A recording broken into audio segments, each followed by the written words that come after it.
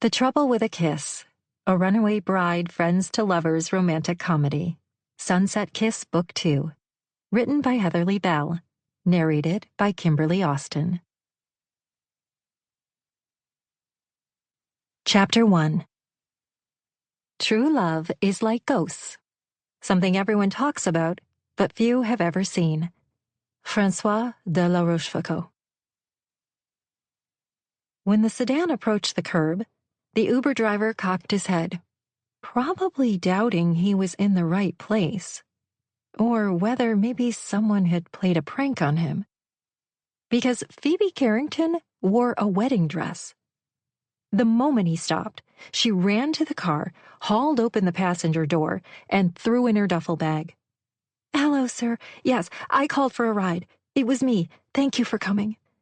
Phoebe struggled to climb inside the back seat of the car while wearing several yards of satin, tulle, and lace. Difficult, as this dress had its own zip code. First, she tried to get one leg in, then the other. Going in butt first didn't work, because then half the gown was riding outside. Pretty soon, she wouldn't care what happened to this ridiculous dress that hadn't been her choice anyway. Aunt Sarah thought it would make Phoebe look like a princess. Finally, Phoebe gathered the long train and shoved the yards of material in first, then sat on it. She managed to buckle, even though she sat about a foot higher than normal. The top of her head and tiara grazed the ceiling of the car. "How does this work? Do I pay you now or later? I'm an Uber virgin. I downloaded the app a few minutes ago." Well," the man said, staring at her through the rearview mirror. All Phoebe could see were two bushy eyebrows meeting his forehead. This was what happened when a reluctant bride left her sedan at her father's home and took a limousine to the wedding. No car available for a clean getaway. The driver remained speechless. Then he looked across the street at the church. He glanced back at Phoebe and quirked a brow. "We'll worry about how I pay you later," Phoebe said with a dismissive wave. "Can we drive now, please? I'm kind of in a hurry. Go." He pulled out into the bustle of traffic. "You entered that you wanted to go to the airport. Is that still right?"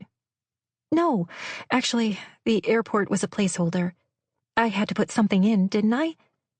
Can you take me to a hotel maybe on the other side of the city? Someplace reasonable, not expensive?"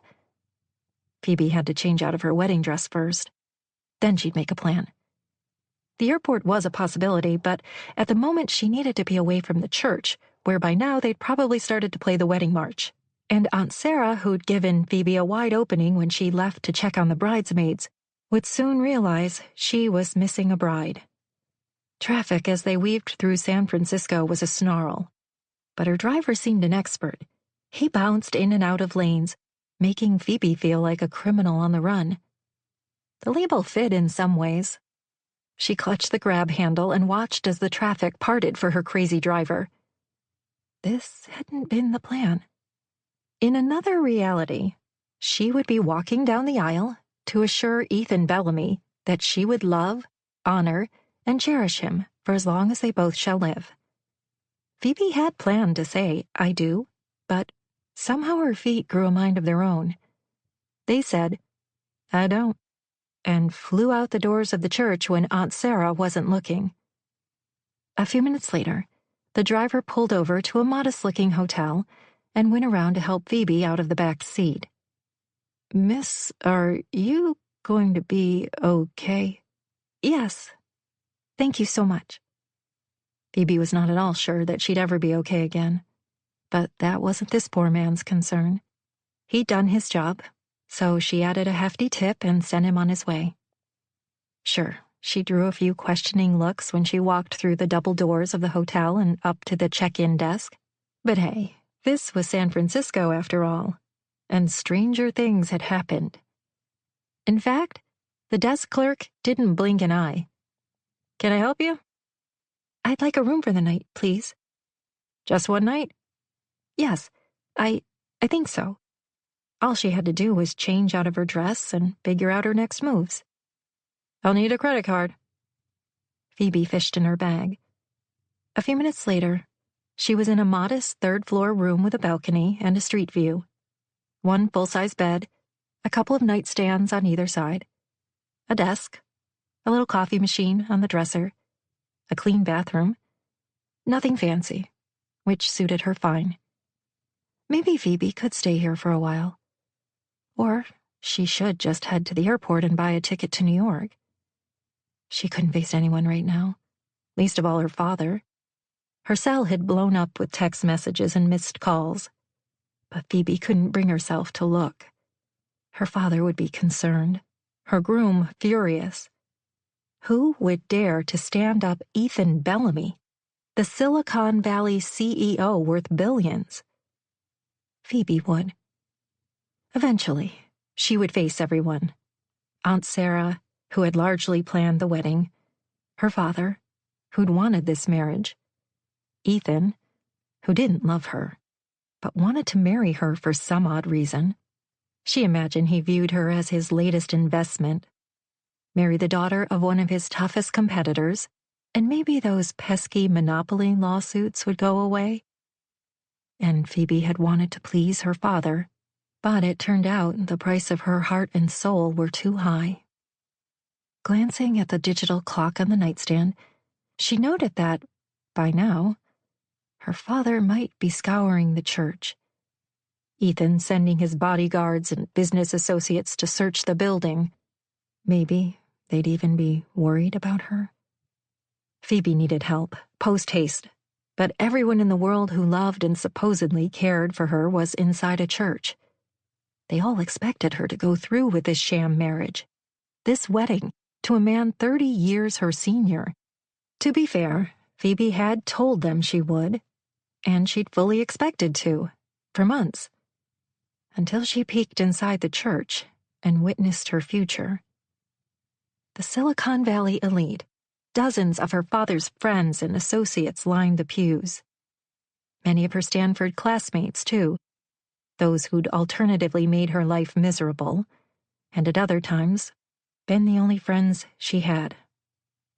Ethan, her husband-to-be, 59 years old to her 29, stood arrogantly at the altar in his black designer tux.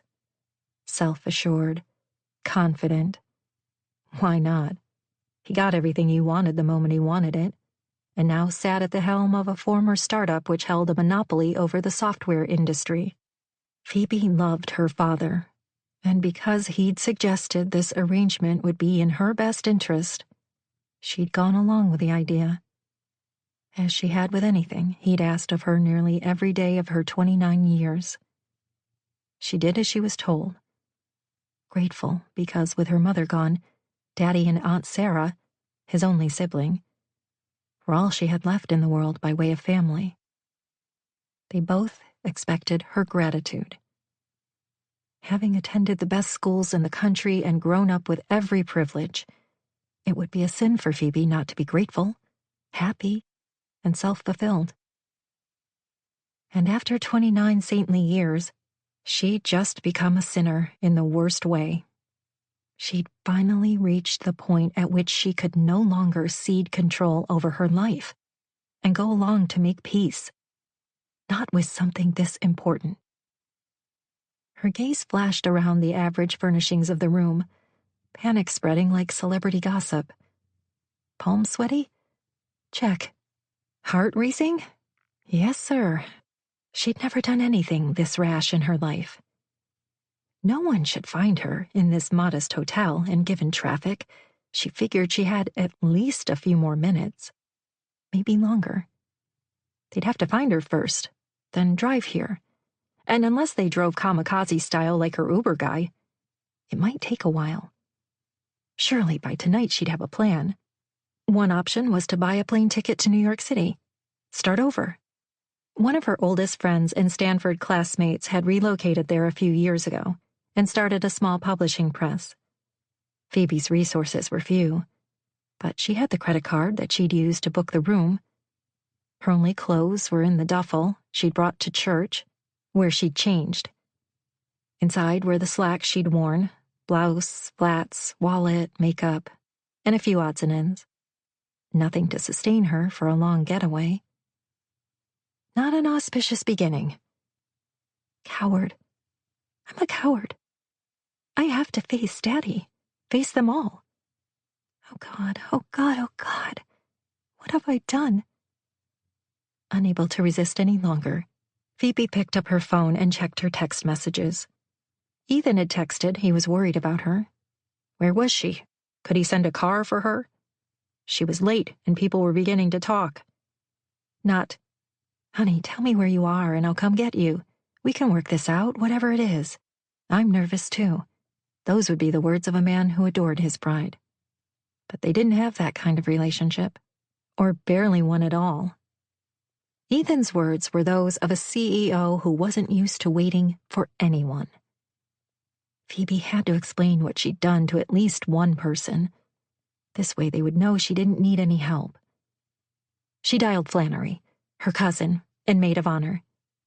Flannery sounded breathless when she picked up. Where are you? Everyone is frantic. I'm okay. Please tell everyone not to worry about me. Not to worry about you. You're supposed to be getting married right now? I know, but I'm not coming. You're not coming? Flannery whispered. But Ethan, he doesn't love me, and I don't love him. It doesn't matter whether he loves you or not. Just marry him and live separate lives. That's what we do. But Phoebe's late mother, Becky, had loved her husband. She wouldn't have married someone she didn't love. Her mother's memory, even now, gave Phoebe strength. I should have never agreed to marry him. You know me. I didn't have the guts to stand my ground. And now? Why now? Phoebe, you're going to humiliate him. He won't take this well. I'm sorry. Really sorry. Tell Ethan I'll get in touch with him later. But don't come looking for me. I need a little time. Where are you? The airport. Phoebe lied. That's strange. Your Find My Friends location shows you're on Mission Street. What are you doing there? If you knew, why did you ask? Promise you won't tell anyone. Look, I'll call you back, but... Phoebe threw her phone on the bed and sat for several more minutes. She should face her father and Ethan. Tell them she was worth more. She deserved more. She wanted more from a husband. She demanded more. True love, for instance. Affection and tenderness. Phoebe strode into the bathroom and took a good look at herself in the mirror. Dear God, she still wore her tiara, styled over a chignon that the hairstylist hired by Aunt Sarah had suggested. It felt glued to her cranium. Phoebe, who usually wore her dark hair down, didn't even look like herself. The woman that stared back at her was a phony, an imposter. The real Phoebe Carrington had a lot more chutzpah than someone who would run out of the church without facing everyone. You are going to do great things with your life. The mantra, the affirmation that her mother had recited to her every night before bedtime, came back. It was time for Phoebe to remember, to recite it to herself, and she would add one. You are going to find true love. It exists. Twisting off the 3-carat diamond ring, she gently laid it on the bed. Ethan had given her the ring between phone calls over dinner. He thought she'd sucked in a breath at the beauty of the gem and smiled with smug satisfaction. But she'd been utterly disgusted by the size of the rock. It could probably feed a small nation. And she was to wear it on her finger for the rest of her life. But she hadn't said a word as she accepted it, reminding herself of all the charities that Ethan funded. Maybe she should take this ring with her now, sell it, and do some good. But it wasn't hers. Not anymore. She was done being the sacrificial lamb. The show was over. Phoebe! Phoebe Carrington! A man's voice boomed from the hallway. Oh no. How had they? Had Flannery said something? It couldn't have been her. There hadn't been enough time since their conversation. Unless... Her phone. The damn tracking device. The leash. Years ago, she'd shared her Find Your Friends location with her father. Every now and then, he'd text and ask whether or not she'd had a good day. He'd gently chide her for still being at work even if he'd been the one to teach her a strong work ethic. She thought it sweet, and not at all an invasion of her privacy. Phoebe, we know you're here. Come on out. I'm not leaving until you do. She recognized the voice and opened the door to peek down the hall. It wasn't her father or Ethan. This was Ethan's bodyguard, Ivan, the Russian who reminded her of a mobster. He banged on the door of a room 4 down from hers. Is Phoebe Carrington here? Do I look like a Phoebe Carrington? A woman answered. And who the hell is Phoebe Carrington? She's late for a wedding, he shouted. Oh, hell no, it will not go down this way. She'd come too far, and she wasn't going to walk out of this hotel room and surrender. Let him pry off the doors of every single room with a court order of some kind. She wished him luck. Phoebe grabbed her bag, leaving her phone next to the ring. They'd find both eventually, but they wouldn't find her. That's it. No more Miss Nice Gal. She'd go out the back rather than hide in this room like a mouse. No time to change out of her wedding dress now. Opening the sliders, she stepped onto the balcony and peeked at the street view below. A fire escape led all the way to the ground floor, where she'd make a run for it. She threw her bag down first, then put one-heeled pump on the rung. Unfortunately, it wasn't easy to go down a ladder wearing a wedding dress and heels. Turned out to be much tougher than getting in a car. She held up her dress, the train tripping her a couple of times. Eventually, she made it down the ladder to the 2nd floor. By the next ladder, she'd gotten the hang of it, gathering the yards of material in one hand. She made it to the 1st floor, almost free. But something happened on the way to the ground floor.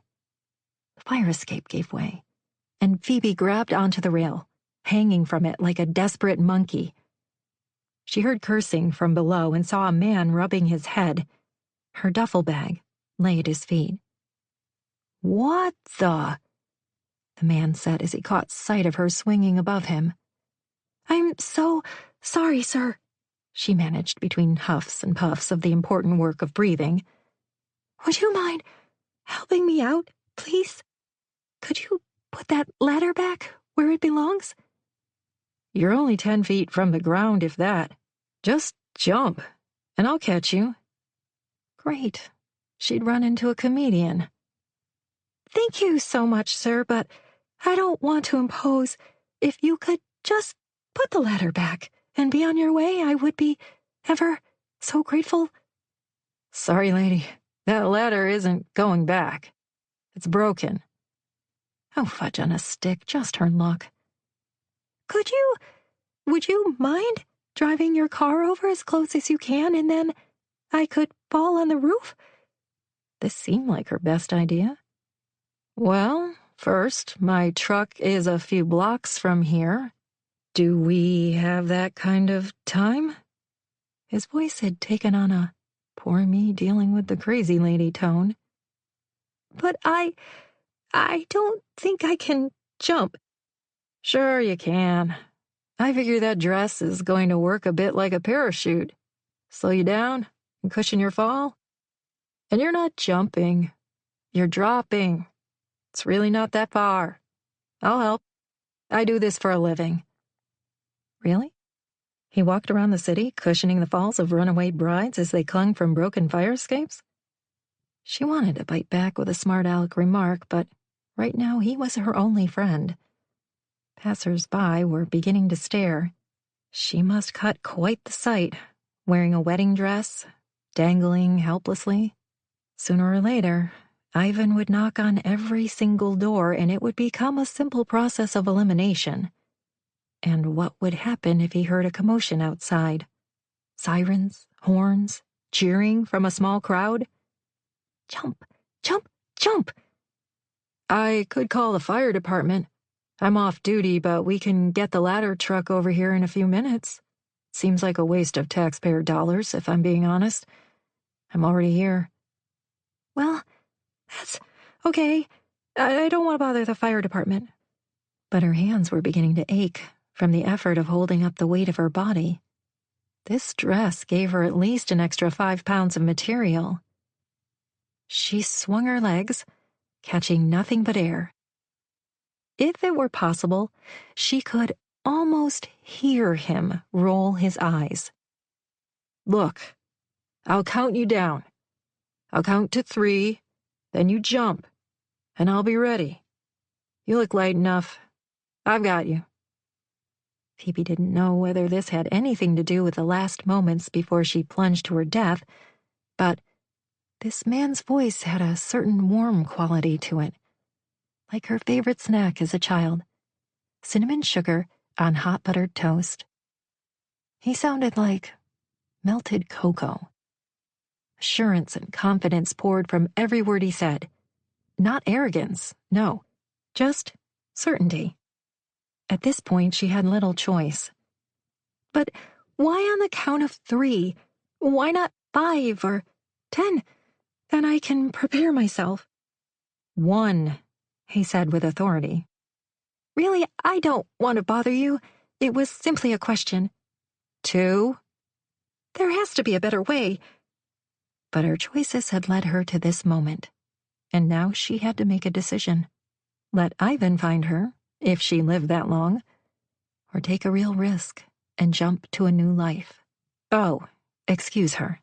Drop to her new life. Literally. 3. Phoebe Carrington let go of all the certainty she had left in her world and plunged. Chapter 2. When I saw you, I fell in love, and you smiled because you knew. William Shakespeare. Oof. The train of her dress ripped, and Phoebe nearly flattened the man who had promised to catch her.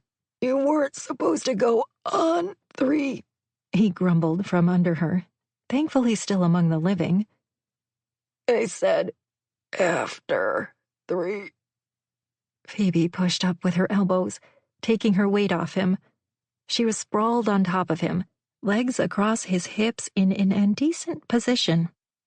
I'm sorry, I'm so sorry, sir. She hesitated before sir, because this close up, hands clasped to his shoulders, she clearly saw this man was about her age, and pretty damn swoony.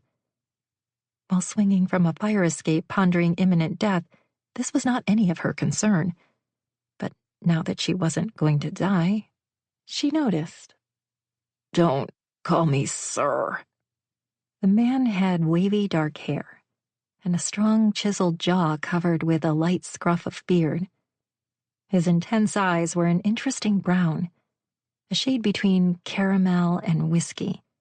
Sensual lips tipped up on one corner of a bemused half smile. Oh, yeah, she was still straddling him. A sharp sting of awareness slammed into her, and the air around them glowed in a golden hue. Prickles of desire sliced through her body, the blood rushing too fast to her head. She was at once hot and shivering. What was wrong with her? Had the fall done some damage to her brain? A concussion? Was she having a stroke? But no, she saw him clearly, his intelligent eyes curious and questioning. The colors around him shimmered, clear and bright. She shook her head and blinked a few times. Do you mind? He asked, rubbing his head. She climbed off and stood, shaking off the crazy sensations and visions and searching for her bag. It was nearby, so she picked it up and gave him one last longing look. What a terrible time to meet a man like him. Too bad she was on her way to a new life. Thank you for saving me. He stood and brushed himself off. I didn't save you, but you're welcome. I'm Marco Reyes. Can I get you to a hospital or something? No, I'm fine. No injuries. At least, I don't think so. But are you okay? I nearly squashed you. Can I pay for your medical bills? I have a credit card. She reached into the bag for her wallet. The card was another good way for her father to track her, since their accounts were linked. I probably can't use it anymore, so you may as well take it. This time he did smile, and it was quite a show. She nearly felt her knees weaken, which was ridiculous. This kind of thing didn't happen. Love at first sight wasn't real. He scratched his temple. I'm fine. Been through a lot worse than a duffel bag hitting me over the head, followed by a beautiful bride jumping my bones. My bag hit you? Oh, I'm so sorry. Again. She held out her hand while looking up at the balcony. Still no sign of Ivan, but he could find her at any moment. I'm Phoebe. Wherever you're going, need a ride? His curious eyes, missing nothing, followed her gaze to the third-floor balcony and then back to her. Is there a church somewhere? Missing a bride? As if assessing her condition and her state of dress, his gaze slid up and down her body a few times. There was nothing wolfish or leering about it, and she felt safe with this man, though she didn't quite understand why. By now she should have learned the hard way not to trust anyone. She caught him staring at the top of her head, and it wasn't until then she realized she hadn't removed the tiara. Self-consciously, her hand rose to adjust it and clutched her duffel to her chest. I don't know where I'm going. That sure makes it easier for me. This man obviously wanted to help her, but Phoebe didn't want him caught up in her drama. She'd already hurt him enough. She looked up at the balcony above her, trying to think where she'd go from here. Another hotel room in the city? Without her phone, no one could track her. What would someone else do in this situation? Someone who wasn't Phoebe Carrington. Well, if you insist, I would appreciate a ride. I don't want him to find me. His smile evaporated. Let's get going. Marco kept his hand low on Phoebe's back, guiding her quickly and efficiently to his truck. He checked behind him every few seconds to make certain they weren't being followed.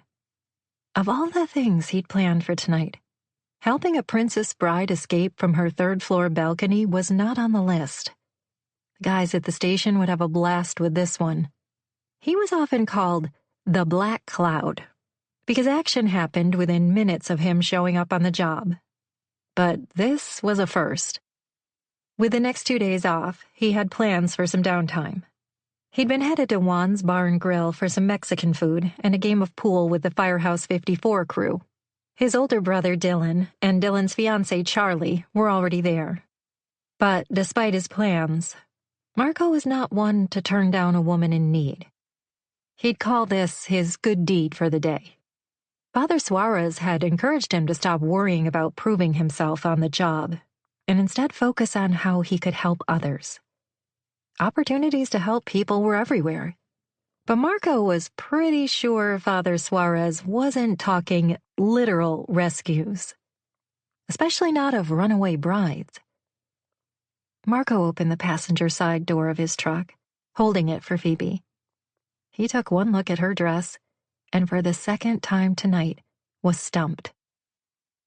That's a lot of dress. Tell me about it. At least you have a big truck. I made it into a sedan in this dress, so I think this should be a lot easier. But it wasn't simple for her to climb inside the truck with several feet of fluffy material in her way.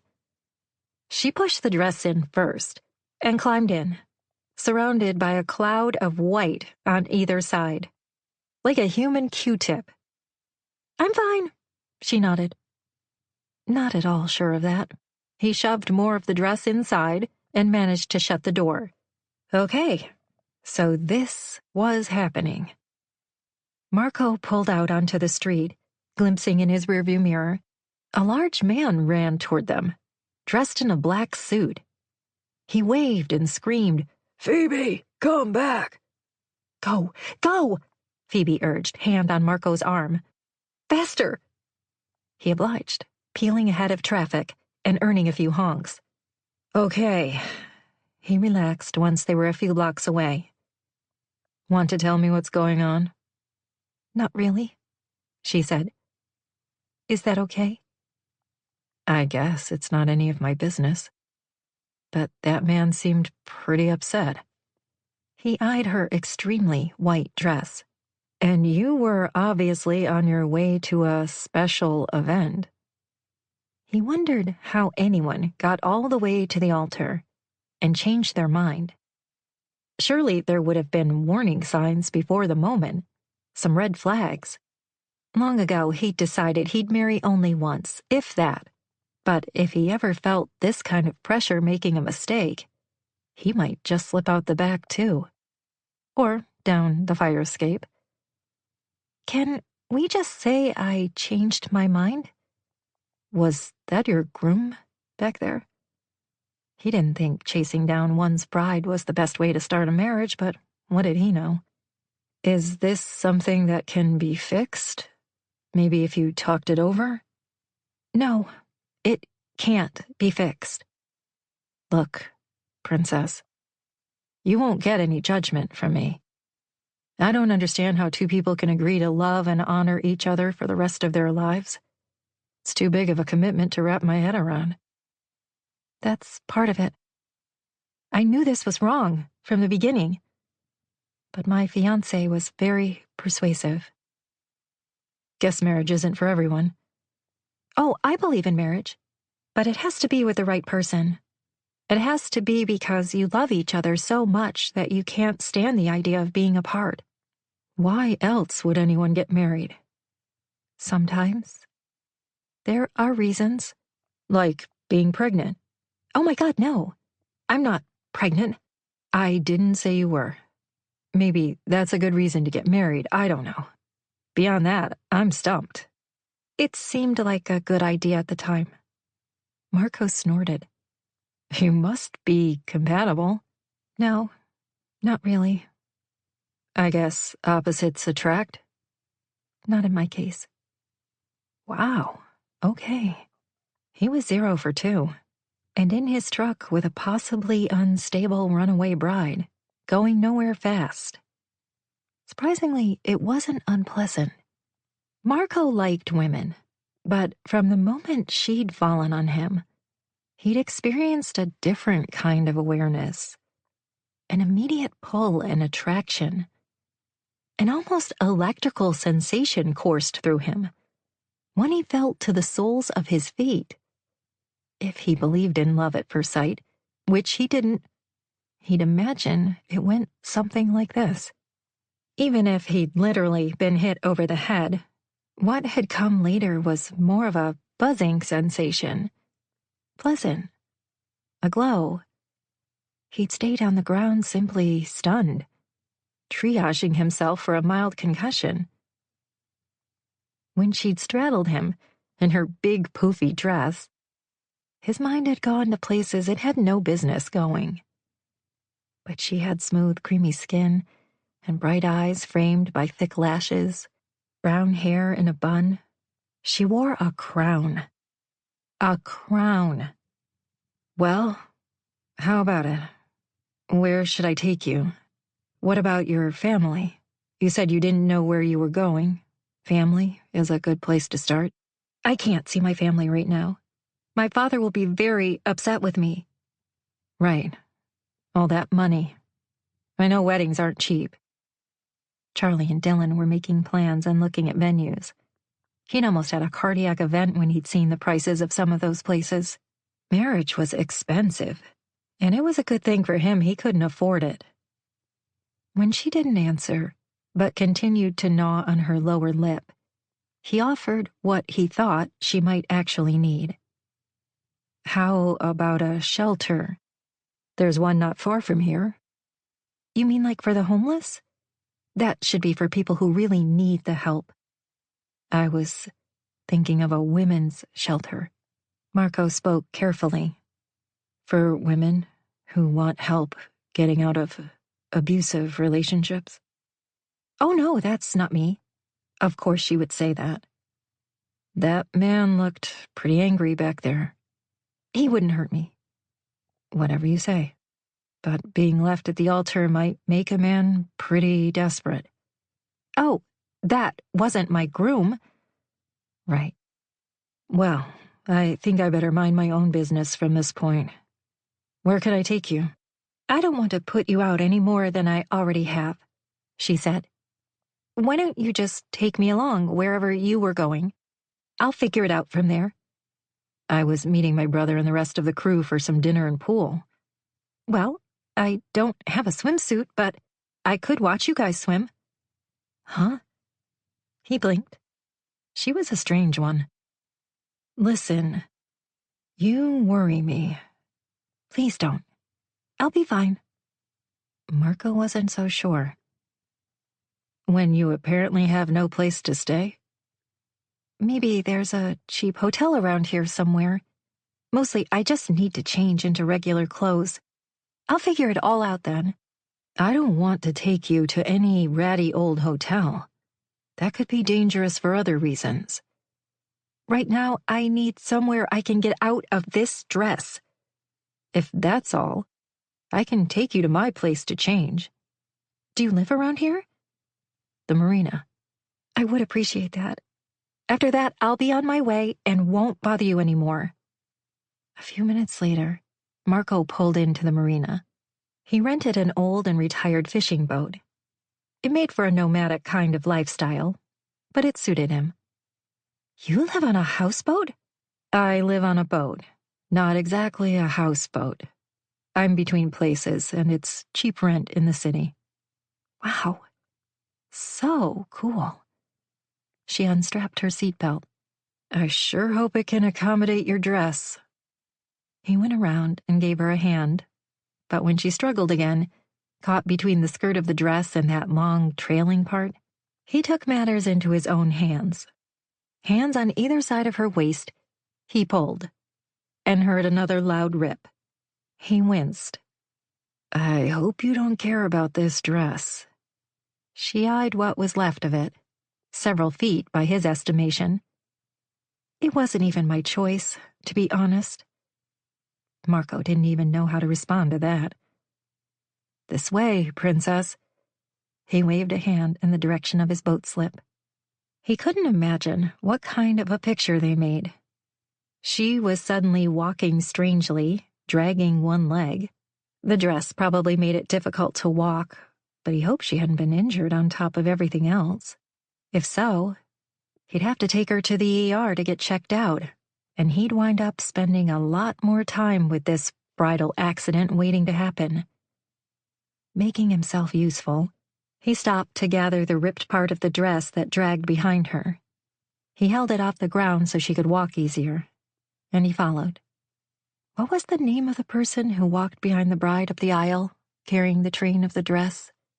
Groomsman? Ring-bearer? Fool? Giving her directions, he indicated which way to turn toward his boat slip. His closest neighbor, who lived on a sailboat, watched their progress from his deck. Hey, Drew, Marco said, as if he did this kind of thing every day. Well, hello there. Hello, sir, Phoebe said, apparently polite no matter the occasion. I'm sorry to intrude on your marina. That's perfectly fine, Drew said, fighting back a smile. Right here. Finally, arriving at his boat slip, Marco took her bag, threw it on deck, then came around and hopped over the stern, holding out his hand. This part might be a little tricky. She reached for him, and one of her legs managed to board. But the long torn train of the dress fell into the water, giving up the ghost. This upset her balance, and she clutched desperately for something to hold on to, her hands missing. Damn it all, she was not falling again. Not on his watch. He hauled her to him with a firm grip and heard the sound of another loud rip. For fuck's sake, this dress had to be made out of lint. The wide-eyed look in Phoebe's eyes led him to believe that this tear might be worse than all the others preceding it. He realized this himself a moment later, when his hands touched soft, warm, exposed bare skin. Her naked back. Naked. His fingers tingled like he touched a live wire, and there went the shimmering again. Naked. Oh gosh, she laughed. At least I didn't fall in the water. I'm sorry about your dress. He swallowed hard. I didn't mean to ruin it. Guess I don't know my own strength. It's fine. None of this is your fault. Glad to hear this bit acknowledged.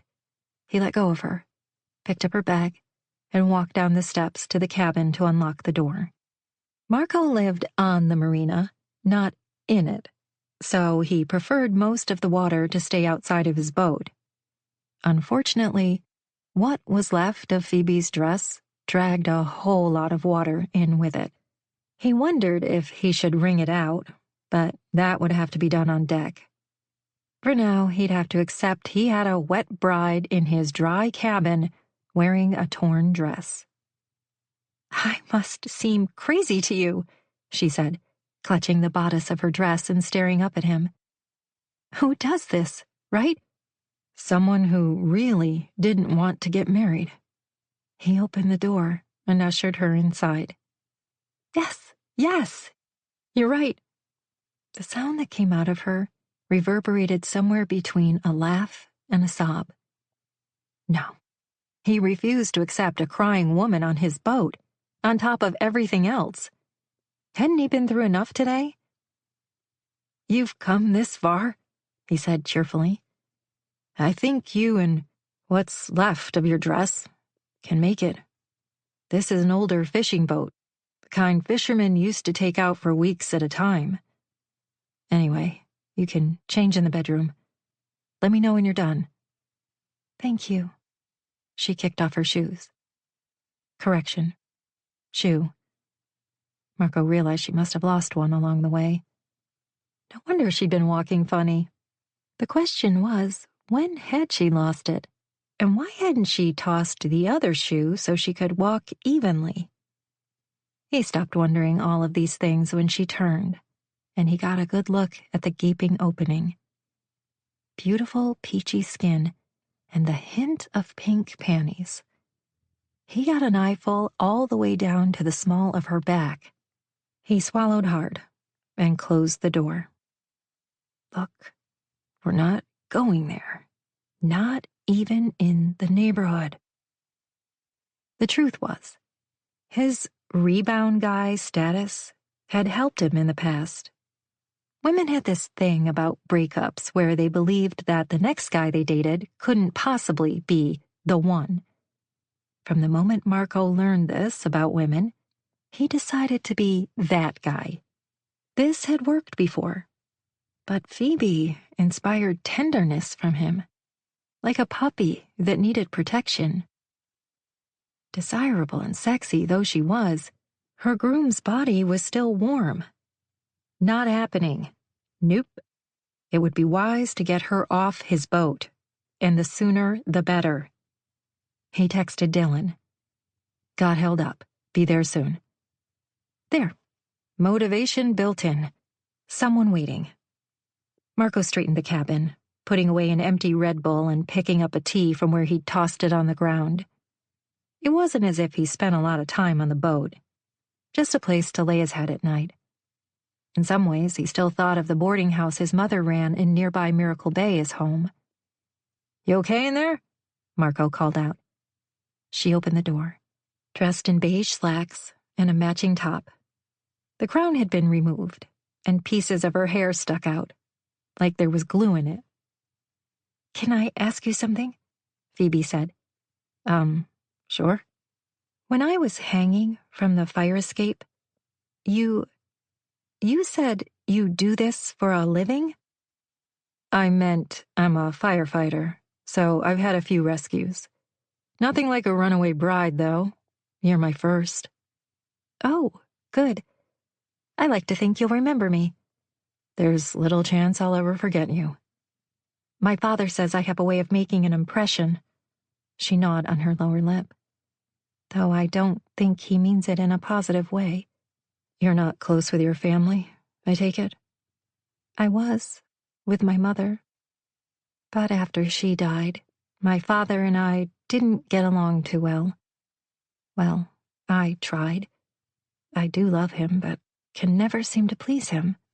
Running out on a wedding he paid a lot of money for was probably also not a good way. You're right. Sounds like you need to make a plan. I do, she said. And he wondered why she couldn't have said those two words in the church instead of here with him, where he could easily picture her doing other things. But I just need to take a breath and think everything through. Any ideas? I have a friend who lives in New York City. I could give her a call. That's a long way from home. Marco couldn't imagine leaving his entire family to go so far away. Then again, the Reyes family had a legacy in the SFFD, which meant everything to him. Being a firefighter in Miracle Bay was his entire identity. He'd tried a brief stint, breaking away from tradition, but life as a police officer hadn't been a good fit for him. New York is a long way from home, but maybe that's what I need, you know? Start over. What is it you do for a living? I'm a librarian. All sorts of sexy librarian images popped into Marco's head, and he fought them off with a metaphorical sword. He refused to be attracted to this woman. She had real problems. Okay, I'm thinking. I might have some ideas. I appreciate that, but I probably need to figure this out on my own. She put a hand to her belly. Do you have saltines? Or something? You're hungry? Famished. I couldn't eat all day, worried and wondering how I was going to go through with this, or how I could get out of it. I'm sure I have something. He busied himself looking through cupboards.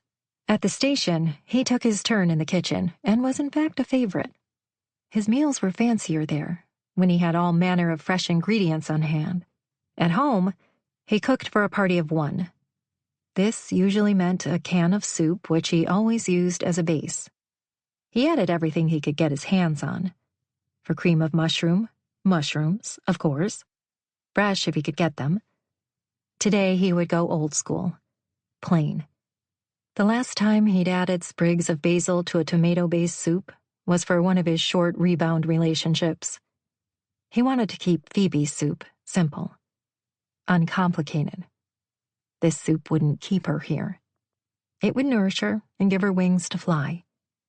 She'd be gone before he knew it. Simply a memory.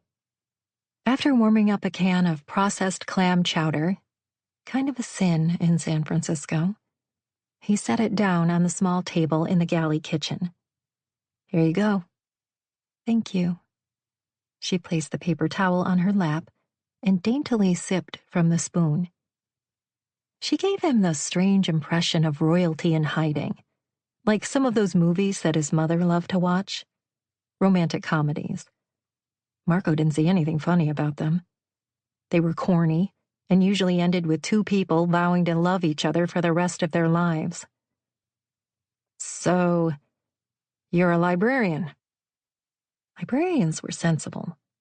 He couldn't picture any librarian he'd ever known hanging from a fire escape.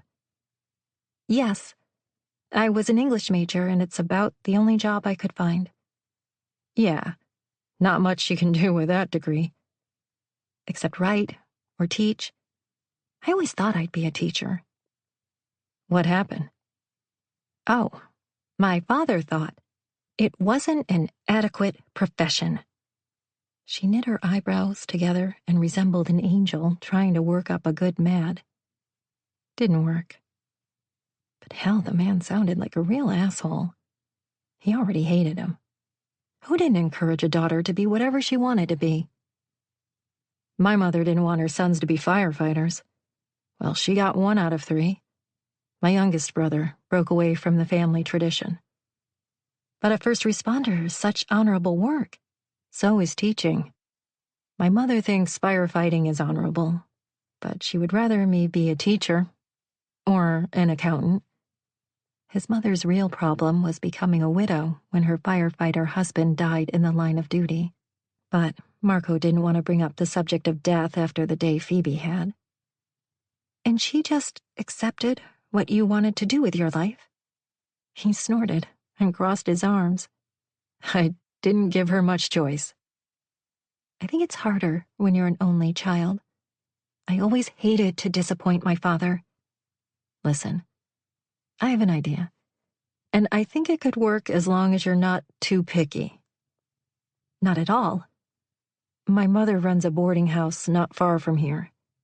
Maybe you can stay there until you decide on your plan. She has a vacancy, as long as you don't mind sharing a house, kitchen, and bathroom with a bunch of strangers. Think of it as a hostel, but a lot nicer and safe. Sounds like an adventure. I'd be up for that. I'll probably meet all kinds of new people. The best part of all is that my mother will take payments. Whatever you can give her, whenever you can. Basically, she's a saint. When Marco was a boy, he used to bring stray animals home. Some of them had been beaten, and all had been abandoned. His mother used to call him Saint Marco, the patron saint of strays. And he couldn't help but believe he'd be bringing home another. Chapter 3. Do you believe in love at first sight? Or should I walk by again? Meme. Look what the cat dragged in. Marco's mother waved him inside. I can't remember the last time you came over. I was just here a few days ago fixing your eternally plugged sink. I meant that you never just drop by. Charlie and Dylan do. She shot a glance at Phoebe behind him. Hello there. Ma, this is Phoebe, a new friend of mine. Marco stepped aside. Phoebe, this is Alice Reyes. Phoebe needs a place to stay for the night, and you have that vacancy. Phoebe, Carrie. Phoebe bowed, then held out her hand. Phoebe Carey, how lovely to meet you. Ah, finally, a last name. She sounded formal, and that's when he realized what was so different about her. The way she spoke made her sound much older. Her manners were impeccable. She didn't want to bother him as she hung from a broken fire escape. She'd called him Sir. Now it was lovely to meet his mother, and she'd bowed. Who did that? Oh, honey, we don't stand on formality here. I'm a hugger. His mother grabbed Phoebe in a hug, her way with everyone. I'm Alice Reyes, and this is my boarding house. Welcome. Over his mother's shoulder, Marco mouthed, sorry, to Phoebe. But she didn't seem to mind, as she smiled and accepted the bear hug.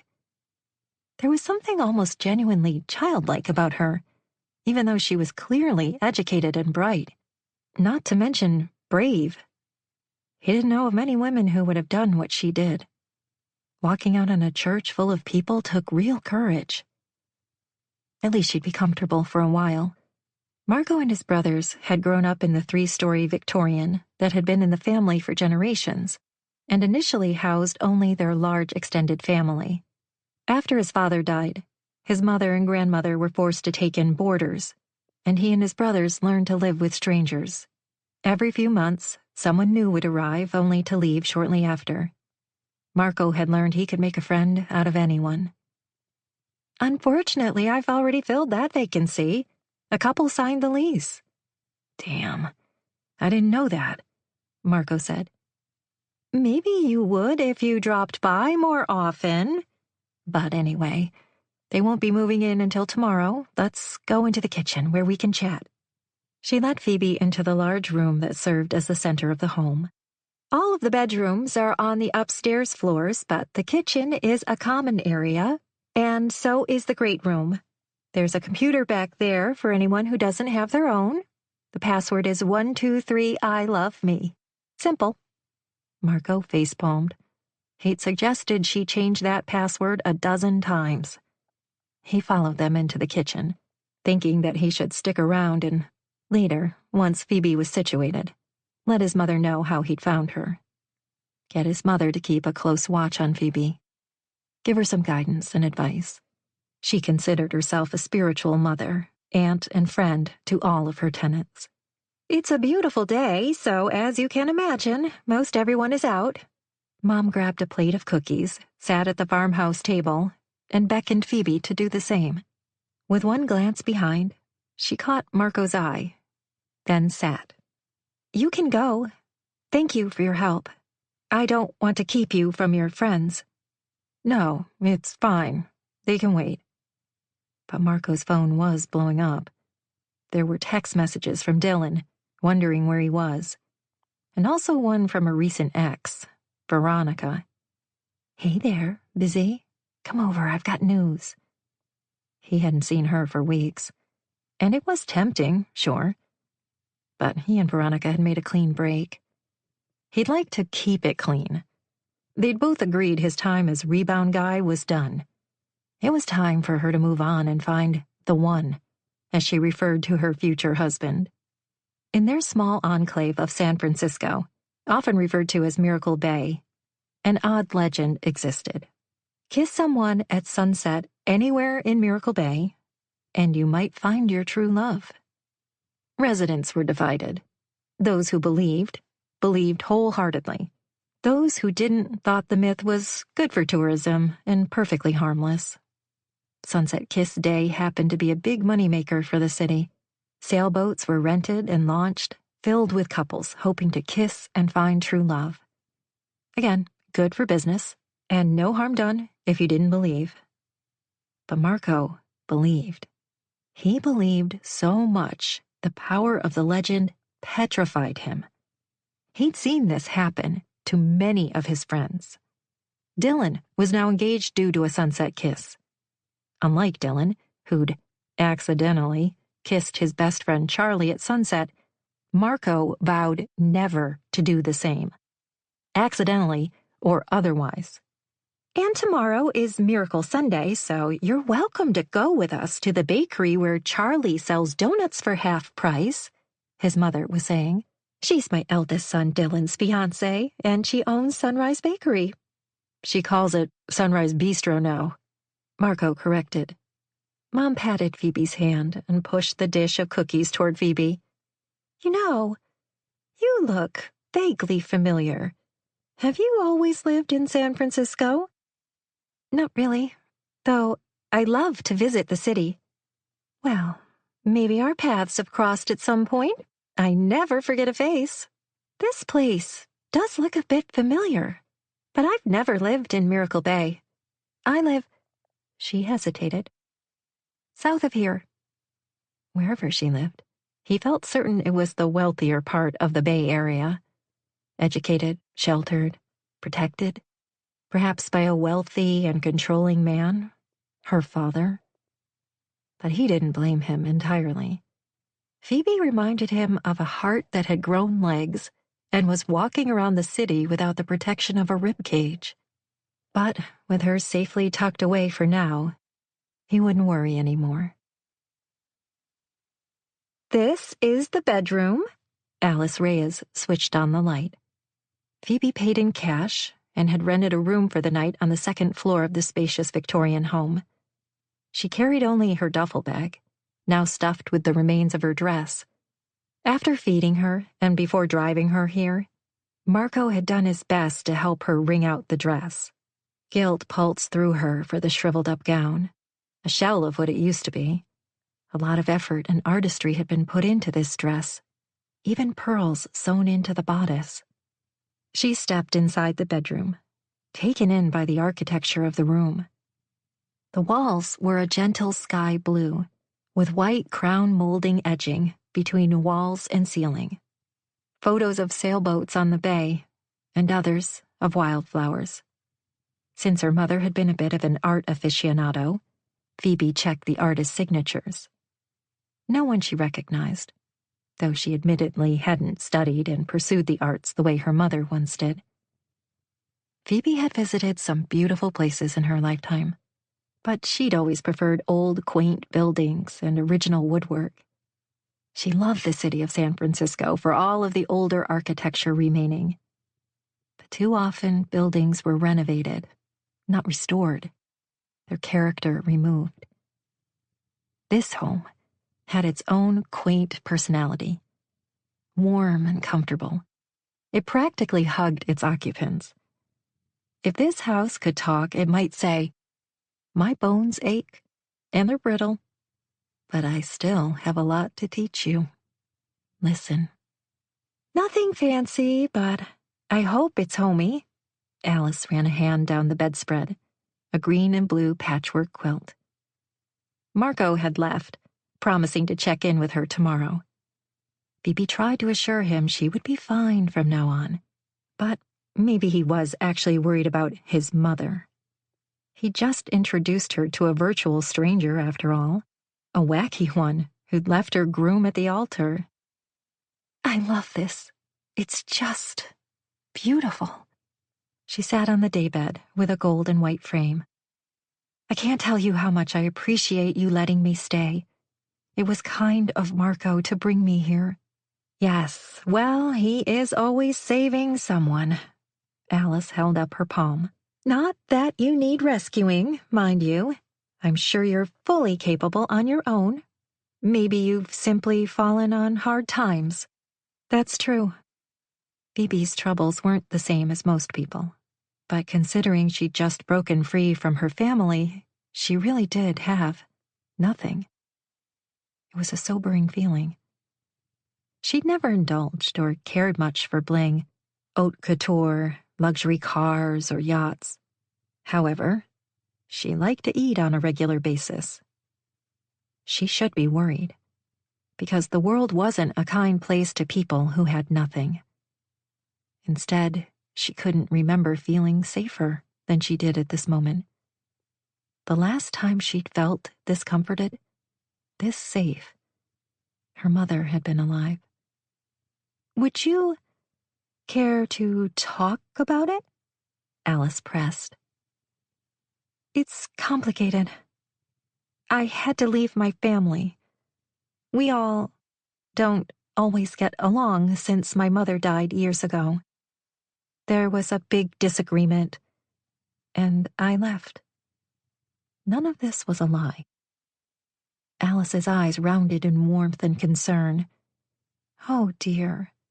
Family is everything." Phoebe worried she'd said too much. She didn't want Mrs. Reyes trying to locate her family and reunite them. She had no idea who Phoebe had been dealing with. Her father might be upset with anyone who had taken Phoebe in. Ethan certainly would be. She'd lied about her last name, for which she felt horrible, but the name Carrington was well known in the area. She couldn't afford anyone making the connection. She didn't think of it as deceit, but simply protecting these kind people. Her mother used to have friends like Alice. They'd gone on trips and stayed with people who were of modest means. She had friends in the Bay Area who hadn't attended elite colleges. They didn't own 10 cars and have a live-in maid. Before marrying Phoebe's father, her mother worked in finance and had money and a life of her own. Family can be everything, if you have one that cares for each other, Phoebe said carefully. That's true. I don't mean to suggest that every family is a good one. Sometimes you create your own family. She sat beside Phoebe. When I was a young woman, I came out to California from Alabama to live with my new husband. I didn't know a single soul at the time. My mother-in-law, Abuelita, You'll meet her tomorrow. She would only speak Spanish to me for an entire year. Did I mention I didn't speak any Spanish? She didn't much care for me. We grew on each other. Now I'm like her own daughter. And your husband? Will I also meet him? I like to think that you'll meet him inside his sons. But no, honey. He died many years ago in the line of duty. A firefighter, just like Marco and Dylan. My youngest, Joe, is the only one who escaped the family tradition of risking life and limb. I'm so sorry. Marco had left out the bit about his father's death, and it sure made sense that his mother would have preferred him choosing a safer occupation. Picturing Marco without a father reminded her far too much of what it had been like to lose her mother. Obviously, he'd chosen to honor his father by entering the same profession. In a way, Phoebe had tried to honor her mother as well, by marrying a man to support him in his business. In her case, it hadn't worked out too well. The love quotient was missing. Even over a decade later, the passing thought of her mother never failed to engulf her in a wave of grief. Phoebe pushed back the memories of her brushing Phoebe's hair 100 times every night and reading from Harry Potter, the huge tomes that Phoebe loved. Her mother, taking her on little unannounced road trips, just the two of them. Places like a sweet little beach house in Santa Cruz or Chinatown in the city, where her mother had many friends. Becky Carrington made friends easily, unlike her socially awkward daughter. See the best in people, honey. Everyone has at least one redeeming quality, and you'll find it if you look carefully enough. And Phoebe had lived by her mother's firm belief in the goodness of people. It was the reason she hadn't seen through Ethan until too late. I'll let you get settled in. Alice lowered her gaze to Phoebe's bag. Is that all you have? Yes, for now. I'll, send for the rest of my things later. She opened the bedroom door and pointed.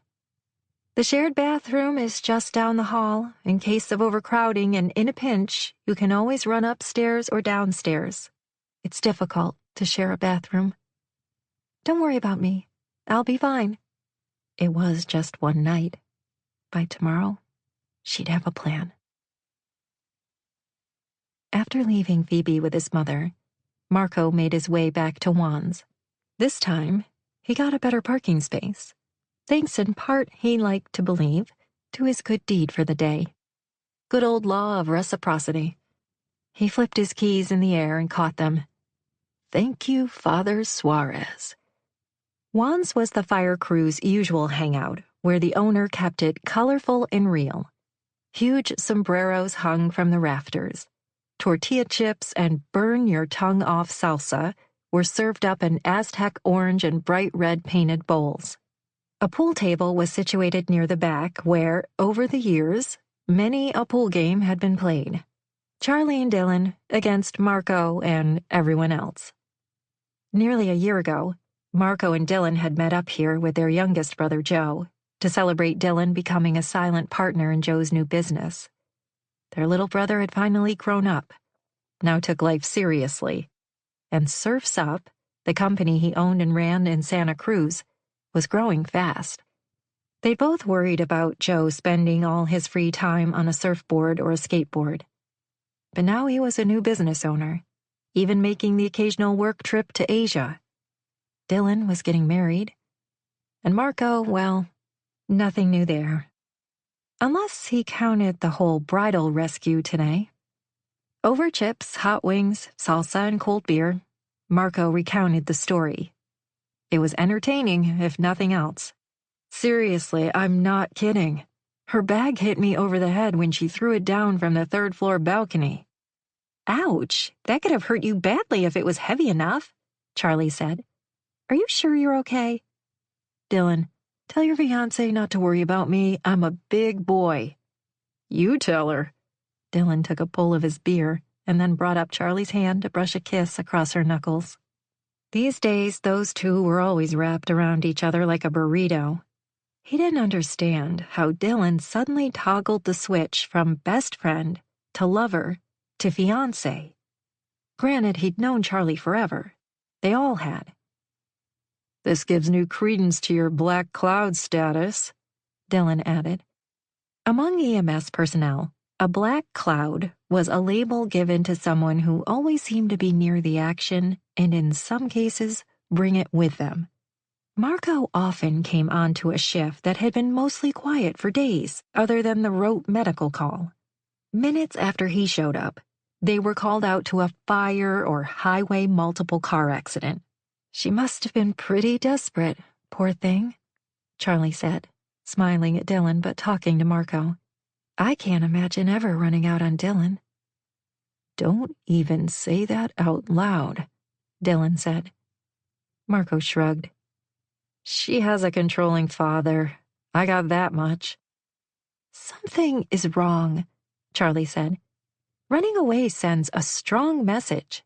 She must have issues standing up to the old man." "Speaking of which, do you think Coral would have approved of us?"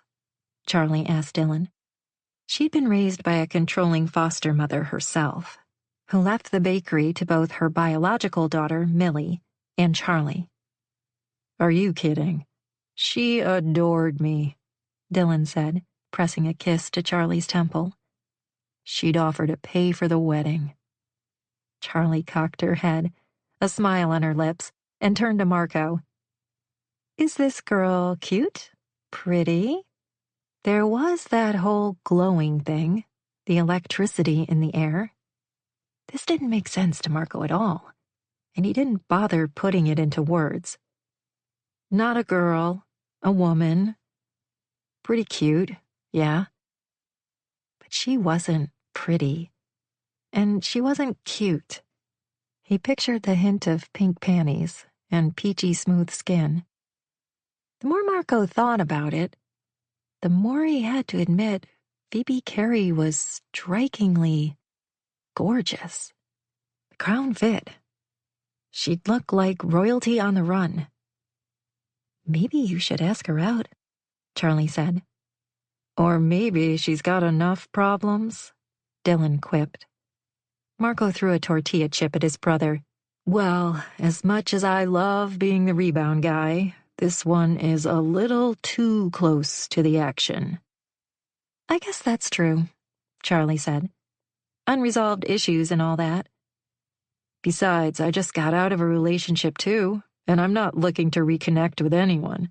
"Is that what you call a relationship? You and Veronica?" "Yeah, why not?" "How long did you date?" Charlie held up air quotes on the word date.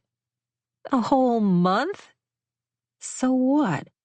It was going well for a month, and then she asked me where she stood. I told her, usually on her own 2 feet. But she didn't see the humor in that." "Shocker," Dylan quirked a brow. "I'm better off single. Women are a mystery." "There's no mystery. We simply want to be adored." Charlie batted her eyelashes. "Oh, is that all?" Marco deadpanned. "She wants to be the center of my world, the yin to my yang." "Why not? Dylan's the jelly to my peanut butter, the pine to my apple." "Hey, I thought you said I was the peanut butter," Dylan said with a snort. "Why do I have to find someone special? Where is it written that a man can't be on his own for the rest of his life?" "It actually is written. It's a song called No Man is an Island. Ever heard of it?" This time, Charlie threw a chip at Marco. He caught it and gave her a smug smile. "What are you going to do with your days off?" Dylan asked. "Got plans?" "My plans are to sleep, then maybe eat a little, sleep some more. I might mix it up. Eat, then sleep." "You pulled a long shift. You're owed some DT." And it had been the shift from hell. 3 car accidents with injuries, 1 house fire, and assistance to 1 early grass fire in Napa. 0 sleep, except short naps. The job was intense and dangerous, but Marco loved being a firefighter. They were a firefighting family, a Reyes tradition. But because of that, and the nepotism that easily got him hired to the San Francisco Fire Department through an open call, Marco worked harder just to prove himself. This meant taking every shift he could, volunteering his time, and working harder than everyone else. Frankly, he was exhausted. It was a wonder he hadn't just kept walking and let Phoebe dangle, or called 911 and let them handle it. But he flashed back on the whole pay-it-forward concept and Father Suarez's advice. Marco had a fairly comfortable life. Good things happened to him all the time. A good job doing what he loved, working with his brother, a retired fishing boat suddenly available for rent, beautiful women who thought he was handsome. The list went on. He took on a positive attitude, and he'd been lucky in life, which he conceded made him take too much for granted at times. But he could no sooner walk away from a rescue than he could stop breathing. When Charlie got up to use the restroom, Dylan crossed his arms and gave Marco the big brother look.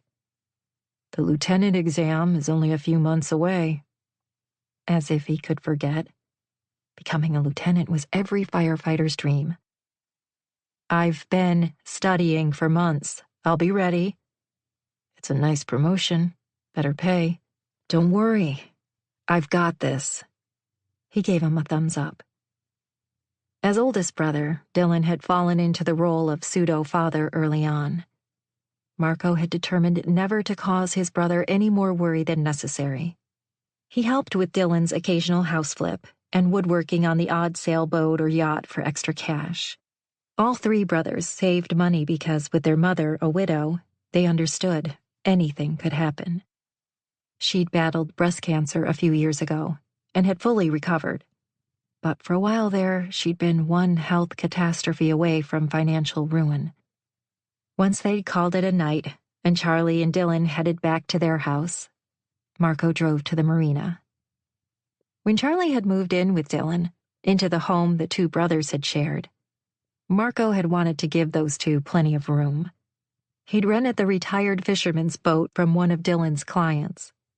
Big enough to house a small crew out to sea for weeks at a time, it had a cabin below with one bedroom, the head, and a galley.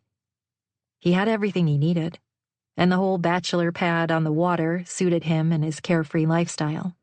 Marco's neighbor Drew still sat alone on his sailboat as the sunset crested over a foggy horizon. "How's it going?" Drew called out. "Put out any more fires today? Other than the runaway bride? What's up with that anyway?" "She needed help. Took her over to my mother's boarding house, and that's all I know." "As always, above and beyond the call of duty," Drew saluted. "A better man than me." After his divorce, Drew's way of starting over had been to buy a sailboat and live on it. Simple. He rode the train into work at his job in Redwood City, brown-bagged his lunches, and saved every penny for recreation. His own. He was Marco's hero, in a way.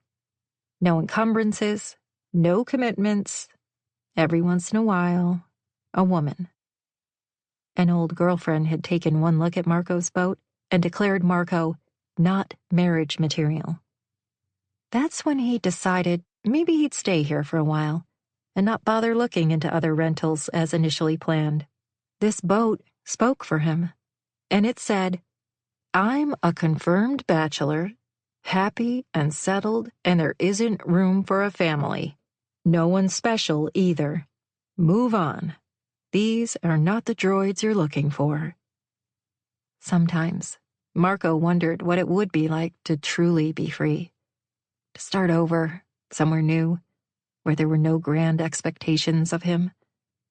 He wondered if that was exactly what Phoebe Carey would be doing next. Starting over.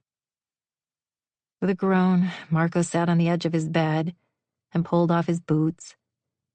He lay on his back, arms splayed wide, taking up all the room. But as he drifted off to the bliss of sleep, memories of Phoebe slipped in and out of his consciousness, hitting him hard enough to bring him to his butt, straddling him, a look of utter surprise and shock in her eyes. Her peachy soft skin, pink panties, the way her brow creased when she tried to look mad. And damn it all, he wished he would stop thinking about Phoebe. Chapter 4. You Had Me at Hello. Jerry Maguire.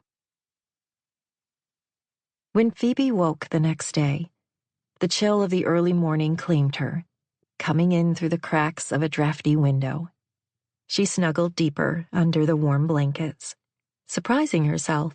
She'd had no trouble falling asleep last night.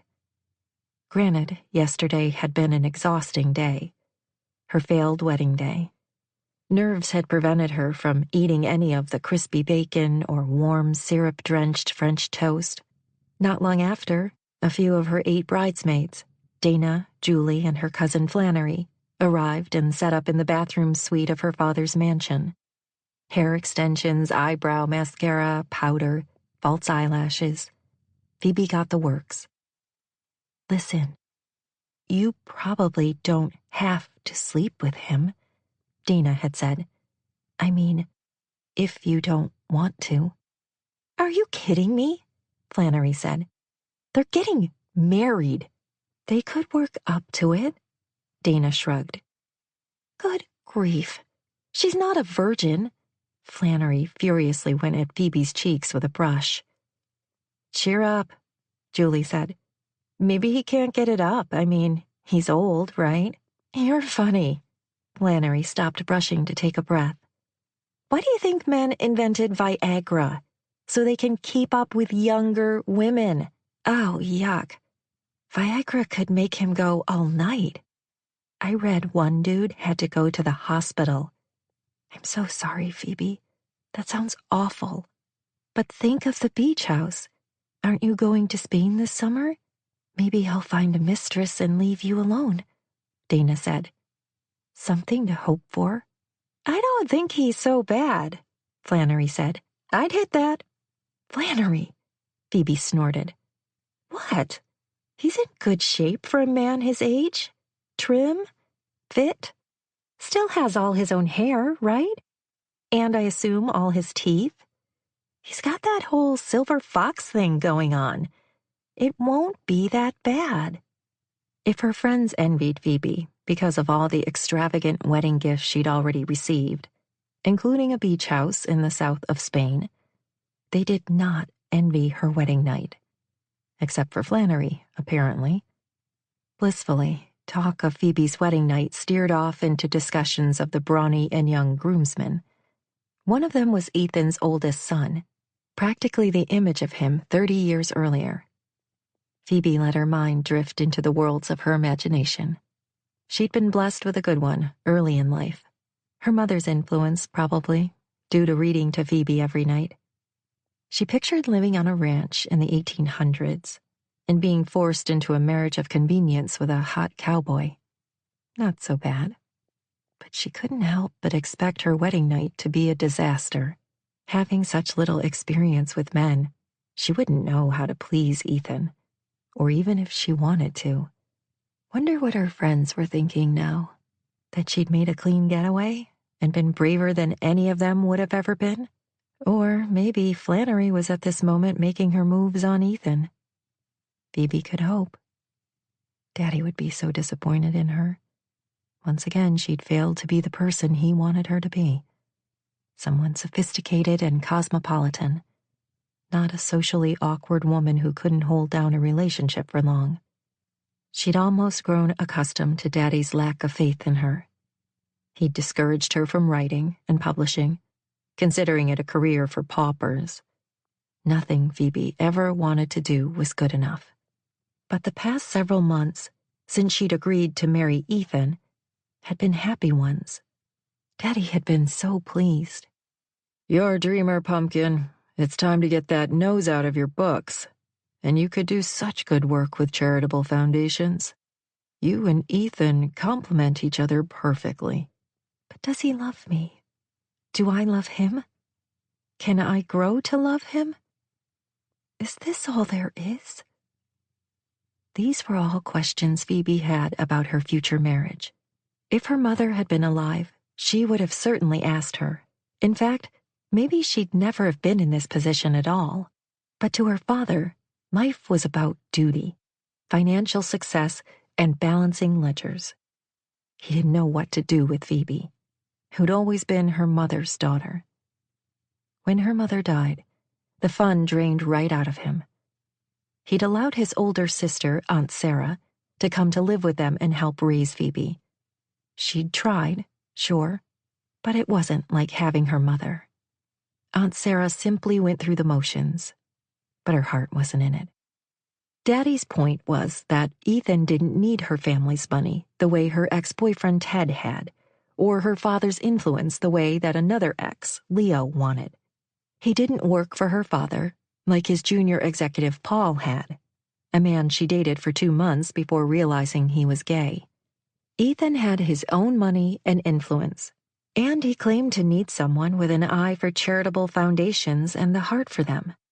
Even if this made Phoebe sound like a stock he needed to round out his portfolio, they should have been perfect together, despite the age difference. Flannery was right.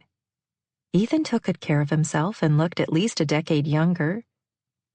But if Phoebe couldn't love Ethan, a man so suited for her, maybe she was incapable of loving a man. She understood at the bottom of her soul that she did not love Ethan, and never would other than as a friend. And she'd wanted more. Wanted to feel that zing and pop described in books and movies. The connection that left nothing unanswered. This is the one, her body and mind would say in complete synchronicity. Him.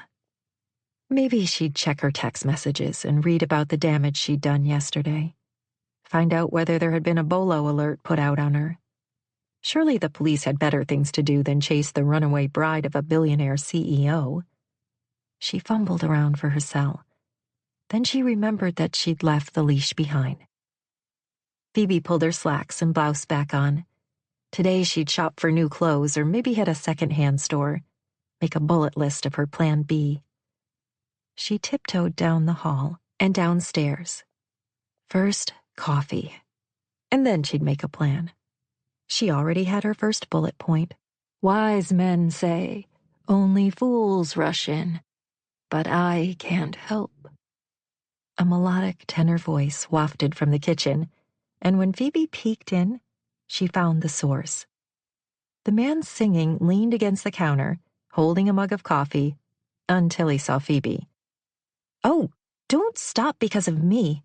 She held up a palm. That was lovely. Thanks, sweetie. Just singing to my coffee. He lowered his gaze, gave the liquid a loving look. Can't help falling in love, you know. I'm Tootie. Can I get you something? Oh, sure. Coffee, please. I'll get it for you, honey. You must be the short timer. Have a seat. How do you take it? How about a double espresso macchiato with no whip? He stared at her, and she realized she'd done something wrong. Or whatever. We don't have an espresso machine, sweetie, but I'll suggest it to our esteemed landlord. I meant, do you like cream and sugar? I'm going to guess that you do. Yes, please. Before long, the kitchen was filled. A younger couple, his hand tucked in her back jeans pocket, her hand tucked in his, adorable.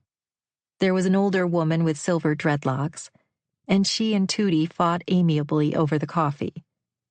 Phoebe met them all. Georgia and Killian, Billy, Liz, Fedora, Kathy, and Tom. She'd never remember all these names. Not that she would have to. Because she'd be leaving today, and still had no idea where she would go. After grabbing coffee, Many spilled into what Tootie called the common area, which was a living room off the kitchen. The couch in there was old and weathered, a colorful yellow and red Afghan blanket thrown over the back. Phoebe watched as some residents carried their coffee, pastry, or cereal back upstairs with them. Tootie gave Phoebe the lowdown. He showed her which cupboards were individually marked for residents to store their own food, and which areas were shared staple items. Alice bought these on a regular basis and kept the fridge filled. The bowls and plates were all mismatched but colorful in bright Aztec colors. On the counter there was a large bottle with both dollars and coins. "This is where you contribute to the fund." Phoebe stood. "I'll get my money from upstairs." "You can do that later. You haven't even had any food yet." "I'm not going to be here after today," Phoebe explained. "I'm probably going to catch a flight to New York soon." This was all she had for a bullet point list so far. Get as far from here as possible. Clear her head. "I love New York," Tootie sang. "If I can make it there, I'll make it anywhere." "Wow, you are really good." "Thanks, sweetie. I'm on my way to the Big Apple someday, too, though probably by way of Las Vegas." "You're an Elvis impersonator?" "That I am, among others. Marilyn, Judy, you name it." "What do you do for a living?" "I'm a librarian." "Cool. I'm a big fan of the Dewey Decimal System." "I was supposed to get married yesterday," Phoebe blurted out. Something about Tootie's soulful eyes, his tightly braided dark hair and mocha skin, made Phoebe open up. Or it might be something about this house. Either way, she spilled her guts. "I need to start over, and I thought I'd go out to New York where I have a good friend. She's in publishing, and I've always wanted to be involved." "And your job at the library? Won't they miss you?" "I had to quit. Ethan, my fiancé, he asked me to. We were going on our honeymoon for a month, and he thought my only job should be as his wife and partner." "He sounds really old." Tootie made a face. Phoebe giggled. "He kind of is, at least for me. He's 59. "Robbing the cradle," Tootie gasped, and comically brought a hand to his neck. "He's a colleague of my father's." "Hold on. I need more." Tootie filled his cup and sat next to Phoebe as if preparing to hear a long story.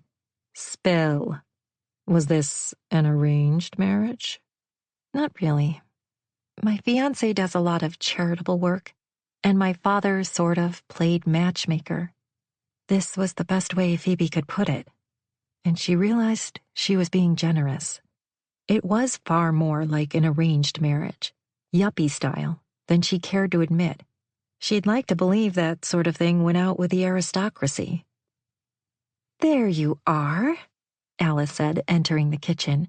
"We've already been to Mass, so whenever you're ready, we'll go down to Sunrise Bakery for Miracle Sundae. Buy one donut, get one half off. And you'll meet Charlie."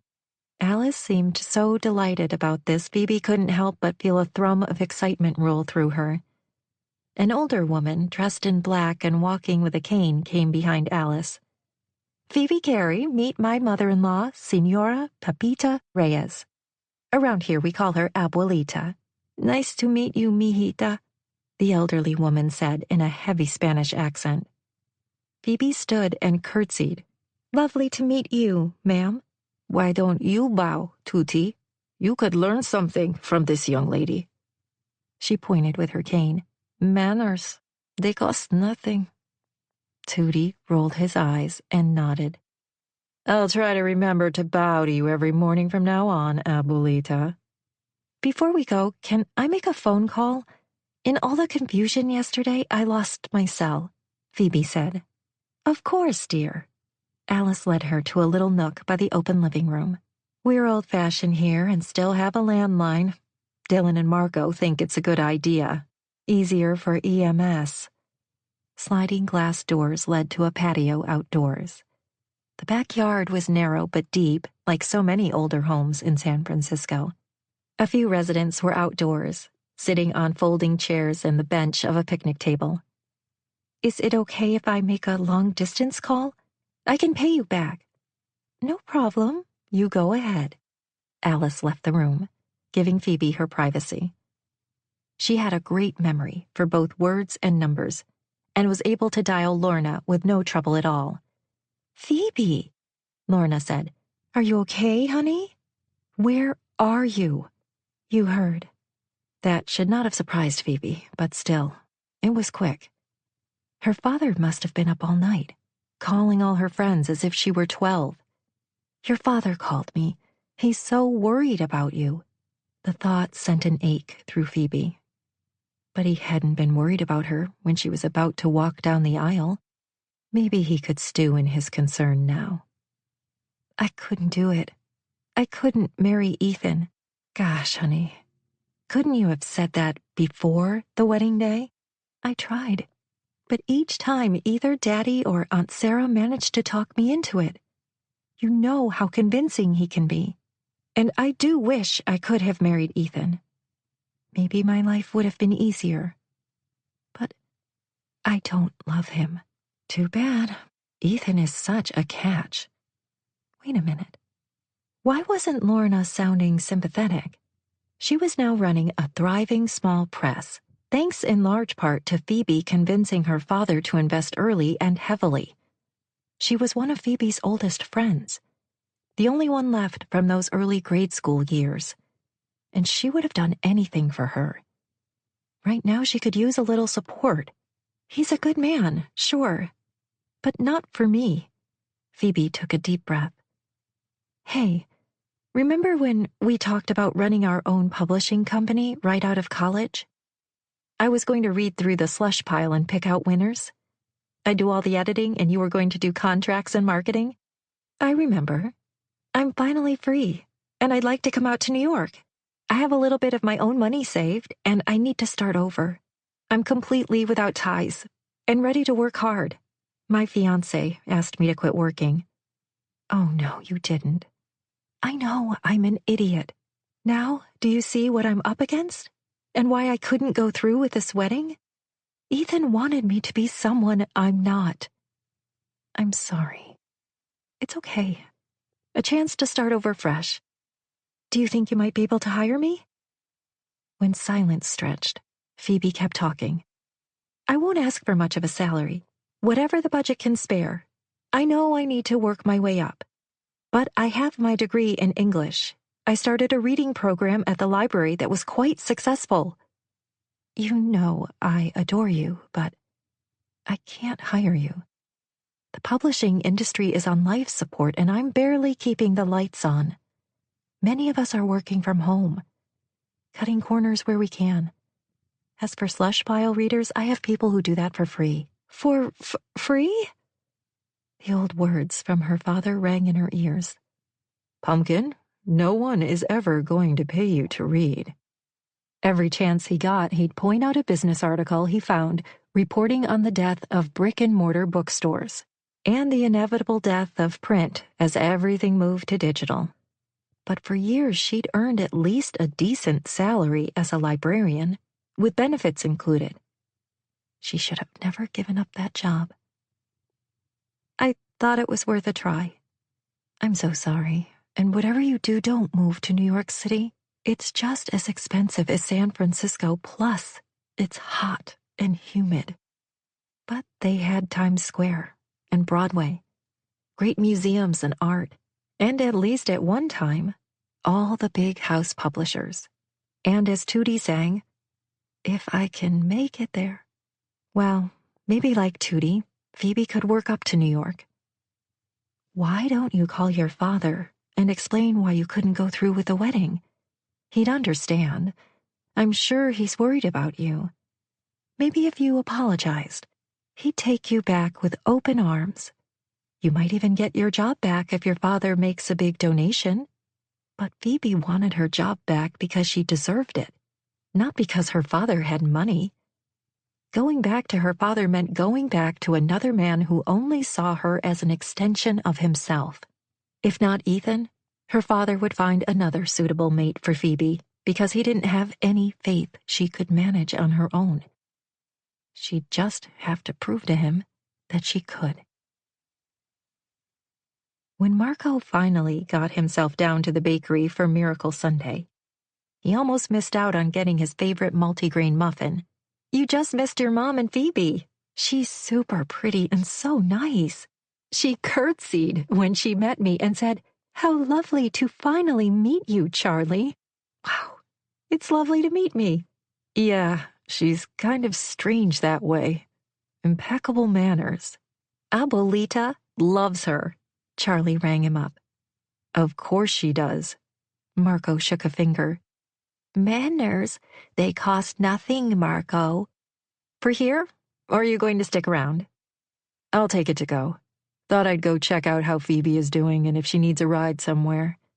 She was supposed to decide what to do about the rest of her life by today." "Right. No pressure. You obviously want to see her again." "Don't make anything out of it. She's my good deed, and I don't want it to fall apart." Marco took his bag and turned, nearly bumping into Father Suarez. "Aha," he said. "Young Marco, how are you this blessed Sunday morning? I didn't see you at Mass this morning." "Cut it out, Father. You never see me at Mass." "One still hopes and prays." He bent his head, the ever-wise priest who sometimes reminded Marco of a Latino Yoda. "Have you done your good deed today?" Funny, Marco heard, "Good deed for today you will do." "On my way right now." When Marco arrived at the boarding house, the new couple was moving in. As with most of his mother's house guests, these were traveling light. A few boxes, a couple of suitcases. People on their way somewhere else, his mother's boarding house a short stop along the path to someplace better. Except for residents like Tootie, who had already figured out there was no place better. Phoebe sat on one of the porch steps, and every time someone walked past, she rose, smiled, and curtsied, then sat back down. While Marco observed from the cab of his truck, she brought her knees up to her stomach and lowered her head. Uh-oh, this did not bode well. His good deed was unraveling fast. Shutting the door to his truck, he came to sit beside her, bumping her leg. "Hey." Her fake smile lit up her face. "Hi, Marco. How are you today?" Unfailing good manners even in the face of her misery. Impressive. "Better than you." She sighed. "That job in New York isn't going to work out." "Damn. I'm sorry." "I talked my father into investing in that company.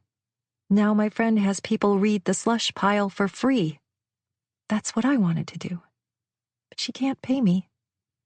That was my plan. Now I have no plan. And I have no home." "How do you not have a home?" "Because I let my lease go on a really cute condo. I was going to live with my husband." Sometimes Marco wished he'd stopped asking questions a long time ago. It just got worse and worse. He draped his arm around her shoulders in a brotherly move.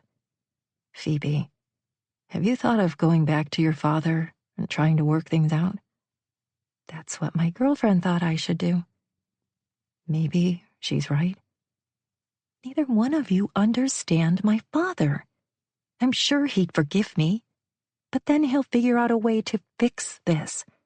His way. And he won't listen to me.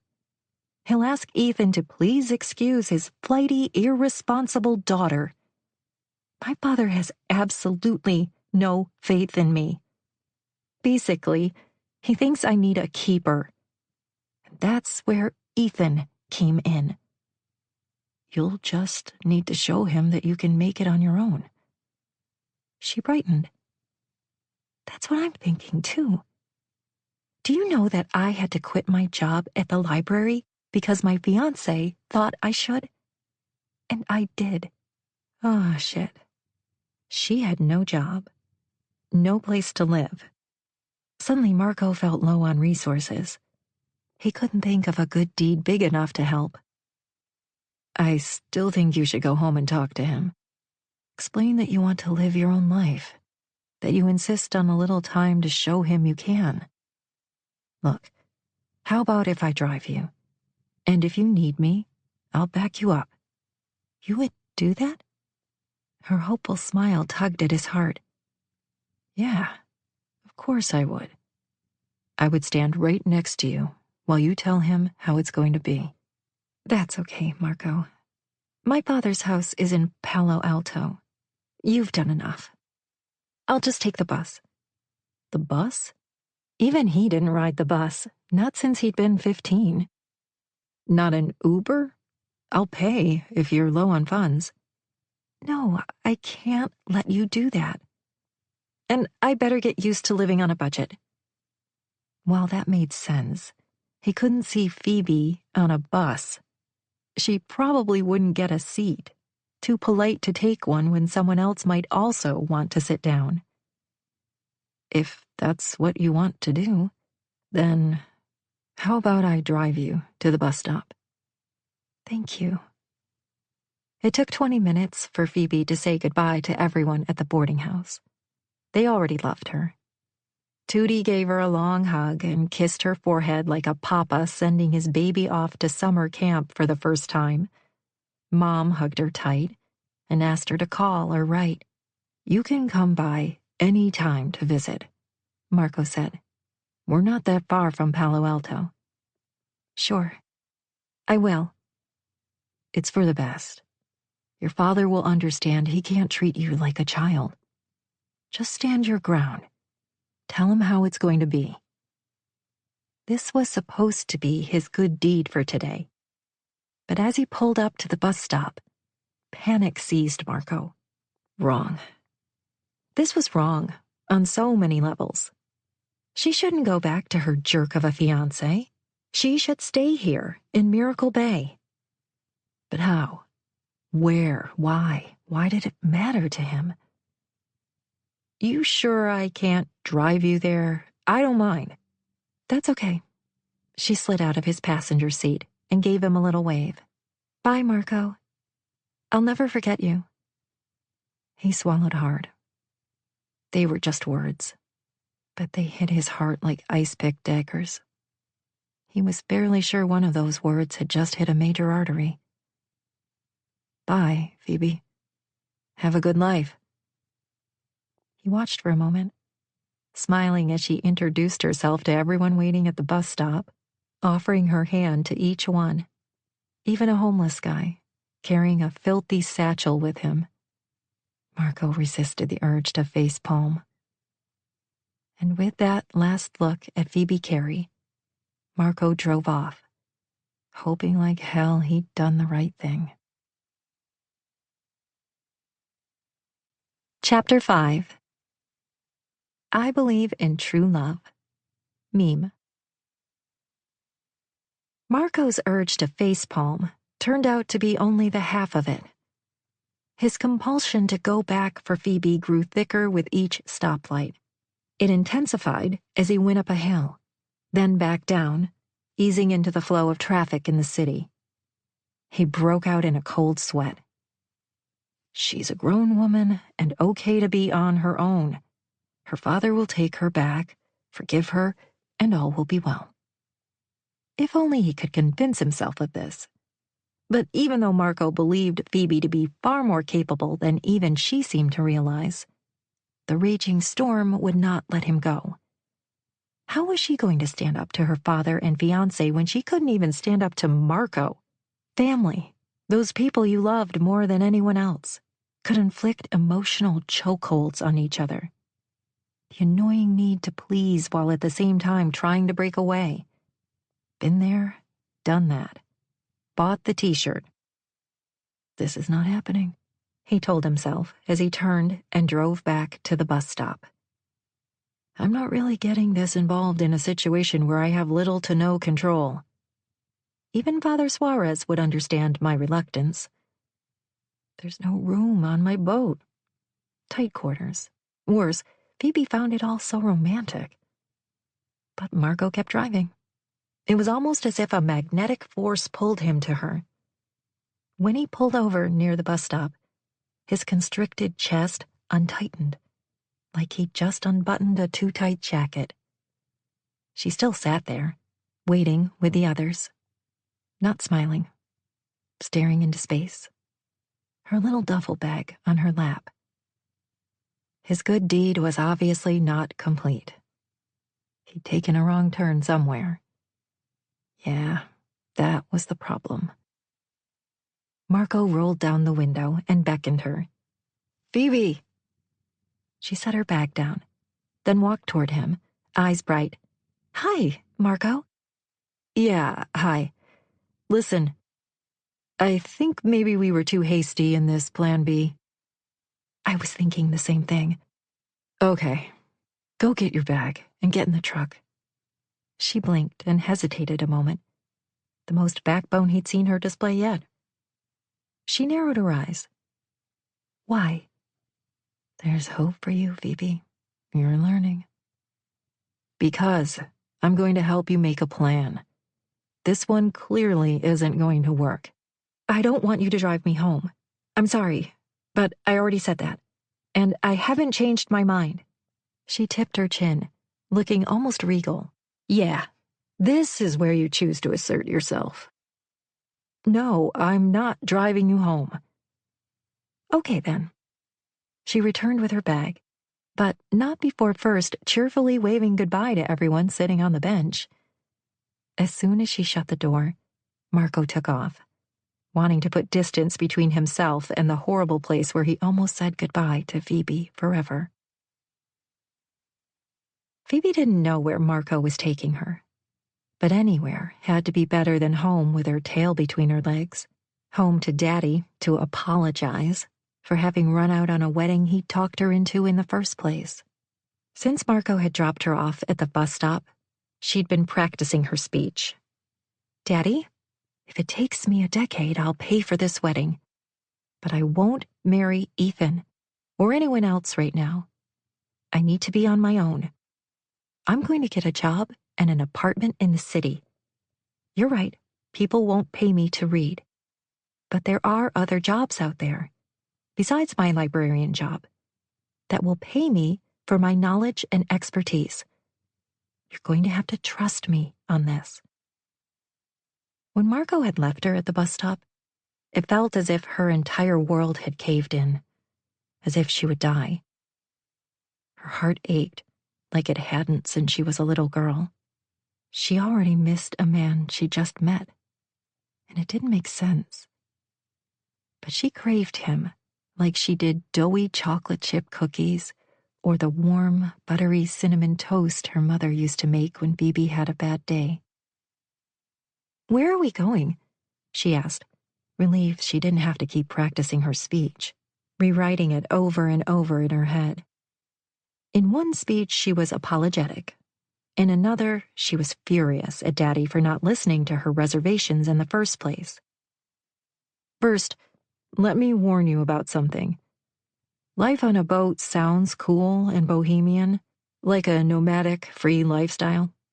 Believe me, I get it. But it's also a lot like living in a tent, with walls." "What's it like at night? You must get a better view of the stars. Do the seals' cries keep you up all night?" "They can be loud at times in the distance, but mostly they stay away." As he drove, he gave her a quick assessment. "You probably remember the living quarters are small." "Why are you telling me all this?" "Until you figure something out, or another room is available at the boarding house. You can stay with me." "Oh my gosh, are you kidding? But I don't want to impose on you. You've already helped me so much." "Well, I guess I'm not done yet." Though his words were clipped, his lips tugged in a smile. "Thank you. I won't stay too long, I promise." "You've seen the space, the size of a postage stamp. One small head we have to share. One bed. The table turns into a second bed. That will be your bed. Fortunately, I'm gone a lot, so you'll have the place to yourself. We're going to have to figure out the sleeping arrangements. He cleared his throat. I don't mind. Maybe you should. You don't know me that well. She could just hear her father's voice in her ears. You trust people far too easily. You worry me, Phoebe. Not every charity who asks you for money is a reputable one. Do you think it was wise to give that homeless man your money? What if he uses it to buy booze? You haven't helped him, have you? She tended to trust everyone until they gave her a reason not to. And Marco had given her no reason. If he had intended to hurt her in any way, she imagined he would have done so by now. She'd given him free rein in the first few hours she'd known him, all born out of desperation. You have an honest face, and your eyes, they don't look like they could lie. Plus, I've met your mother and grandmother, and at the bakery this morning, everyone said nothing but good things about you. He ran a hand through his hair. At least this will give you some time to think. You can make plans without the pressure of a deadline. This is only until you get back on your feet, of course. And I can look for another job. You're going to learn how to stand up for yourself. Grow a backbone. Never let anyone push you around again. Even me. That puzzled her, because she didn't think Marco had pushed her around once. He'd been kind and only trying to help. Marco at least listened to her. He had mostly disagreed so far, but still. Because of me, you almost got on that bus. That would have been wrong. You're right. You did talk me into that. So, I'm sorry about that. We're going to figure this out. I'm going to figure this out, Phoebe said quietly. He blinked. That's right. You are. You were right, though. I don't know much about you. Do you have a girlfriend or someone special who's going to get jealous of our arrangement? Nothing to worry about there. A man who looked the way Marco Reyes did, who carried himself with such confidence and smooth assurance. A firefighter hero, for crying out loud. Without a girlfriend? That could mean one of two things to Phoebe. She didn't think he could be gay like her ex-boyfriend. She'd noticed Marco check her out when she was half naked, her dress ripped in the back. His gaze had lingered a very long time. I see. You have a lot of girlfriends. Eyes on the road, he turned to her briefly and gave a smirk. I guess that's true, but only one at a time. You caught me between. I'm surprised you're single at all.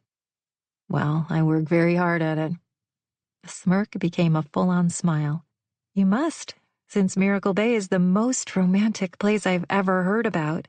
And I've been to Paris. Romantic? Yes. Tell me more about this sunset kiss legend. The wheel jerked, and for the first time since she'd met him, Marco appeared shaken. The pallor of his face had turned ashen, like someone had just informed him that he had months to live. What? Where did you hear that? Why do you ask? Charlie told me about it this morning at the bakery. The neighborhood is known for it. Every week there's Miracle Sunday, and in the summer, Sunset Kiss Day. Sailboats launch. Supposedly you meet your first true love.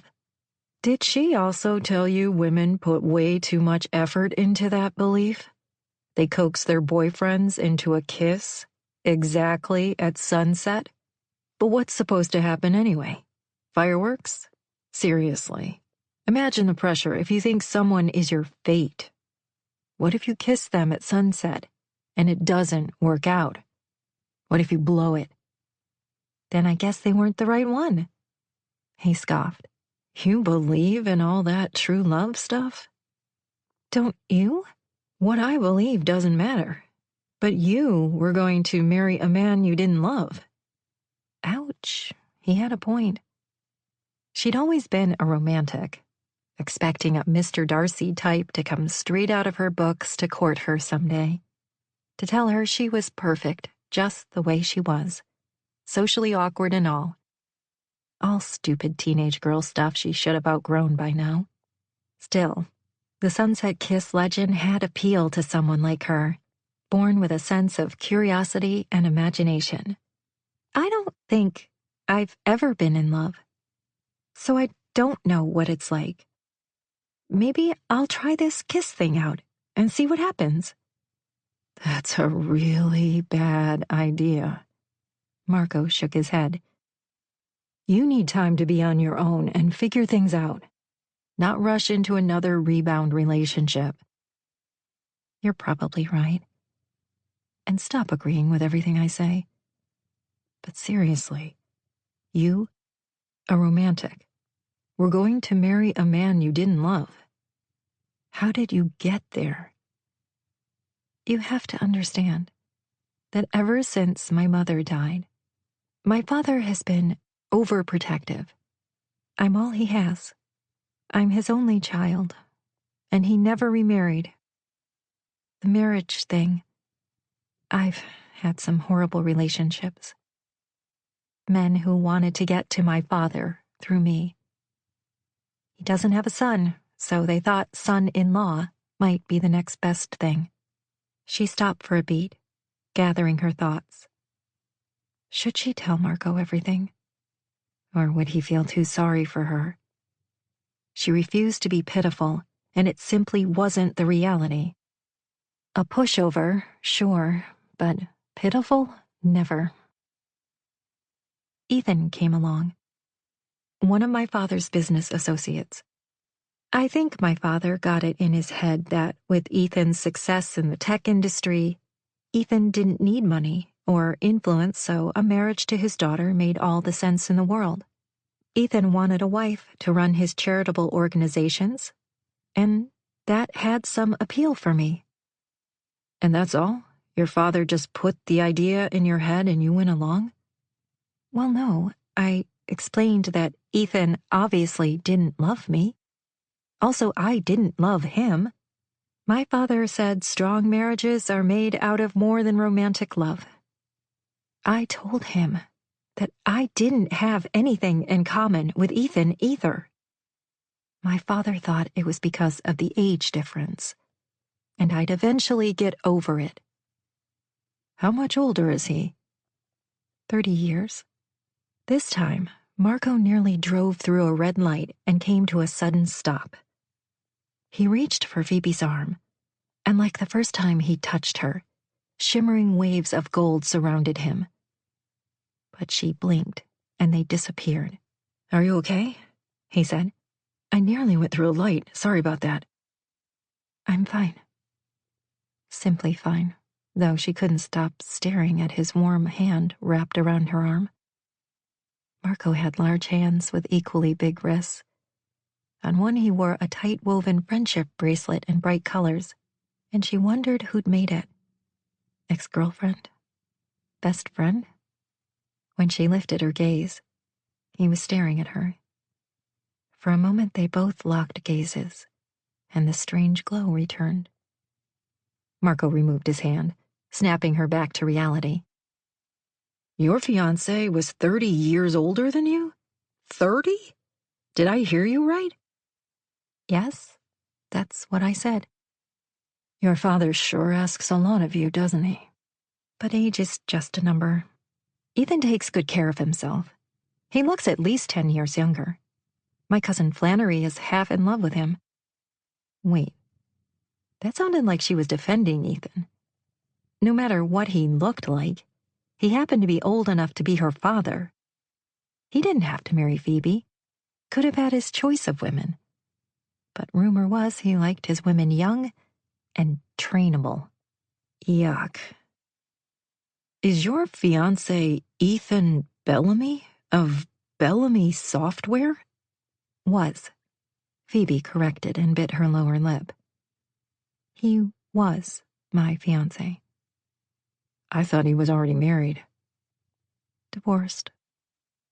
Phoebe let Marco sit with the knowledge for a while. It appeared he needed the time alone with his thoughts. She'd hesitated to tell him about Ethan for this reason. It might freak him out and make him think he might actually have some of Ethan's associates after him because he'd helped her. The guy chasing after you was one of his bodyguards. Do you want to take me back right now? Make a quick phone call? I assure you there's no reward money for taking me back. I think that's illegal. And I left by my own decision. They can't force me back. If you think you're going to get Ethan to help you, don't let him fool you. He takes everyday people and turns them into corporate drones. If you want a job, This time, the tires squealed as Marco slowed suddenly and turned into a McDonald's parking lot. Are you hungry? Phoebe asked. He parked in a spot, then turned to her, his eyes blazing with, hostility. What do you think of me? I don't... Phoebe, I have a job. I happen to love my job, and you couldn't pay me enough to sit behind a desk or wear wingtips. I'm sorry, You must think I'm desperate for money, but I do fine on my own. The reason I live on a boat is that I don't want to be tied down. Not to a house, not to anyone, or anything. That's not what I thought. I know that most people think of Ethan as intimidating. He won't intimidate me. I'm getting the idea. Listen, I live in the city, so I see a lot of wealth, and fire doesn't discriminate. Everyone's home burns to the ground the same, whether it's in Pacific Heights or Miracle Bay. Sorry. I didn't mean to insult you. Please forgive me. I don't meet people like you often. Sometimes I don't know how to behave, how to act. It's like I don't know what to do with my hands. She held them up. His eyes narrowed, but this time she caught the hint of a single dimple flashing. He seemed to be fighting a smile. You know how when you give a speech, but you don't have a microphone to hold? Your hands are there, limp. Do you hold them to your side? Gesture with them? Clasp them together? Fist them? You feel awkward. He nodded. Yes. Around you I do. Sometimes. Around a lot of people. I've been wondering why you curtsy when you're introduced to someone. She made a little sound between a groan and a sigh. That's dorky, right? My grandmother calls it good manners, but that's who you are. The curtsying is cute. He shrugged. I'm silly and dorky a lot. But you're so in control of your life. You call the shots. No one tells you what to do. Well, my lieutenant does. But that makes sense. She hesitated. Wait, the lieutenant is your boss, right? Yes. He smiled wider, showing off 2 dimples, not just one. Listen, I'm not afraid of Ethan, and I'm not afraid of your father. I don't want anything from either one. Okay. I'm sorry I even suggested it. They sat in silence for a couple of minutes, listening to the sounds of city traffic. Then Marco pulled into the drive-through lane. Do you want lunch? Public servant style? We're here, might as well get something to eat. A few minutes later, they were loaded down with fries, chicken nuggets, and soft drinks. Phoebe's guilty pleasure was nuggets, which her father used to say were the most disgusting way to eat poultry. He was wrong about so many things. When they arrived at the marina, the sailboat on the slip next to Marco was docking. Hey there, the man called out with a wave. Need help? Marco set down the bags. Phoebe watched as he helped the man she'd seen only in passing just yesterday. There was a lot involved with ropes and the sails. Marco seemed to know what he was doing, and before long the man was anchored to his spot.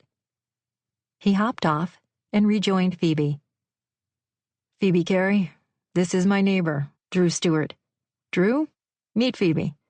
She'll be staying with us for a short while, so you'll see her around." Phoebe offered her hand and curtsied before she could stop herself. Awkward. The middle-aged man quirked a brow and took her hand. "Nice to meet you, darling. You'll sure be sprucing up the joint, so thank you for that." "She won't be here for long," Marco explained. Interesting he felt the need to say that. Phoebe wished he wasn't already trying to get rid of her before she even spent one night on his boat. "I'm sort of in between places," she added, trying to be supportive of Marco's narrative. "This is just me, helping out a friend." "Except we just met," Phoebe corrected. Drew remained quiet, his head bouncing back and forth between them like the interested viewer of a tennis match. "We're recent acquaintances," Marco said. "I would say new friends," Phoebe corrected. "It's not what it looks like, that's all I'm trying to say." Marco picked up the fast food bags. Awareness slammed through Phoebe when she realized Marco was trying to explain they weren't a hookup. Phoebe waved her hands dismissively and with not a small amount of alarm. "Not at all what it looks like." "Good to know, because yesterday you were wearing a wedding dress." Drew smirked. Phoebe laughed a bit maniacally. "Funny story. I'll have to tell you about it sometime." "Keep an eye out for her while I'm gone, would you?" Marco said, looking over his shoulder as he walked toward his boat. They sat on a bench on the deck and ate their food quietly. Seagulls squawked nearby, and in the distance a seal barked. The cool, sharp wind blew Marco's thick and glorious dark hair. He was heartbreakingly good-looking, the kind of man Flannery had warned her about repeatedly. Good time Johns, she called them. No, she didn't believe that was Marco. She might be naive about men, but Phoebe had an almost sixth sense about him. "After we eat, maybe I can take my dress down to a consignment shop and exchange it for some regular clothes." "Hasn't that dress seen better days? It's a hot mess." "You think someone wants it?" "It's a famous designer, so it's possible. It could be fixed with some alterations." "Then I'll drive you." "Don't you have plans? I mean, you have a few days off, right? What do you usually do?" "Sleep." "You're serious?" "Sometimes I sleep. Sometimes I don't. It depends on whether I have a girlfriend how much actual sleeping is going on. Here and there I help my brother with a house renovation or two. We flip houses when we can find them. I'm also studying for the lieutenant exam." Phoebe was still internally blushing over the sleeping versus not sleeping comment. "We should probably establish some ground rules. I don't bother you when you're studying, and you—" "Yeah," he said with a smirk. "Go on, Phoebe." "Well, He crossed his arms. "You're going to learn to assert yourself, and this is your first test. What is your first ground rule?" Well, how about don't look at me when I'm naked?" He went brows up. "That's it?" "It's reasonable." "It sure is." He shook his head. "And when are you going to be naked?" "When I'm taking my clothes off, duh." He squinted. "You're going to need to do better than that." Oh, the pressure. He seemed to be a rare good guy, doing everything to help her. And she was now supposed to assert herself with him, make a demand. One came to her rather abruptly. "I want the big bed, not the one you said turns into a bed." He stopped chewing on a fry and slid her a slow smile. "We can talk about that." "No, I insist. Why? He narrowed his eyes. Because you told me to. I told you to ask for the more comfortable bed? When? You told me to stop letting you, or anyone else, push me around. He snorted. You're learning. Chapter 6. You stole my heart, but I'll let you keep it. Meme. For the rest of the day, Marco drove Phoebe around the city. At a consignment shop in the Haight-Ashbury area, she went in with her torn wedding dress and came out with several bags. If he hadn't seen it with his own eyes, he wouldn't have believed it. All that for one torn wedding dress? The dress had actual pearls sewn into it, smarty pants. She held out her hand. I also got some cash. Looks like I'm in the wrong business. Next, he took Phoebe to a cellular store where she reported her phone lost and got a new one. No sooner had she strapped her seatbelt on than she turned to him and snapped his photo, then began pushing buttons on her phone. He scowled after a few seconds. What was that? Phoebe didn't strike him as a woman who thought being with a firefighter was a real score. They were affectionately called fire bunnies. I texted your photo to my cousin. That way if I go missing, well, she seemed mortified, her cheeks pink. My father says I trust people too easily. I'm just trying to be street smart. Let me see that. He held out his hand, and after a second she gave it to him, somewhat reluctantly. Someone by the name of Flannery had replied. Good God, who is that? She had added 5 fire emojis, apparently not understanding how close she'd arrived at his actual profession. Phoebe had texted, in case I go missing, look for this gorgeous face. Flannery. A complete stranger? Who are you? And what have you done with my cousin? Phoebe. I'm starting a new life. More to come. He handed back the phone, gratified that Phoebe found him. What had she said? Yeah, gorgeous. I should be offended, but I'd like to see more of this from you. Use every tool at your disposal. You can't trust everyone, Phoebe, especially when you're so unguarded.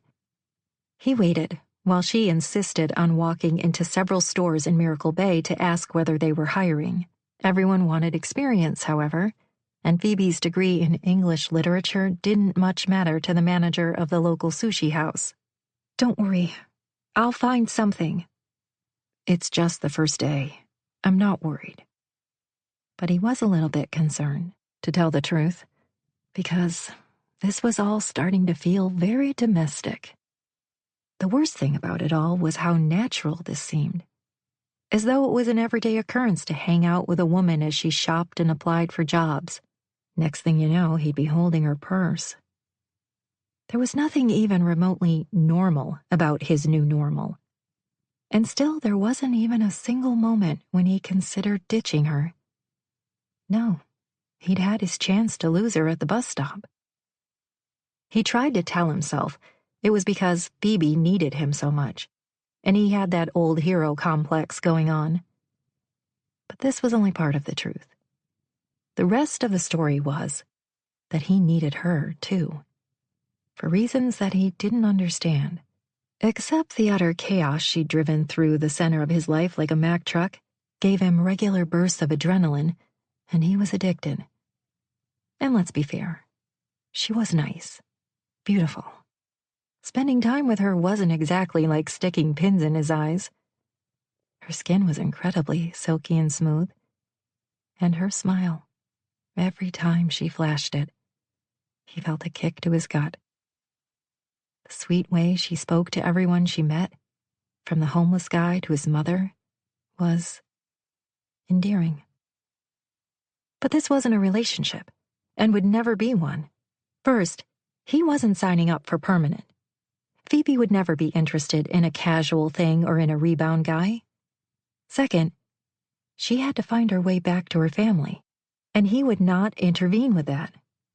Third, before long she would be back to the men in wingtips after she realized that living on a boat wasn't a life for the privileged.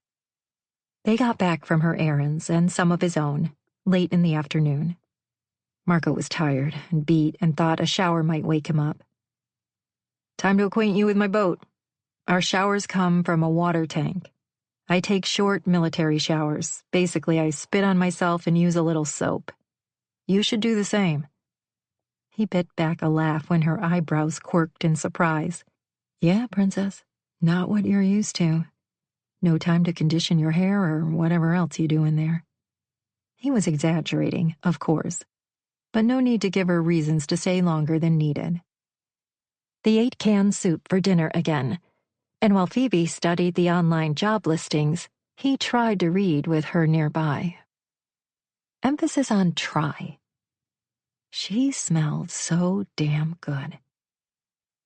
"Marco?" she asked. "Hmm? Who gave you that friendship bracelet?" He held up his wrist. Yep, still there. From time to time, he forgot he still wore the darn thing. But he'd received the gift 5 years ago, and at the time he'd promised his new friend he'd always wear it. With no real timeline on always, he saw no reason to take it off. "That's a long story." "Well, I have time. A little girl gave it to me." As he told Phoebe the story, part of him relived it too. He could almost smell the gasoline and feel fear grip him. That February rainfall in the Bay Area had exceeded record highs. On a particular stormy night, one of the many accident calls was to a family of 4 who were trapped inside their flipped Escalade. As police blocked off the road and redirected traffic, Marco and the fire crew worked to free the family. All were wearing seatbelts, which had saved their lives. But both parents had been knocked unconscious, and gasoline fumes posed extreme danger. The hazard unit was dispatched, and Marco began to extract the passengers, placing them on backboards with cervical spine collars to get them on an ambulance and move them to the area hospital. Separating young children from their parents at a traumatic time was always a dicey situation. Marco and Smitty both worked on getting the children out safely, talking to them calmly as they worked. The girl had been fully awake during the entire ordeal. Her long blonde hair hung like a curtain over her face, and there was a tinge of blood in it from a small cut. "Mommy, get me out of there," she'd wailed. "Don't leave me." Though she appeared school-age, she spoke like a much smaller child. "Hey, honey, how are you? My name's Marco, and I'm going to help you out of here. Don't worry, your mom's fine. Let's get you out so you can go see her." "I peed my pants," she said, turning her face away. "This is scary, I know. What's your name, sweetheart?" Jess."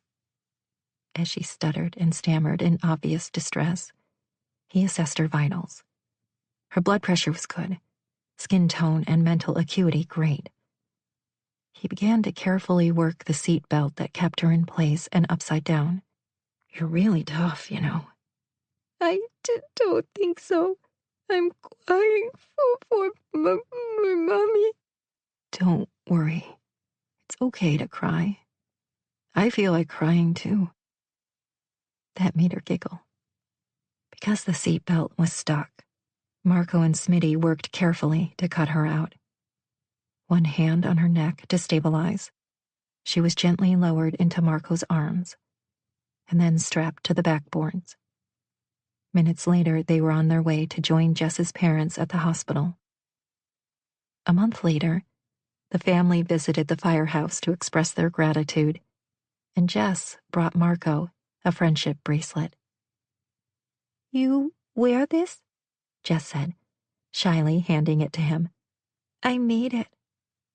"She told me that you talked to her," her mother said. "Because of you, she felt safe. Thank you." What he didn't tell Phoebe was that the mother explained Jess had developmental delays coupled with acute anxiety, and rarely talked to anyone, much less strangers. To this day, Marco wore the bracelet, a reminder that their rescues weren't always about building and house fires. Until Jess, he'd worried that he'd been preoccupied on the specifics of fire, the force of it, and its properties. But as a firefighter, much of his job involved extracting people from automobile accidents, and more importantly, being one of the first helpful faces they encountered at the worst moment of their lives. When he finished the story, Phoebe wiped away a tear. "No, don't do that. No tears." "It's such a lovely story," she sniffed. "Poor honey. She was scared." "You asked, so I told you. But I don't want you to cry." "Well, I'm sorry, Marco. If it's all right with you, I'm going to get a little teary-eyed right now. It won't kill me." She stood, clearly annoyed, but as with the nature of this damn boat, she didn't have far to go. "And you can't stop me." Her choices were the only bedroom or the small bathroom. She wound up stomping up to the deck. Their first disagreement. This was going to be interesting. One big fight and someone would have to abandon ship. And it sure as hell wouldn't be him. He went back to studying, irritated, because damn it all, Phoebe was one hell of a distraction. Someone and something he had not wanted to find. And he wasn't looking forward to turning this table into a makeshift bed and sleeping on it, or trying to sleep with her only feet away from him. Her sweet scent torture. Apparently, he couldn't be like Dylan, who'd managed a platonic friendship with Charlie for many years. Marco didn't think it was possible to simply be friends with a woman when there was strong interest and basic attraction crossing lines. Marco loved those lines and crossed them every chance he had. But not this time. He would not be her rebound guy. Phoebe was too vulnerable, too sweet. This was a good thing, because he was studying for the LT exam and the last thing he needed was sex with a gorgeous woman. Right. Even after the sun set, she remained up on deck. He went ahead and took advantage of her absence and changed the table into the bed he'd use tonight.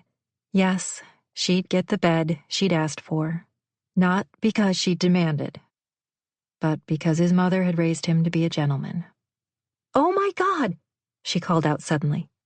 The urgency in her tone had him rushing up. "What's wrong?" She smiled, then gave him her back, turning starboard and holding the rail. "Check out these stars." "Yes, they come out every night." He swallowed thickly, because the only thing he could notice at the moment was Phoebe's form, framed against the brilliant city skyline and sparkling stars. Her hair was so dark that he caught a glint of blue. Some men were attracted to blondes, but he'd always had a thing for brunettes. This one had long legs and the sweetest ass he'd ever seen. Oh yeah, the stars. "You're spoiled, mister. If you don't appreciate this spectacular show that nature has put on for us." True. Some nights the fog is too socked in to do much stargazing. It was an unusually clear night, and if Phoebe hadn't pointed this out, he would have missed it, which must mean that lately he'd been spending too much time below deck studying. "I actually thought maybe you'd seen a shark in the water," he teased. "A shark? What do you mean? Sharks don't come this close to us." "There are sharks this close?" "This close? We're in the bay, after all, and that's their natural habitat." "But the boats, they've been known to attack them too, in their fury to find dinner. Lots of damage. Terrible." He was having fun with this now, Because of the soft, ambient moonlight, he'd bet she couldn't see the smile tugging at his lips. Oh my gosh. I had no idea. Are you rethinking your living arrangements? Second thoughts? No. Yes, you are. Without much thought, and because according to his mother he could sometimes behave like a fourth grader, Marco placed a firm hand on Phoebe's low back. Watch out! She squealed and jumped away from the rail. Eek! Marco hadn't laughed this hard in a long while. He doubled over with it, reveling in the exhilaration and the release of pent-up energy and sexual frustration. Not funny! Phoebe swung a fist and socked him in the stomach. Correction, she tried. Out of instinct and pure reflexes, he intercepted her hand. Thought replaced instinct, and he didn't bend her hand back to cause pain. Instead, he tugged both the hand and its owner to him.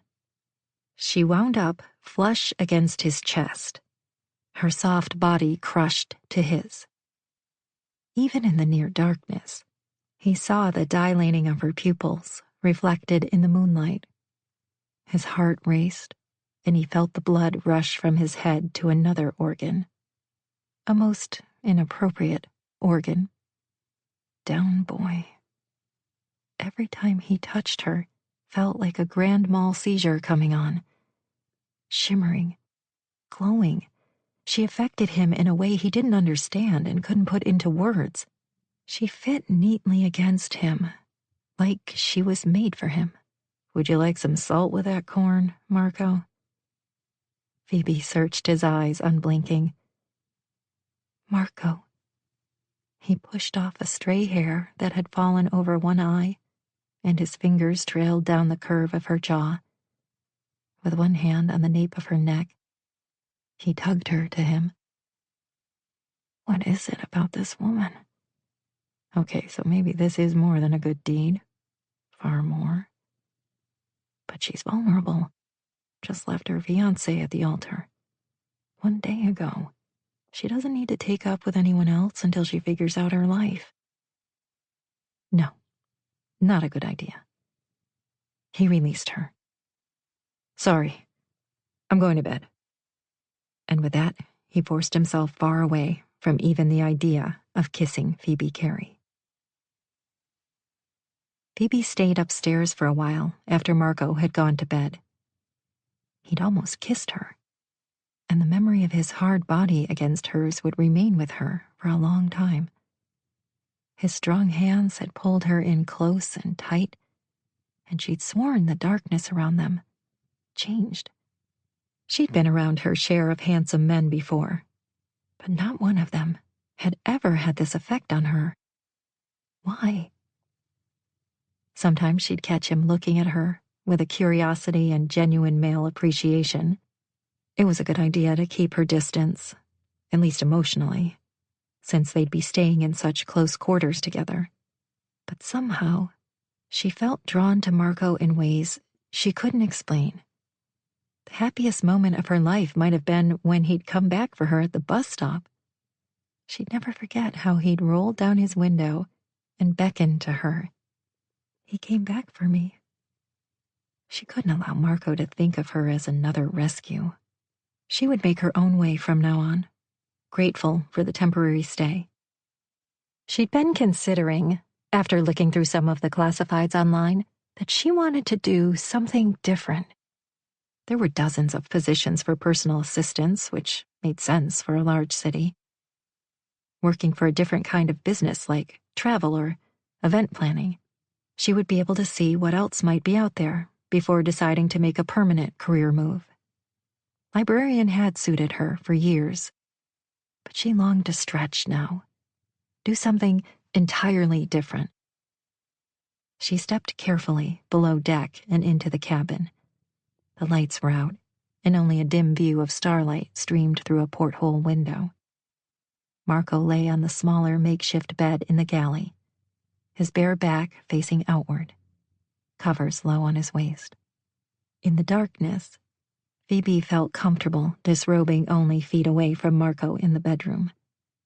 She told him her only ground rule, but now she wanted him to turn and watch her, to find her desirable and irresistible. She stepped through the small doorway into the bedroom. As she lowered her shorts and tugged off her shirt, she imagined doing a little seductive dance for him. Look at me. Look, get an eyeful. Here I am, big boy. You don't know what you're missing. Ooh, I would love... Phoebe? She dove under the covers half naked. Okay, I'm not ready for that. Yeah? Well, the Bay Area is full of sharks. They're small ones that are harmless and aren't even the slightest bit interested in people. Or boats. Okay. Just wanted you to know. You're safe here. Thank you. And I'm so sorry I tried to punch you in the stomach. I deserved it. You didn't. You were just teasing me. I haven't been teased much, so I'm not used to it. No little boy teased you in grade school? I think boys generally tease only the girls they secretly like. I'm awkward, remember? I had such awful social anxiety that for a while my mother allowed me to be homeschooled. Phoebe took a deep and painful breath. In 4th grade, my mother decided it was time for me to try school, or I'd never overcome my innate shyness. She encouraged me to always be kind, and I'd find a friend anywhere I went. It worked for a while, only I didn't always recognize myself as a follower, a pushover. When you go along with the status quo, you can acquire a lot of friends, who are more like acquaintances. A good way to put it. What were you like as a boy? I bet you were cute even then. You would have hated me. I was the boy who teased the girl I liked. And I liked a whole lot of girls. Oh, I remember you. You were the kind of boy I wanted to tease me. Even then, I recognized the pretty girls were the ones teased the most. I can't imagine you not being pretty, even as a child. Oh, that was sweet. I had braces and had to wear the horrible headgear. No wonder your smile is so beautiful. Was Marco flirting with her? He thought she had a beautiful smile. I paid dearly for that smile. I bet you did. She settled comfortably under the covers. Good night, Marco. Good night. There was a long beat of silence. Phoebe, you smell awfully good. He was definitely flirting. The awareness made heat pulse through her body. Thank you, and so do you. Ugh. Why did I have to say that? He was trying to give her a compliment, and she should have accepted it like a grown woman. Instead, she had to return it because that's what she did. She could almost hear him smile. Thanks. You need to know. The darkness and soft lull of the water gave her courage. I've never done anything like what I did yesterday. I usually honor my commitments. What made you do it? She didn't have to consider her answer. I had to change my life. You have to admit, that was a drastic way to do it. I know. But maybe this was necessary. Epic burn bridges style. No going back to the status quo. I couldn't allow anyone to talk me out of it. It was time. For some reason, I have this unnerving need to please people. To please everyone else and leave myself last. I finally had enough. Well, if it helps. I wanted the bigger bed. I am not pleased. Thank you for letting me win one. You're welcome, princess. Phoebe lay wide awake in bed for hours, even after she heard the pattern of Marco's breathing change, and saw the slow rise and fall of his chest. She listened to the sound of the water lapping against the pier piles. Somewhere in the distance, she heard wind chimes. The night before, she'd fallen asleep immediately. Tonight, sleep wouldn't come, even though she felt safe. She had new clothes and a phone, a temporary place to live, in a bed a few feet away from a supremely hot firefighter who thought she smelled good, who couldn't believe she hadn't always been pretty. But when it came to feeling safe, the difference between sleeping in a room at his mother's house and on Marco's boat was like comparing a firefly to a roaring fire. Phoebe woke the next morning to rays of bright sunshine and the smooth noise of an engine. The boat was rocking and swaying, moving. She jumped out of bed so quickly that she lost her balance and fell to her knees. Good God, was she being kidnapped? Had Marco's boat been stolen by someone who would ask Ethan or her father for a ransom? If anyone tried that, she would sock them in the stomach, and this time she wouldn't miss. With effort, she managed to dress without losing her balance and falling. Shortly afterward, the engine cut, and the boat rocked and swayed. "Marco!" she yelled, balancing carefully to slip on a sandal. He appeared above, wearing a backward baseball cap. "What's up?" "I was going to ask you that. Why are we moving? What's happening?" He rushed down the steps, taking two at a time. Phoebe noticed that he wasn't wearing a shirt, just board shorts, and he was barefoot. "Time to move and prove this isn't just a tent with walls." "Why didn't you warn me?" "Well, Princess, you were out. Snoring." "Snoring? I don't snore." "Yes, you do." He grinned, apparently pleased with himself. "Lightly and a little cutesy, but you do. No one ever told me that." He held out his palms. "Hey, I waited for you to get up, but when it was noon and you still didn't wake up after I nudged you, all bets were off." Now she felt like apologizing. "I didn't realize I'd slept so late. I'm sorry, I couldn't fall asleep last night for a long time. I guess I'm not used to sleeping on a boat." He brushed past her, smelling of coconut and the wind. "It's a stellar day, the kind we don't get often in the bay. A good time to anchor out." He flashed her a slow smile. "One of the few perks of boat life." Curious, Phoebe went up on deck and found they were surrounded by water. In the distance, she could see the Golden Gate Bridge, and all around her, shimmering blue skies. It was so beautiful that her breath caught. A sun ray filtering through a particular puffy white cloud reminded her of a band of gold. The ring! She hoped they'd found it on the hotel bed. Only one way to find out.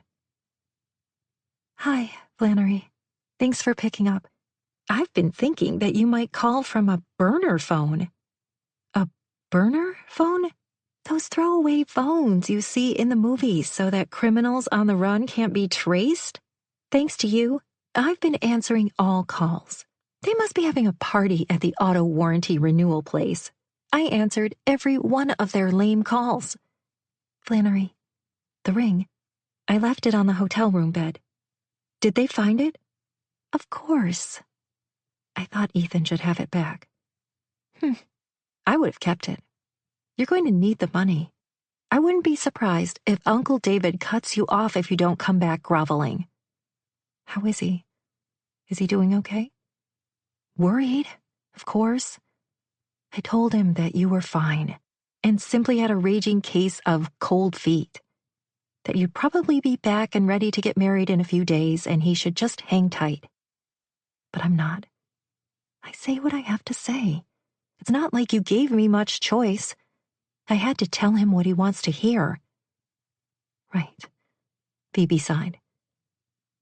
"It will be up to me to tell him the truth. And I'll face him. Eventually. Why haven't you even asked about Ethan?" Oh, and how is he? I think he went back to work the next day. He's in China. His people are good. They have a spin. The press release they issued was that you've been hospitalized due to exhaustion. Ethan is by your side, taking good care of you. The wedding has been postponed. Outrageous!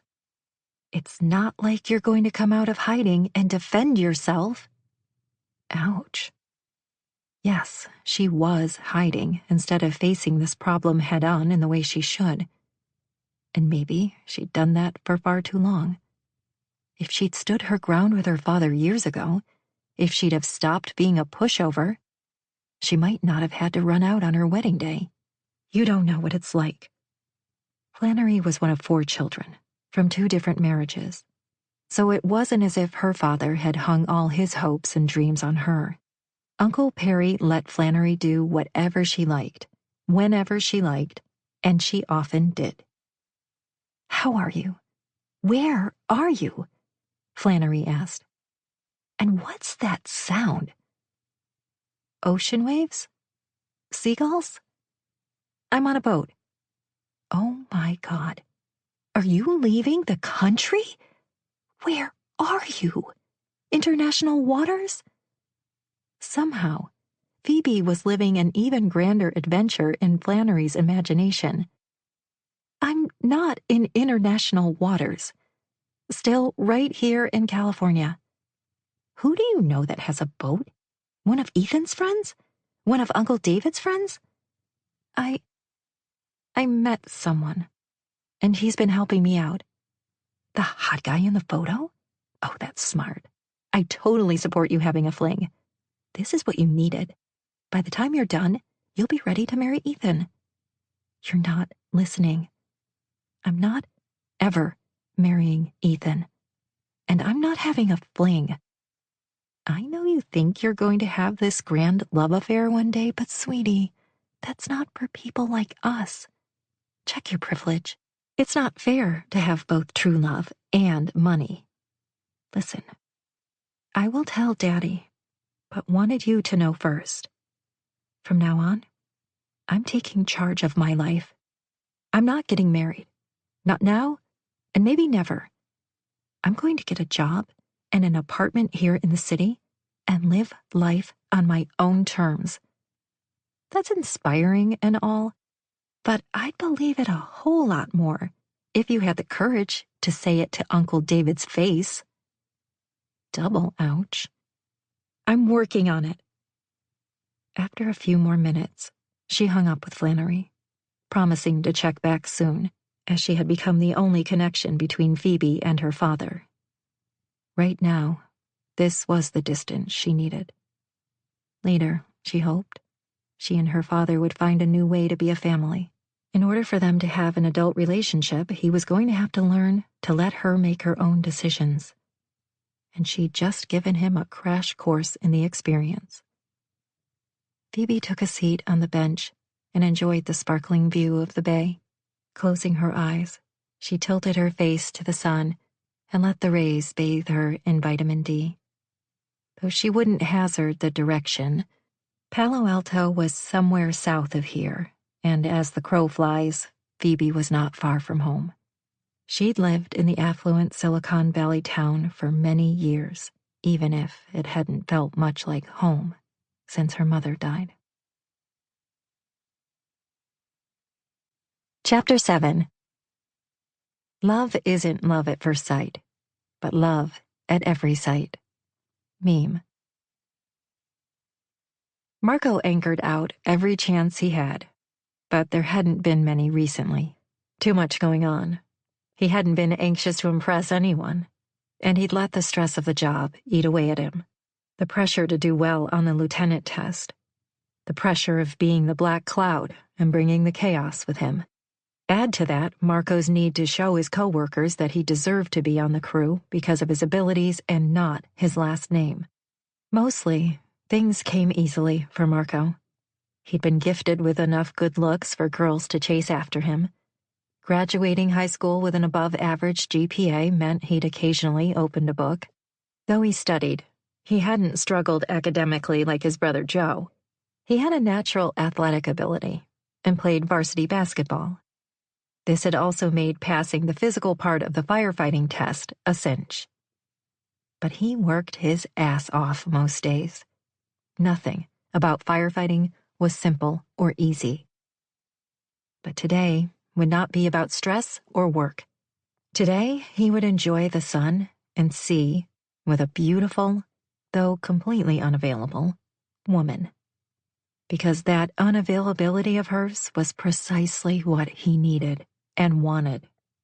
It kept him alert, made him think friends and not friends with benefits.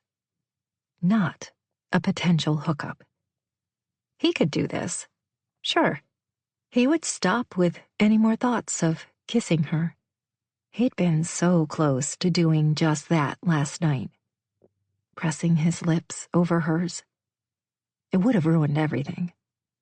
She didn't need him to further complicate her already tumultuous life. At some point, she'd get a job and settle into her life. She would have a lot of growing pains along the way.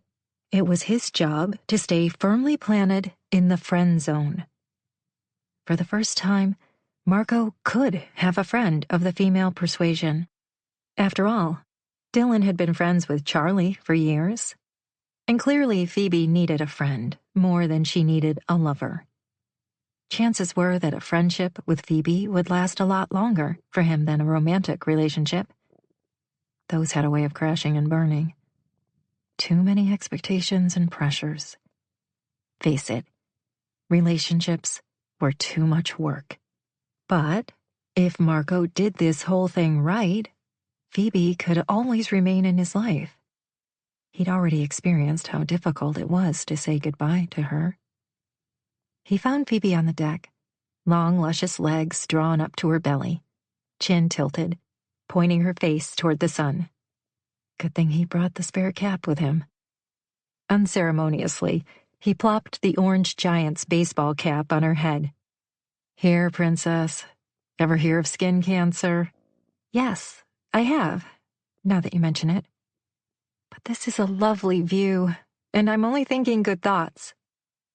Go ahead and think those thoughts while you have full coverage, says the man not wearing a shirt. She eyed him. I lathered on sunscreen, SPF 2000 or something. She smiled, tucking her hair behind her ears and repositioning the hat. Gosh, I never figured you to be so cautious. Firefighter here? I know far too much about the human body. For instance, how some women could fill out a pair of shorts so their round and perky behind looked edible. He cleared his throat at the thought. Especially how the body and skin react to intense heat. I never thought of it that way. Safety first. Yes, sir. You actually have a few things in common with my father. He doubted that very much. Phoebe's father sounded like an idiot. Marco, I feel kind of guilty about something, and I have to tell you the truth. Oh, great. What now? Am I harboring a fugitive from the law instead of a runaway bride? That would be about his luck. Tell me now. I have friends at the police department, and they'll never let me live this one down. On my headstone, they'll carve, "Here lies a sucker from the SFFD." Ha ha. No. She hesitated a beat.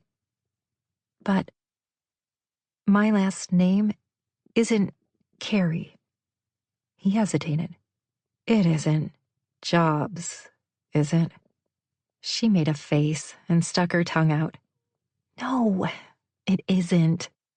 My last name is actually Carrington, and my father is David Carrington. Carrington. I'm sorry I lied. You and your family have been so kind to me. But I didn't want you or your mother to freak out. People feel indebted to my father. He's done a lot of good work in the Bay Area, funded school programs. I didn't know you or your family that well at first, and I couldn't trust that you wouldn't try to reach out to him, if only to help. Why did that name sound so familiar? Carrington. It sounded like a name he should recognize, like General Electric and Samsung, Apple and Intel, Google. But he was stumped until he remembered the program he'd installed recently, antivirus software, and he'd seen the name on many desktop monitors in high school years ago. Of Carrington Technology? Yes, that's right. So her father wasn't Steve Jobs, but he was Steve Jobs light. The man was probably filthy rich. But Marco also knew that he funded a scholarship at the high school Marco and his brothers had attended. He'd sent hundreds of low-income kids to colleges all over the country. Phoebe was biting her lower lip. You're not freaking out, are you? No, but this explains a lot. He sat next to her on the bench. Your father is a nice man. He can be, and I adore him. But I get it, too controlling. It made sense. The man was probably used to people falling all over themselves to toe the line with the multimillionaire. He'd expect the same kind of devotion from his only daughter. It's not his fault. Like I told you, I'm all he has. And I can tell by your expression that you feel guilty about your part in all this. Please don't. These were my decisions, and I take full responsibility for them. And I'll never allow him to hurt any of the people that help me. I'm not worried. But this news was shocking and sobering. He had the daughter of Silicon Valley royalty on his modest boat. His princess nickname for her hadn't been far off. Any thoughts of a hookup faded slowly into the background, even if the temptation had simply been a wisp. It was never going to happen now. She deserved a lot better than a city employee. And again, she also deserved to make the choice herself, from among all the wonderkins closer to her age. Yikes. He wasn't used to feeling sorry for himself, especially when it came to a woman. But for some reason, the fact that she would never wind up with someone like him felt like a huge loss. Are you okay? Phoebe asked. Just thinking about dinner. Be right back. He'd gone to the fish market earlier while Phoebe slept. Having never met anyone who could sleep that soundly, he'd given up on waiting for her to get out of bed. He'd nudged her, said her name, then started whistling Take Me Out to the Ball Game. Nothing. Looking forward to taking the boat out and making a nice dinner, he'd bought crab meat and bay shrimp for cocktails and large prawns for a tomato sauce sauté. But he should have bought lobster tails, caviar, and champagne. Don't be ridiculous. She's still the same woman you knew a few minutes ago. Nothing has changed. Except that she'd had every privilege in life given to her, and now she appeared to be throwing it all away. Which pissed him off a little bit, were you being honest? He also imagined that having every choice in the world available could turn someone into a snob. But Phoebe Carrington was no snob. Not even close. She was sweet and awkward, socially inept, and he was completely puzzled and intrigued. And he wanted to be neither of those things. Instead of joining Phoebe on the deck, he chose to stay below and study. She'd become too distracting, and he should keep his distance when possible. The boat rocked and swayed with the gentle rhythm of the waves, and he became absorbed in his work. He didn't know how long he'd been reading when he heard her shriek his name. Shit! He stood and ran up. This was no time for the black cloud to follow him. He was able to breathe again when he saw her standing at the stern, safe and sound. What the hell happened? Look! She pointed in the distance. This is amazing. Damn if it wasn't a school of dolphins. For a moment, he simply studied Phoebe's enthralled expression. She had a way of seeing things, as if for the first time. Following her cue, he took a moment to enjoy their whistles and clicks, the blue hue of the sky, the soft lull of the waves. He definitely didn't anchor out enough. Still, irritation spiked through him because he didn't like even the transient thought that his black cloud had followed him here to his quiet place, his safe zone. I thought something was wrong. You didn't have to scream. Scream? I just yelled for you. She narrowed her eyes. I had a feeling you'd change when you knew my real name. Your name has nothing to do with this. You're not worried my father will come after you if I get hurt? Hell no. I don't want you to get hurt. Not because of your father, but because of me. Right. Because it's your calling. Your duty. Exactly. He hesitated, but thought, why not? And decided to tell her the truth. Also, I might be a little paranoid. Oh, you think? He shoved a hand through his hair. Ever heard the term black cloud? I don't think so. It's a term used among EMS personnel. Some hospital workers, firefighters, and EMTs think there are some people who seem to bring on all the action. Every time I'm on shift, within minutes, we have our first call. Like the full moon? Yeah, and I'm the moon. She laughed and waved her hand dismissively. Get out of here. No way. That sounds superstitious. It can't be true. Phoebe, I was walking down the street, minding my own business, and your bag fell on me. The next thing I know, you're hanging from a broken fire escape. Well, that is true, but it wasn't your fault. It never is. I don't mind winding up where I'm needed. When I'm on duty, it's my job. And when I'm off duty, it's a good deed. It sounded so simple. One notable difference today was the sheer panic that gripped him at the sound of her scream, similar to the moment when he'd left her at the bus stop. Some annoying force swirled around him and threatened to cut off his oxygen every time he worried he'd seen the last of Phoebe Carrington. While Marco cooked dinner, Phoebe sat on the bench of the deck scrolling through her phone for jobs. Not surprisingly, there were plenty of high-tech positions in the area.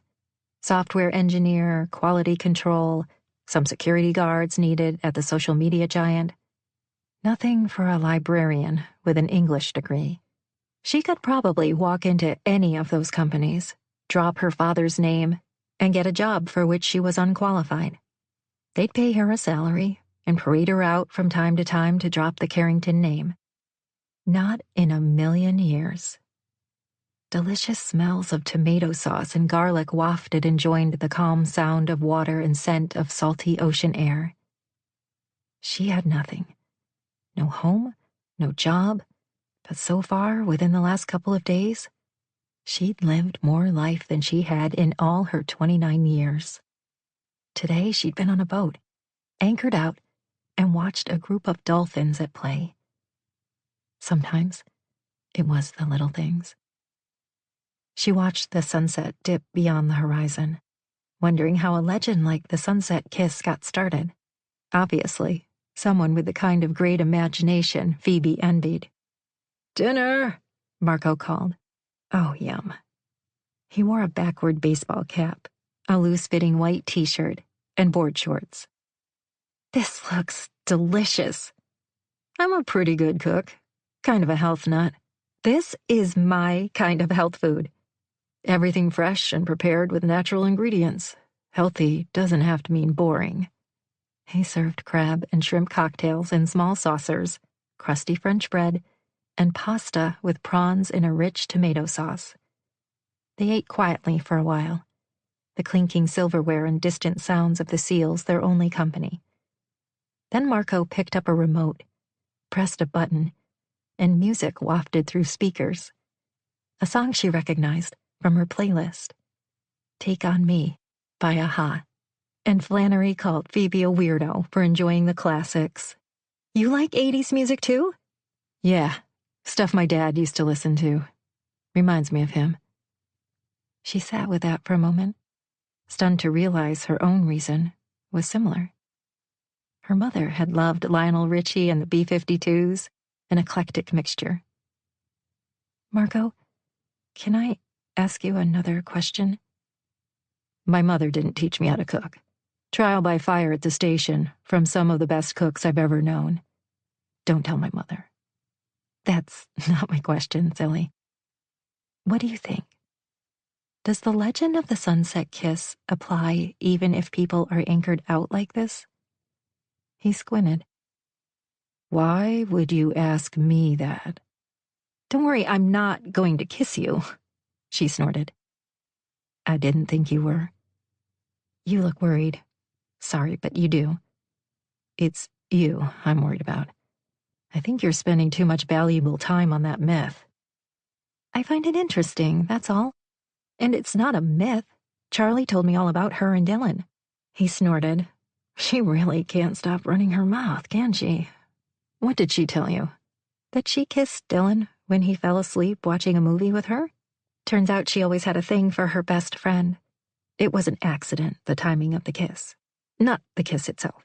But after that, nothing was the same between them. She and Dylan were each other's true loves all along. Want to know what I think? I think you like this idea because it's not all that different from what you've already been through. You like that there could be someone already chosen for you, but this time someone you haven't met. And you're hoping this time he won't be 30 years older than you. He leaned back, satisfied. Am I right? Wrong. She was annoyed by how close he'd come to a smidge of her truth. She loved the idea of romantic love happening simply because it was inevitable. But she'd never again let anyone or anything choose a mate for her, be it a person or a myth. I'm going to decide who I marry and when I marry. Nah. But wouldn't it be easier if he was chosen for you? Like in the sunset kiss? That's just it. I don't believe in something that's chosen for you. I think it must be something that's always been. Yeah, right, he snorted. Inevitable. True love. You can't help who you love. Love is always a choice. Then why didn't you choose to love your ex? The question surprised her. Even now, she had a difficult time admitting that she was going to marry a man because her father thought it was a good idea. Truth be told, she'd never loved Ethan. Some people thought it was possible for love to grow, but Phoebe had always wanted more. He wasn't right for me. Yeah? Why not? Since you claim age is just a number. He smirked and bit into a crusty slice of bread. Ethan funds a lot of charities, but his heart isn't in any of them. They were tax write-offs. He hated paying taxes. Once I saw inside his heart, I couldn't grow to love a man like him. He didn't have anything to say to that, but simply nodded, as if he finally understood. They finished dinner quietly, and Phoebe cleaned up while Marco headed above deck. Time to park this beast for the night. The sound of the motorboat as it whirred, the rough rock and sway of the waves, made Phoebe's stomach rumble. To ease that uncomfortable feeling, she joined Marco. A light spray of water kicked up around them. The city skyline view from this angle, at this time of the evening, was breathtaking. Not as many stars shimmered tonight, hidden by cloud cover and fog. Still beautiful enough to make her heart ache. Marco stood behind the wheel and steered like the captain of a large ship, gorgeous and roguish, dangerous.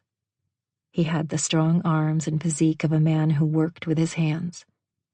When his dark hair whipped around with the wind, her heart tugged powerfully.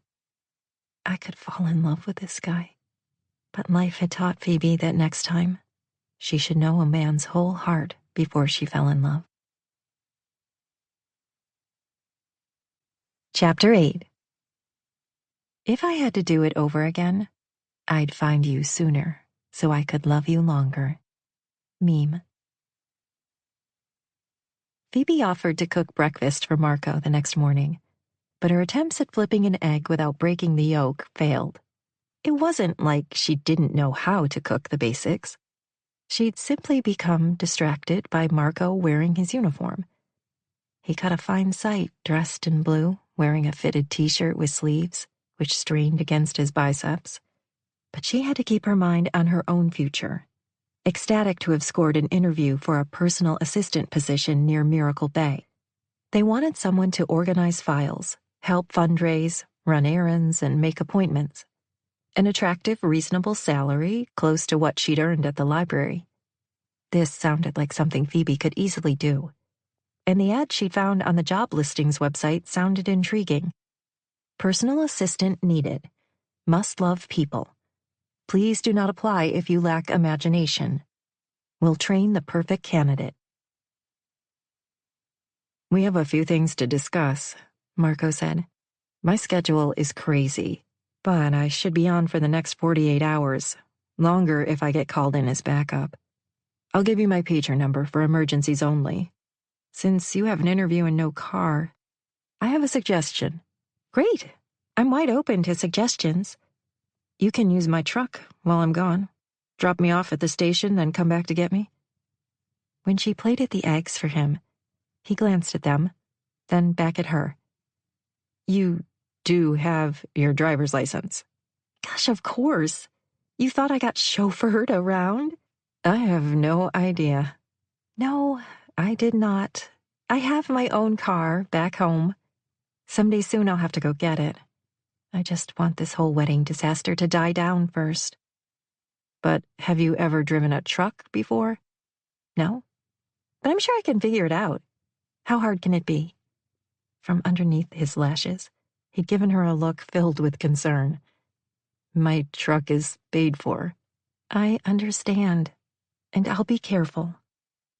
An hour later, after a crash course in Marco's truck and all the many bells and whistles, Phoebe found herself driving down Mission Street to drop him off at the fire station. The garage door of the large brick building rolled up, and she spied a red ladder truck, a few men milling around inside, just like in the movies. Marco hopped out of the truck, shut the door, then tapped the hood. Pick me up in 2 days, unless you hear otherwise. I really won't see you at all for 2 whole days? Not unless you set the boat on fire, or fall in the water and drown. Please don't. Ha ha. A little trust. Or you might see me at Charlie's picking up donuts. What time? Phoebe, I don't know for sure I'll be the one picking them up. We take turns. Maybe due to her blank stare, he answered with a sigh. Around 6 in the morning. Okay, maybe I'll see you then. You'll be okay, on your own. He walked away, then stopped suddenly in his tracks and turned back. He held out his hand. She handed her cell to him and watched as he added himself to her contacts. Oh, thank God. Text only if it's an emergency. He turned his back to her and held up his hand to wave one last time. Since Phoebe's father taught her to always arrive early to a job interview, she headed toward her appointment. All those shopping trips into the city with Flannery were coming in handy now as she made her way through the traffic. Just when Phoebe worried she might be late after all and would spend the rest of her day looking for a parking space, a car finally pulled out. Sure, it wasn't near her destination, but she'd take it. A real miracle in Miracle Bay. A parking spot. No way could this day go downhill from here. Phoebe checked her phone's GPS to determine how far she was from her interview with Miss Dawn Aguilar. With only a few blocks to go, she had plenty of time to walk to her destination. The brisk morning greeted her with light fog and a cool early summer breeze. Someone honked a horn and another pedestrian yelled. Nearby, smells of fried fish and pasta competed with each other. She was young, single, and living in the city. Not New York City, home of publishing, but a famous city, nonetheless. And Phoebe was right in the middle of all the bustle and excitement. The feeling was exhilarating. But she hadn't walked 2 blocks before she remembered that San Francisco was a city known for its hills, and those hilly streets felt markedly different when her legs were doing the duty instead of a vehicle. By the time she arrived at the large Victorian home that strongly resembled a mansion, her legs protested at the sight of 4 steps leading up to a grand porch. Not another step. I mean it, Missy. You can't make us. Oh, come on, Fate, we can do this. Just 4 more steps, Phoebe grumbled. We're early. That's good. She wondered if this job could be assisting a wealthy philanthropist. Not a bad gig. Outside, there was no sign or marker indicating the name of a business, giving further credence to the philanthropist idea. 2 homes down, there had been a shingle on the front door for attorneys, but this appeared to be someone's personal home. Phoebe rang the doorbell, which made the low, deep sounds of a grandfather clock. A beautiful redhead, who looked like she'd stepped off a runway in Paris, opened the door wearing an A-line black dress. Dear Lord, where am I? You must be Phoebe Carrington. She held out her smooth-as-porcelain hand. I'm Amanda Sheridan. So nice to meet you. Phoebe couldn't help herself. She curtsied, then wanted to facepalm. Hello, ma'am. I'm here for the personal assistant job. Yes, I know. Right this way. Maybe Phoebe shouldn't have made her statement sound like a question. This only made her sound young, tentative, and awkward. Phoebe followed Amanda down a long hallway filled with pieces of art hanging from the walls. Portraits of Victorian women, some walking down the street holding parasols. What struck Phoebe most were all of the portraits of sunsets breaking over mountaintops, lake shores, and oceans. Do you have experience as a personal assistant? Amanda led them into a large parlor. I'm a librarian by trade, but I've done a lot of administration in the past. I worked for charitable foundations. That's in some ways right up our alley. Ours is a rather unique business model. A middle-aged woman entered, her short bob a lovely shock of silver. It suited her olive-toned complexion and the red pop of color on her lips. You must be my appointment. You're early. Phoebe curtsied again. I'm sorry. Nice to meet you. You're sorry to meet me?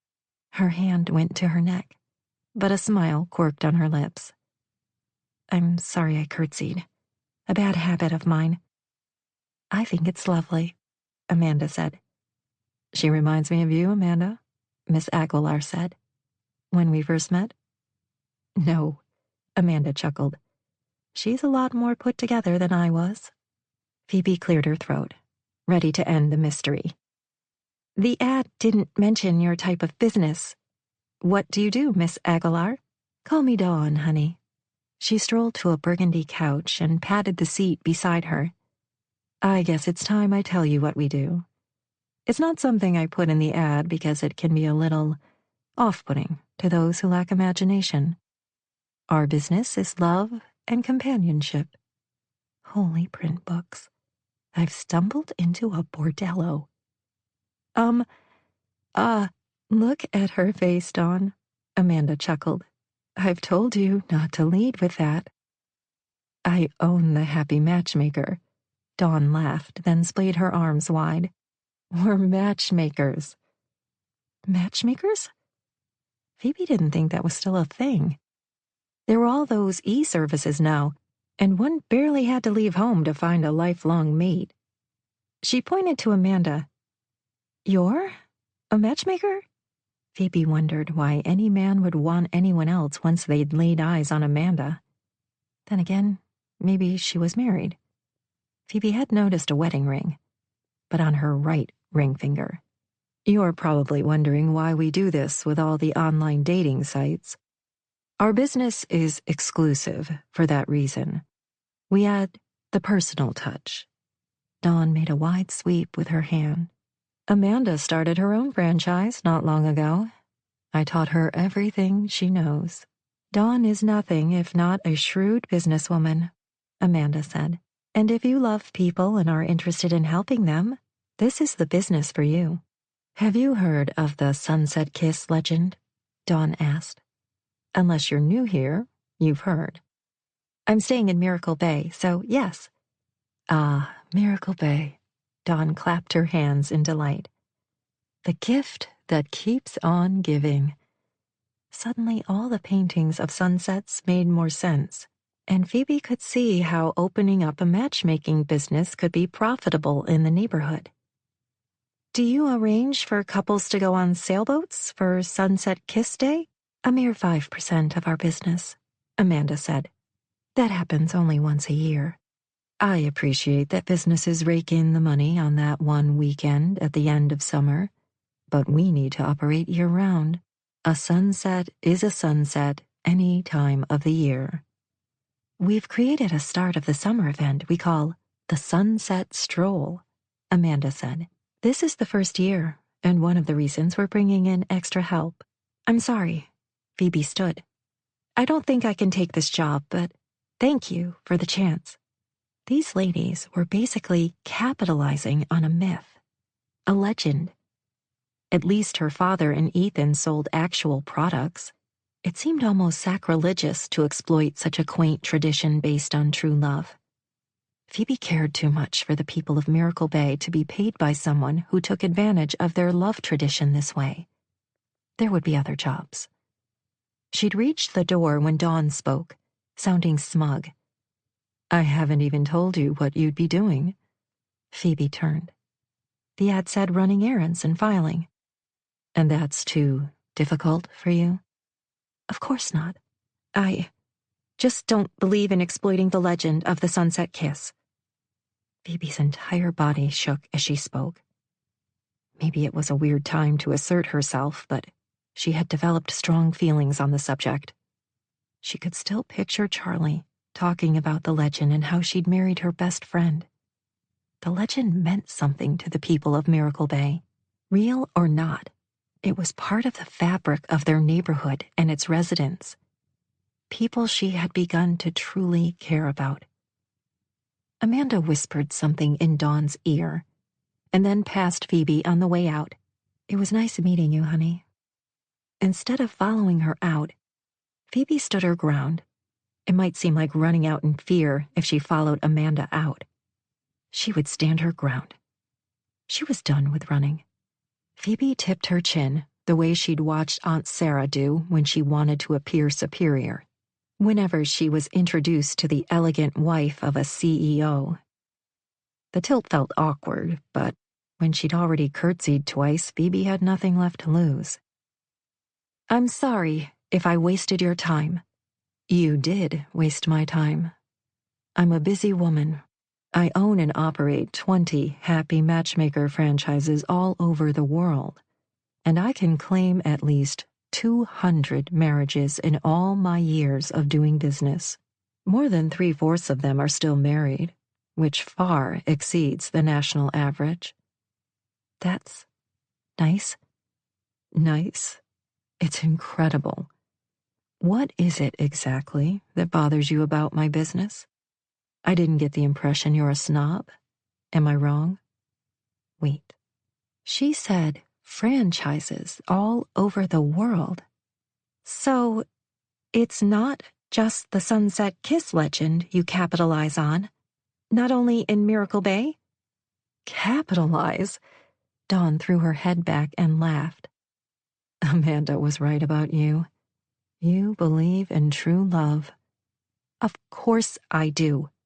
She straightened, crossed her arms. Shouldn't you? My goodness, you're even more like Amanda than I realized. When I met her, she was heartbroken over the end of her marriage. She believed in true love, still loves him to this day. It doesn't mean their marriage worked. Love is a tough business, honey. That's why I add in the companionship part. You see, a good marriage is a triangle, and all 3 parts must stand equally. Love, companionship, and magnetism. She made the shape of a triangle. Magnetism is the final element and simply can't be quantified. If I could bottle it, I'd be a gazillionaire. Look out, Mr. Gates. But no one knows or understands what makes two people drawn to each other like magnets. Those who lack imagination claim it's pheromones, basic science. I don't pretend to understand. Think of me as the facilitator. Phoebe had probably sounded judgmental, making this poor woman go on the defensive about how she made her living. It wasn't as if she ran a bordello. This kind of attitude wasn't like her. I apologize. I see I've offended you. What do you expect when you are ready to walk out on me so quickly? Yes, I see that now. It's not like me to be so rude. I was raised better. I'm really sorry. Fine. You may leave now. Phoebe bent her head, ready to scurry out like a mouse. She hated herself for it. I thought you were someone with imagination, but I've been wrong before. With that, Dawn turned and walked back down the hallway. Low blow. Phoebe Carrington did not lack imagination. She'd brought a reading program to the library on a budget so tight it squeaked. She was the girl who thought she could be paid for reading, for crying out loud. One thing she did not lack was creativity. Miss Aguilar? Phoebe called out to her retreating back. She didn't turn. Just stopped. Didn't say another word. In a voice Phoebe hoped did not sound shaky, she cleared her throat. If you're still willing to hire me, I'd like to see how this works. Maybe I can be of help. She turned, a big smile on her face. It's Mrs. Aguilar, honey. Chapter 9. You were always mine. I just had to find you. Meme. Who dropped you off? You're letting someone else drive your truck? Is this another rebound deal? Marco had no sooner stepped through the garage door than the rapid-fire questions started coming from the crew. He'd expected this, since he'd never had a woman drop him off at work. Nor did he trust anyone else to drive his truck. She's just a friend I'm helping out. Phoebe. He didn't mention her last name. All information was on a need-to-know basis, and they didn't need to know. His phone buzzed in his pocket, and he looked at it, hoping Phoebe didn't actually have an emergency. But no, his mother again. She'd been texting him for the past 2 days that she had something important to tell him. He texted back that he'd see her on Sunday for their family dinner as planned. Then he put the phone in his locker where he kept it while on duty. The runaway bride? Dylan asked. Don't call her that, Marco said. What runaway bride? Smitty piped up. Dylan then told the entire story, as if it were his to tell. There were quite a few laughs and chuckles sprinkled in with some gallows-style humor, a fire station specialty. Marco's black cloud status was once more confirmed. That reminds me, I'm going to finish Frozen before we get our first call, Smitty said. The black cloud is here. Not funny, Marco said. Hey, I thought she was staying with Mom, Dylan said. Didn't you take her to the boarding house? She could only stay 1 night, and Phoebe wasn't ready to go home, so she's staying with me. On the boat? Dylan deadpanned. Yep. Marco waltzed right into the kitchen to check the chores list. Dylan followed him. That's close quarters. Nothing funny going on. We're strictly friends. Yeah, that's also what Dylan said about Charlie. Smitty bit into a donut. And now look at him. I hope I look happy and satisfied because I am. Dylan gave him a smug grin. It's different in my case. We're really just friends.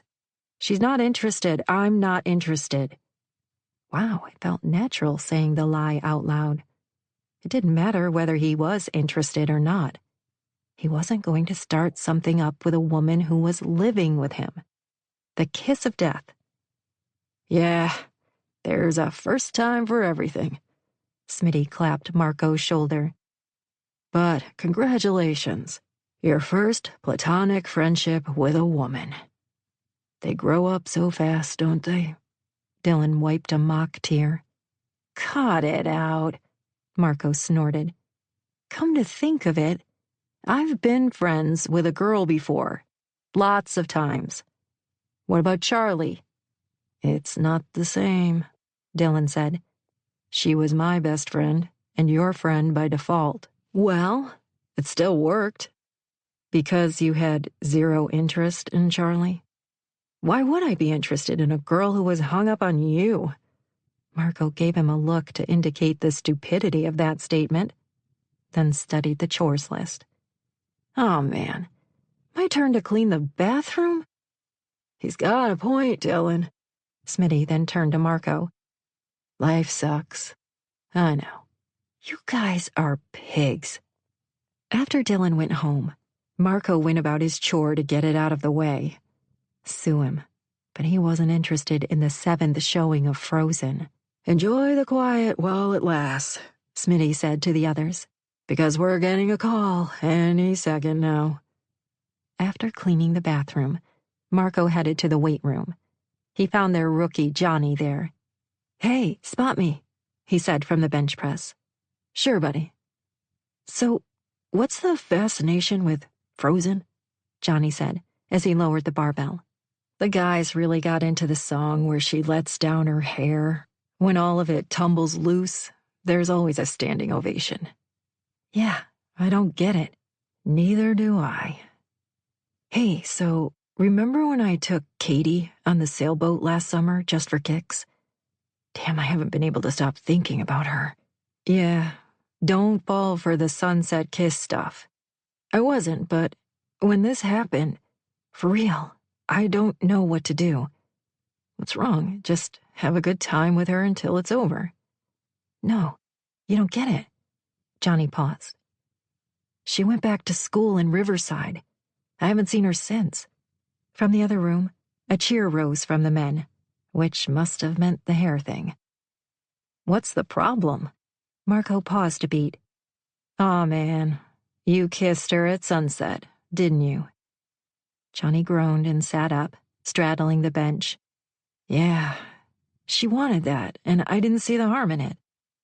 You're just letting the whole idea mess with your head. Listen, it's simple. The power of suggestion, right? That's all this is, you know.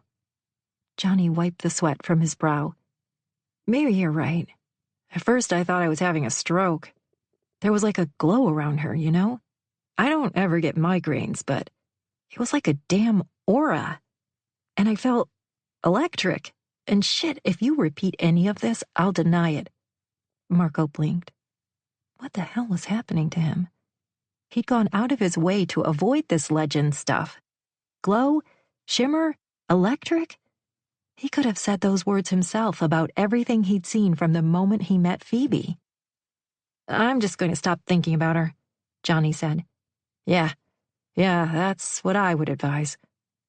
I feel better already. Johnny fist-bumped with Marco. Thanks, bro. At that moment, the tones went off for an alarm. Damn you, Marco! Smitty yelled from the living room. Within seconds, they were headed to a fire behind a building near the Mission District.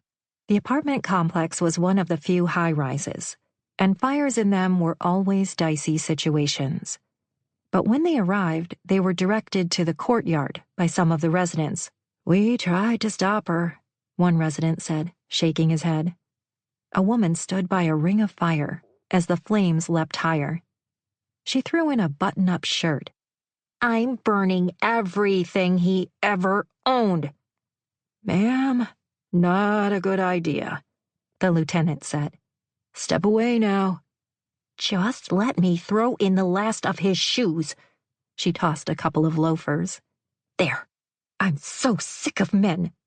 Marco put out the fire within seconds, but this lady had bigger problems. You have the right to remain silent, an officer said. Totally worth it. She rubbed her hands together and held them out to be cuffed. Nicole, what the hell? How did you get in my apartment? A man rushed to them, poor sucker apparently dressed in the last of his clothes. Oh, there he is. Finally showed up. You should have never cheated on me, Randy. Biggest mistake you ever made. But we both said no strings. We're supposed to be casual. Cradling his head, he surveyed the damage. What did you do? I burned everything you own, Nicole screeched as the police led her away. This is for the sisterhood. I bet you never string a woman along again. You're crazy, Randy shouted after her, then turned to everyone else, palms out. I was supposed to be her rebound guy. Marco swallowed hard at those familiar words. How many times had he been in a similar position? Despite what Randy may or may not have done, he had the sympathy of every man. They all patted his back as they rolled up hoses and cleaned up. There's no such thing as casual, Marco's lieutenant, married 20 years, said. Don't kid yourself. When they arrived back to the station, someone was waiting. Every muscle in Marco's body tensed when he recognized the man who had chased Phoebe down the street a few days ago. Guys, I'll be right with you, Marco said, as he strode to the curb, still wearing turnout gear. The man stood, hands in the pockets of his jacket. He nodded as Marco approached. What can I do for you, Ivan? If he was surprised Marco knew his name, he didn't react. As you can see, it wasn't hard to find you. I wasn't hiding. Good for you. But someone you met is hiding. You mean Phoebe? Exactly. And you haven't found her yet. So you're asking me? It would be appreciated. She ditched her phone and hasn't used her credit card. Marco crossed his arms. Maybe she'll find you if she wants to talk to you. She has unfinished business with her fiancé, and he'd like to discuss this matter with her. He still considers himself her fiancé? For me, running away on their wedding day is just about as big a kiss-off as I can picture. Fine. Ex-fiancé. The man snorted. I see your point. But they obviously need to talk. You know, closure. And I'm sure that she'll get a hold of him at some point. There's some serious money in this for you, if you can help facilitate a reunion. Her former fiancé has plenty of resources. This was such a cliché that Marco had to laugh. Ask for help from the poor firefighter because of course he'll want the money. Thanks. I'm doing all right. Ivan shook his head and looked thoroughly disgusted. At least tell me where you dropped her off. At the bus stop. She was going back home. With that, he gave the man his back and walked inside the station. The scariest thing about being alone on a boat at night? Wind chimes. They'd been delightful and charming when Marco was here. Now they were eerie and foretold of a great and cosmic disaster. Zombies on the water. Could zombies swim? Okay, I'm being ridiculous. Phoebe had been texting Flannery all evening just to have the mere feeling of having someone nearby. She'd already told her about Dawn Aguilar and the strange job she'd just been hired to do.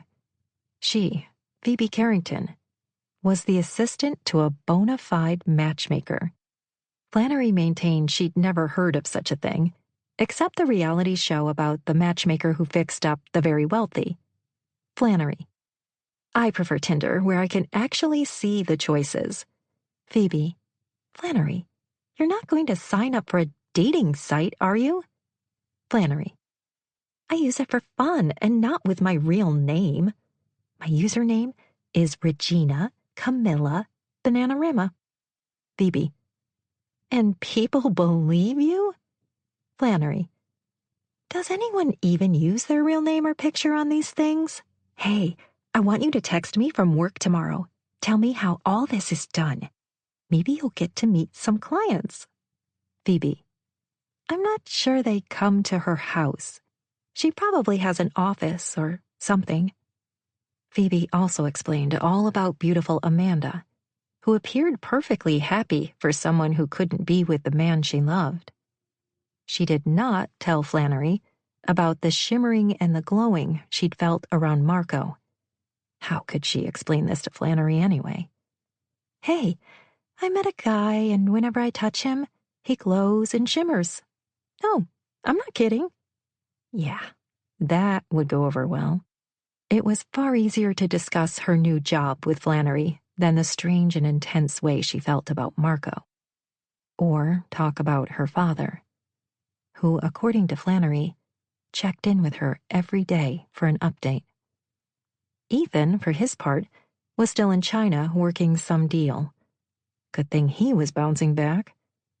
Phoebe had already discussed her updated situation with Flannery, who promised to relay the information back to her father.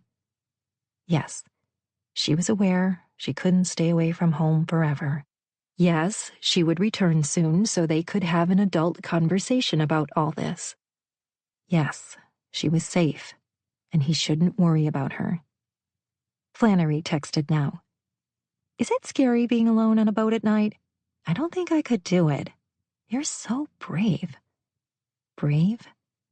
Phoebe wasn't brave. Not when she'd run out on her wedding day. Good thing Flannery couldn't see the shaking of Phoebe's fingers as she texted back. It's a little quiet, but nothing I can't handle. Flannery. Gotta go. Text me later. Phoebe set her phone down. You can do this. They're just wind chimes. But a light rain pelted the roof of the boat, and the wind now whistled, mixing with the sound of the waves. She heard steps on the pier and wondered if her imagination was kicking into overdrive. Step, step, step. Then stop. Step, step. Another stop. Clearly, someone was dragging a body. That had to be it. Oh my God, she was going to witness a crime. Please don't let them dump the body in the bay. If she heard a splash, she'd call 911. The steps came closer, and closer still. Phoebe picked up her cell and held her fingers above the 9. One more dragging step and she would press. Someone had come aboard. Now they were coming down the steps. Someone was outside the cabin. Phoebe pressed number 9-1 and, hello? Marco. Phoebe had company. She dropped her cell, unlocked the door, and swung it open. Hi. Who are you? I'm Phoebe. Would you like to come inside? Marco used to live here. Did he move overnight? He still lives here. Will he be back soon? He's working. It's just me, and I would love the company. She held out a hand. I'm Veronica. Marco keeps avoiding me, but I have great news. Well, I always love to hear good news. And face it, at this point, she'd listened to Veronica recite the dictionary. How long have you known Marco? Veronica plopped down on the bench seat in the galley. Not long. We just met a few days ago. Are you feeling better already? She smiled broadly. What do you mean? I figured if you're here with Marco, something bad probably happened to you. She leaned back, her gaze apprising Phoebe. Heartbreak? Bad breakup? Well, I thought so. Marco is the best cure for a heartbreak. He makes you feel, I don't know, like you're the center of his world. Oh, he's good. Really good. Phoebe held up her palm. I don't think I want to hear this. See, Marco might have a bit of a reputation, but he's a good guy. Just don't get too caught up in a romance with him. He'll never settle down. If you want to move on, if you want to see that there's life after a bad breakup, Marco is the best rebound sex you'll ever have. I'm not interested in rebound sex, or any kind of sex. Really? Veronica quirked a brow and scrunched up her nose. Phoebe cleared her throat. I mean, sure, I like sex, but Marco and we're just friends. I did sort of have a bad breakup, and he's letting me stay here for a while. She nodded. He does seem to attract the women who need him. Well, with his looks, no wonder. But now Phoebe understood clearly why Marco didn't have a girlfriend. As he'd said, he had plenty of them. A revolving door, it would seem. The rebound guy. What's your good news? Changing the subject, Phoebe opened the refrigerator and pulled out a water bottle for Veronica. Not only did I meet a new man, and he's perfect, but I have a new job. Marco is the best luck I've ever had. I wanted to thank him personally. The way I look at it, not enough women give him credit. Phoebe snorted. You make it sound like he's a magical genie. I'm sure you would have found someone new and a good job anyway. Maybe I'm a little suspicious. Veronica kicked off her heels and uncapped her water bottle. What about you? What's your story? I left my fiancé at the altar. It came out in a sudden rush of words, even though she hadn't planned on telling anyone else. But even Phoebe could recognize girl time. Veronica didn't speak for one long second, her mouth forming a perfect O. I've shocked you, Phoebe laughed. Sorry, I've just never met anyone with your kind of courage. Courage? Sure, I'd never be able to do it. Make a scene like that? Oh, I didn't make a scene. She probably had, but didn't have to see it. I just slipped out the back, like a coward. The words stuck in her throat. She should have confronted everyone. Maybe sent Flannery to tell them that she wasn't coming. She could just picture everyone gathering to talk sense into her and trying to convince her she was simply a nervous first-time bride. It's just the opposite. All that planning, all those people. It takes courage to walk out on all those expectations. The words just hung in the air between them. I should have said something sooner, but I tried to make it work. The marriage meant a lot to my father. Imagine if you'd gone through with the marriage to save face. It makes me wonder how many brides get cold feet but go through with it anyway. You have to wonder if that's why our divorce rate is so high. Maybe more people should run out on their wedding day. They both laughed at the thought. Ever wonder why it seems rarer for a bride to be stood up than a groom? I'm sure some grooms have second thoughts. Veronica pointed between them. Courage, honey. Courage. We ladies have it in spades. Definitely a rather unique way of spinning the situation. But Phoebe supposed it took some courage to walk out, no matter how she'd done it. In some ways, it was the most courageous act she'd ever done. And everything after that moment had been somehow easier. You're right. I don't stand up for myself enough. And I got talked into things I didn't want to do. I went along to make things easier. But that's over now. I started a new life the day I walked out on my fiancé. Good for you, girlfriend. Veronica and Phoebe chatted for a couple more hours, discussing everything from weddings to jealous boyfriends to reality TV to expensive shoes. And it was just like hanging out with Flannery at their best times, without all the guilt. By the time Veronica left, Phoebe's relief was palpable. Yes, though she should have ended the engagement sooner, the point was she'd ended it before she and Ethan made the biggest mistake of their lives. A sense of relief loosened inside of her. She didn't owe Ethan anything. Maybe one day he'd even thank her for relieving him from a loveless marriage with an unhappy wife. But best not to hold her breath. With a restless energy, Phoebe searched for something to do, something to organize. Marco had a stack of books on a shelf which made her librarian's heart happy. Know a man's heart when you see what he reads. Well, okay then. There were the textbooks he studied, also some medical tomes like Gray's Anatomy for Students and Essentials of Firefighting. But among them, some fiction books as well, some sci-fi, and plenty of John Grisham legal thrillers. She wasn't surprised not to find any fantasy among them, well-grounded. Marco wasn't the type given to whimsy. She wondered if he'd ever been in love. After brushing her teeth and getting ready for bed, Phoebe curled up under 3 blankets. Though she tried to push him from her thoughts, the scent of Marco lingered, a mix of leather, wind, sunshine, and coconut. An interesting man. The feelings he aroused in her were unlike anything she'd ever experienced, but she was still naive when it came to love and romance.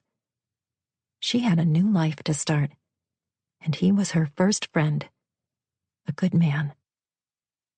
She fell asleep with the wind chimes returning to their more charming tinkling, their sweet melodic sound mixing with the soothing waves. Chapter 10. Your soulmate will be the stranger you recognize. Meme.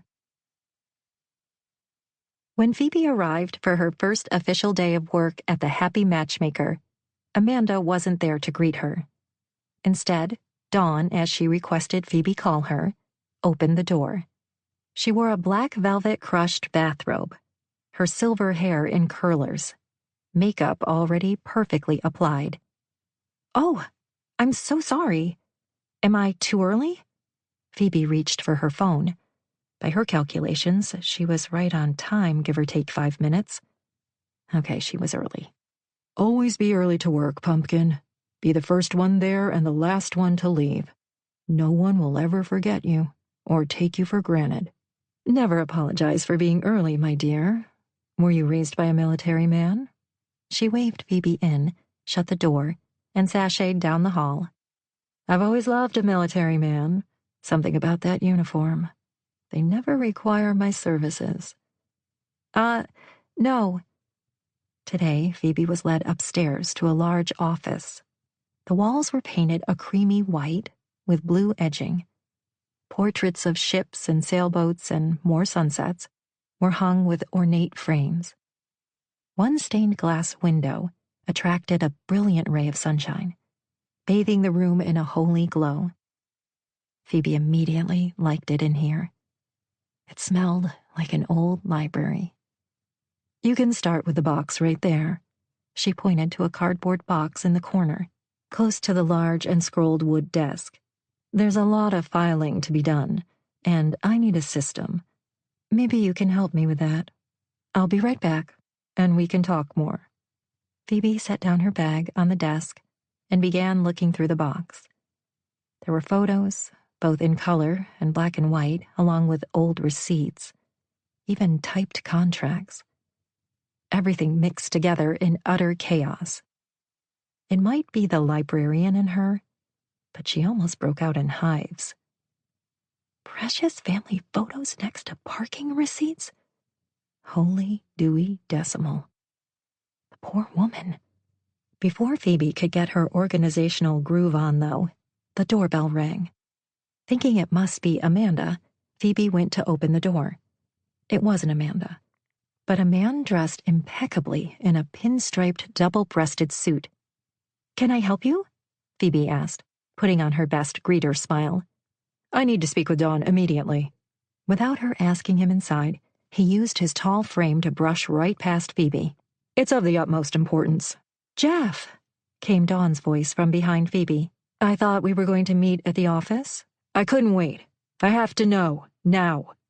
"Ah, VPs," Dawn said. Love is not like those hostile takeover deals you people do. It must be done with heart. Finesse. That's why I hired you. Of course you did. It's why you all do. She waved him toward the parlor, where Phoebe had been taken yesterday. Come right this way. I have spoken to her. Great. The man walked at a fast clip as he followed Dawn down the hallway.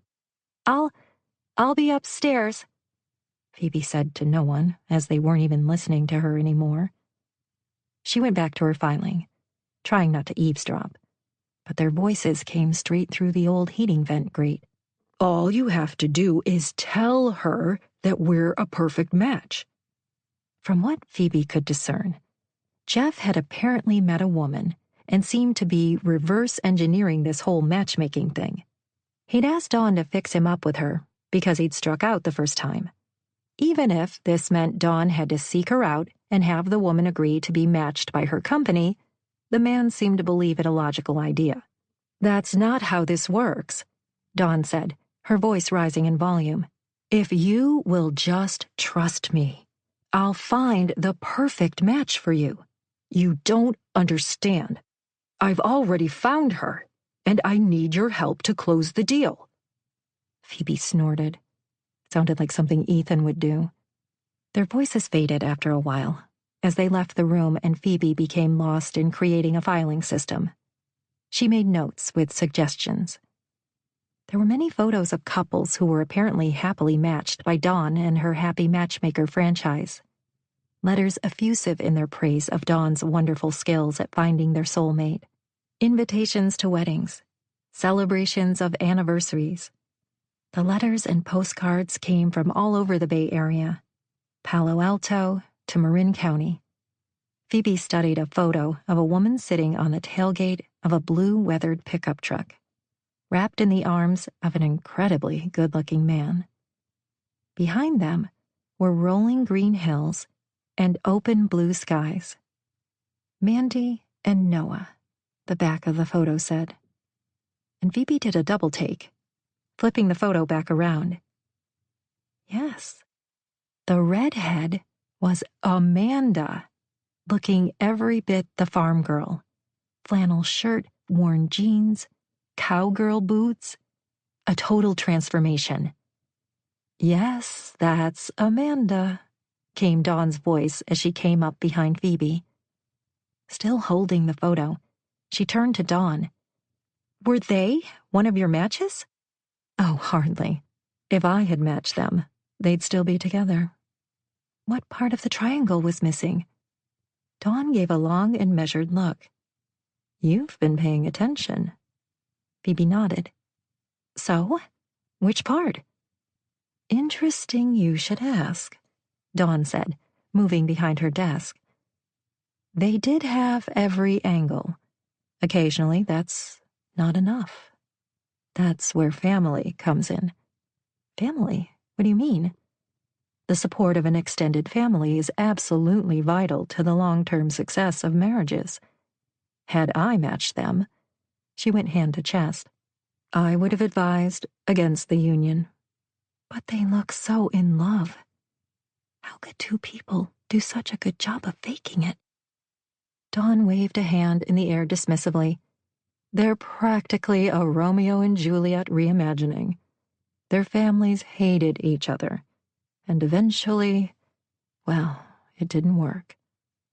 Phoebe ached for these two and the Amanda she'd met, now sophisticated and elegant and far from the woman in this photo. Don't you worry about Amanda, Dawn said as if she'd heard Phoebe's thoughts. She's got a new lease on life and is finally happy. Except she still wore her wedding ring. I have a few suggestions for organizing, Phoebe said, shaking off the emotions the photo brought. I'd love to hear them. Do you object to having contracts separate from all these letters you've received? She held up a contract. Oh, dear. I guess I have let a few things go over the years. Organization is not my strong suit. For the next few hours, they worked quietly together as Phoebe stacked and separated, and asked questions about the process of the business. Dawn ordered them both lunch when it was time, catered from a local Italian restaurant. Apparently, the matchmaking business was quite lucrative. Dawn dug into her pasta carbonara. Ask me anything you like. I'm an open book. There was really only one thing Phoebe had to know. You said you're Mrs. Aguilar? Yes. You're married? I'm sure you're probably wondering where I hide him, right? She laughed. Hector is off taking care of our overseas interests. We have a new franchise opening up in Germany. Your husband is a matchmaker too? At this, she laughed. No, he's our marketing guru. Without him, I doubt I'd have come as far as I have. Now we're a perfect match. Neither one of us is good with organization. We outsourced the accounting long ago. How did you meet? Glad you asked. We're a sunset kiss match.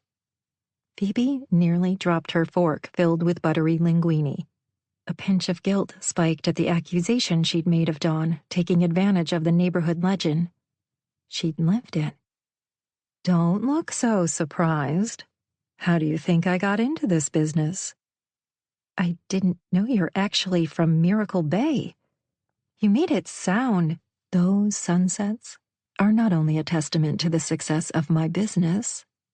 I'm a strong believer. She gazed from under lowered lashes. I think it's a quaint old-fashioned story, but I wasn't sure I could believe it. It's a lot more than a simple story. There's a long history, one only a select few know anything about. I'll be honest. So many times people don't really care how a legend began. You know a lot about this. I better. It first happened to my great-great-grandmother.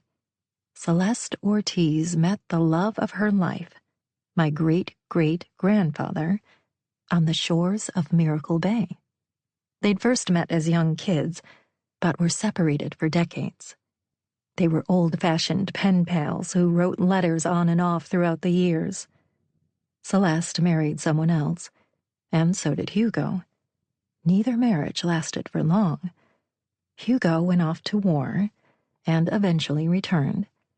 Celeste had by then opened up a wedding dress shop and began stitching love into every garment. All along, they exchanged letters and kept in touch. Late one summer, Hugo arrived in Miracle Bay and wanted to meet with Celeste. But by this time, she was in her 40s and assumed true love would never come to her. Due to her long friendship with Hugo, she agreed to see him. They wound up kissing at sunset for the first time, and nothing was ever the same. Hugo sold everything he owned and moved to Miracle Bay, where he helped Celeste run the shop. They married and had one child rather late in life. That was my great-grandmother. Celeste spread the word about the sunset kiss because she hoped that someday everyone could be as happy as she and Hugo were for the remainder of their lives. That's a lovely story, especially because it's all true. What's it like? How do you know you're a match after a sunset kiss? I can only speak for myself, but I've heard it on good authority. Others have also experienced something quite similar. You'll see a glow around the person who's your true love. There'll be a shimmering in the air, electricity. You might feel a magnetic pull to that person, like you can't stand to be physically apart. Phoebe coughed, wheezed, and reached for her water. She guzzled, while Dawn gave her a raised eyebrow. A glow? How was this even possible? She just described everything that had happened to Phoebe from the moment she met Marco. Which couldn't be. This wasn't possible. It didn't make sense at all. Phoebe cleared her throat and tried to keep her hands from shaking. So, another question. Yes. Is it possible for something similar to happen when you haven't kissed someone at sunset? What if you meet someone and you see a glow around him, and you'd swear sometimes, shimmer. But what if you've never even kissed him. Interesting. She rubbed her chin thoughtfully. I've never heard of such a thing. But I suppose the mind is powerful enough to make something like that happen if it's exactly what we wish for. You will need to know if the other person sees the same thing. As with all matters of the heart, the sunset kiss can be entirely one-sided.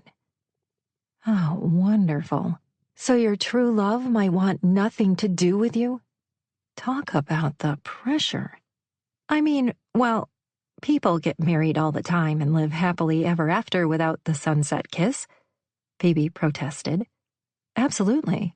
Many of my clients, in fact. Sometimes solid and reliable is a lot better than the fanciful stuff. Both have their place. Remember, this is a Miracle Bay tradition. Either you're a believer or you're not. If you're not a believer, there will never be enough proof for you. But this didn't make any sense. She didn't want Marco to be her true love. He wasn't ready for a relationship and might never be. He was Mr. Rebound, with clearly no desire to be anyone else. Not exactly someone she should hitch her wagon to, so to speak. Anyway, this could all be a huge coincidence.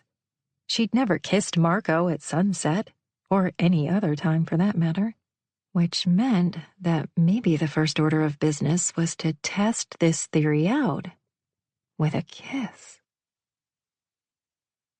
When Phoebe picked Marco up at the station at the end of his shift, something about her was different, and he wasn't sure he liked it. She seemed subdued, too quiet, unsmiling. He motioned for her to switch places with him so he could drive.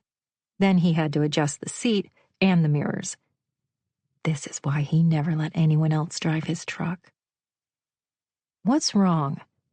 Nothing's wrong. In fact, you'll be happy to hear I have a job. The personal assistant interview I mentioned. She hired me on the spot. Oh, yeah? That's great, Phoebe. Sure didn't take you long. Good going. I knew you could do it. It's an interesting job. I think it might challenge me. What does your employer do? She's a matchmaker. Marco didn't know that was still a thing, given Tinder and all the other apps, but leave it to Miracle Bay to have a real live matchmaker. Interesting. And what are you going to do for her? Organize. She has receipts mixed with photographs. Complete chaos. They desperately need me. You should have seen the disaster. I'm also going to help with the Sunset Stroll event they're starting next week. Sunset Stroll? That's a new one to me. Yeah, they wanted an event to kick off the summer. Why not? I'm surprised we don't have an autumn, Christmas, New Year, and Valentine's Day one. Oh, Valentine's is a great idea. I'll suggest it. He was half kidding, but should have realized Phoebe would run with it. How did you like having the boat to yourself while I was gone? It's scary at night, but at least I had company. He nearly drove off the road again. She was entertaining men on his boat? Not okay. But on the other hand, why should he be jealous? You met someone and brought him back to the boat? My boat? What are you talking about? You said you had company. Veronica. Immediately, he pictured everything he owned on fire. Veronica? You let her on my boat? Why not? She was perfectly nice. I don't want her over again. If she shows up while I'm out, don't let her in. But no buts. Irritation roiling in the pit of his stomach as he drove through traffic like a savage, making it to the marina in record time. If there were damages, he only hoped they would be minimal. He hopped out of the truck and stalked to the boat. It wasn't Phoebe's fault, and he had to remember this. She didn't know some women had a mean streak a mile wide, but he'd been a witness to poor choices leading to bad outcomes live and in person. He could have easily been the poor sucker whose clothes and shoes were on fire. I don't understand. Phoebe ran after him as he jogged down the pier to his boat slip. "Why are you so upset?" "You don't know how some women can be." "Not Veronica, she's nice. And anyway, I wouldn't have let her damage your boat. And I was with her the entire time." "Maybe you didn't notice." He hopped onto the boat and automatically held out his hand for Phoebe. She climbed aboard. "I don't see how, but if she did anything, I'll pay for the damages. I promise." "No, you won't. She will." Obviously, the boat was not on fire. In the bedroom, he flipped through his few clothes and uniforms, looking for tears. Interestingly, his shirts were organized now by color. He didn't remember doing that. Okay, what damage could Veronica have done? Spray paint? Think, think, think. He found the few ties he owned and held them up to inspect. The ties were also organized by color. He gave Phoebe a look to which she simply shrugged. Nope, no ties were cut in half. No crap in his boots. So far, so good. He went to the small cabinet in the galley and went through the spices. Sugar for salt, oldest trick in the book. Spices were organized alphabetically. An interesting pattern. "Phoebe?" "What?" She chewed on her fingernail and wouldn't meet his eyes. "You were gone 2 days. I was bored." "You organized everything?" "Everything I could. But you definitely don't have much." "Because I live on a boat, I don't need much." What's this all about, anyway? Why do you think Veronica is crazy? "You may not realize this, but some women are vindictive and crazy jealous." Finger to his temple, he made a swirling motion. "But she just wanted to give you some good news." "What kind of good news?" A cold shiver went down his spine. "She met a guy she really likes, and has a new job, too. You're her good luck charm. She's actually very happy for you to have been her rebound guy." Relief swept through him. Okay, this was all fine. Nothing to see here. Occasionally, he let a call get to him, and the one with the burning clothes obviously had. It felt like a slap, like an alarm sounding loudly in a shrilling tone. His casual dating life was over. Kaput. Fini. Move on. Good. That's it then. "Is that a service you provide?" She seemed to think so. "I don't provide any services other than ones involving fire, a truck, and a fire hose." He scowled. "That's what she said." He quirked a brow at the "that's what she said" reference, thinking it would make a good joke, but decided against it. Maybe because this seemed a pivotal moment in his life. As if, years from now, he'd be reclining in his Barcalounger, remembering this conversation. Years ago, I used to be the rebound guy for a lot of women getting over a breakup. Then I met her. Let's just say that some women saw me as the rebound guy, and I let them. She gave him a long look. "Now, that's the truth. But you deserve so much more." "I'm not sure I do." "You don't believe that. Maybe you're simply not ready for more than rebound guy status." She'd hit on the truth up until the moment he'd met her. Since then, he'd been walking around like he'd been hit over the head with a hockey stick. Kablam. That's probably true. And the women you date feel the same way. That's the general idea. I can see why this would work for you. Everybody gets what they want. Something wrong with that? Not at all. I'm not here to judge you. But I think you deserve better than women taking advantage of your giving nature. His giving, what? That's one way he'd never thought of his situation. I'm not exactly suffering. No one takes advantage of me. No? A relationship runs its course, usually 2 months tops, and then it's time to move on. But why? Why? There's usually nothing left to say or do. No sparks? He swallowed hard. No.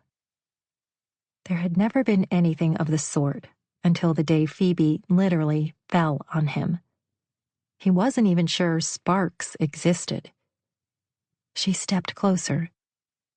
Marco, I have a favor to ask of you. Sure, anything. I want you to kiss me. Just once. I have something I want to check. He closed his eyes, hearing what he wanted to hear, and also what he resisted. He turned away from her, moving into the galley. Anything but that. Phoebe, I'm never going to be your rebound guy. Time to grow up. Learn that every action in life had an equal and opposite reaction. Growing up meant he had to expect consequences. Besides, he didn't want temporary with Phoebe, because he'd have to eventually say goodbye. For that, she'd have to remain a friend, someone he'd have a tough time disappointing. And still, damn, she was so beautiful, and had him feeling things he never had before. I don't need a rebound guy. The galley was small enough that when he turned, he found Phoebe right behind him, and she didn't move quickly enough to prevent her breasts brushing against his chest. He almost hissed at the sizzling hot touch. She was studying his mouth, not at all bothered by the fact that they were practically hugging. They were so close. Phoebe made no move to step back and give them both space. Please, kiss me. Once. No. Marco tipped her chin so she'd face him. I don't think I could kiss you only once. And you were going to take some time and figure your life out. Yes, I was. I mean, I am going to do that. That's smart. He traced the curve of her face. You're beautiful, and you don't need someone like me in your life. Why not? He heard such disappointment in her voice that he almost kissed her then and there. You, because you don't need a man. Any man. That's true. But I have a confession to make. She studied his mouth, and a thick blade of desire sliced right through him. Since the moment we met, I haven't been able to stop thinking about you. No, don't say. She put a finger to his lips. Do not interrupt me, mister. As I was saying, I like you. It isn't just that you've been a good friend to me, and you've been a gentleman every step of the way. But there's also something about you. You're different. Special. He swallowed hard, still unable to stop caressing her face as she spoke. But someone would have to threaten to hang him publicly before he'd admit that there was a slight shimmer around her. Still, God help him. He wanted to kiss Phoebe. Hard. He shouldn't pursue this, but he also didn't see how he'd stop thinking about her when she was around him all the time, smelling so good. Electricity pulsating, glowing like a ray of sunshine. Listen to him, sounding like a freaking Hallmark card. Phoebe was in front of him, reaching under his skin, burrowing deep. At the same time, he didn't want her to leave and give him space. He wanted her to stay where he could keep an eye on her and make sure that no one would think to take advantage of her. He assumed one kiss couldn't change much of what he'd already been feeling by touching her. And maybe, with any luck, it would end his growing obsession. She broke the silence. It's just one kiss, not an engagement. He cleared his throat. That's not even funny. Do you really believe I'm beautiful? Hasn't anyone ever told you that before? Exactly how many idiots have you dated? Oh, not that many. She studied his mouth. He gripped her elbows. What's happening here? For some reason, I feel like I've known you all my life. Marco tugged her closer, and closer still. He'd kiss her now, and that would be the end of this madness. Because women like Phoebe Carrington hadn't ever been his type. Wealthy and privileged, but also sweet and innocent without a hint of subterfuge. He was so accustomed to wading through a woman's words to determine what in the world she meant. Phoebe was so open and honest and transparent that she baffled him. He kept expecting the big reveal. But she remained exactly the woman he'd believed her to be all along. Marco, Phoebe whispered against his lips. Please kiss me now. You twisted my arm. He met her lips, angling deeper when the kiss was heady and intoxicating, sweeter than port wine. There seemed to be no end to this kiss, and she opened for him. He fisted her hair, the strands far softer than he'd imagined. She felt both new and comfortable, rocky but smooth, easy and complicated. He broke the kiss, and for a moment they simply stared at each other. Her eyes were wide with surprise. He understood the feeling. This connection was incredible. It felt like a bomb had gone off, and they were bathing in its energy. Then they were kissing again, ravaging each other's mouths, probing and exploring. Her fingers were threading through his hair.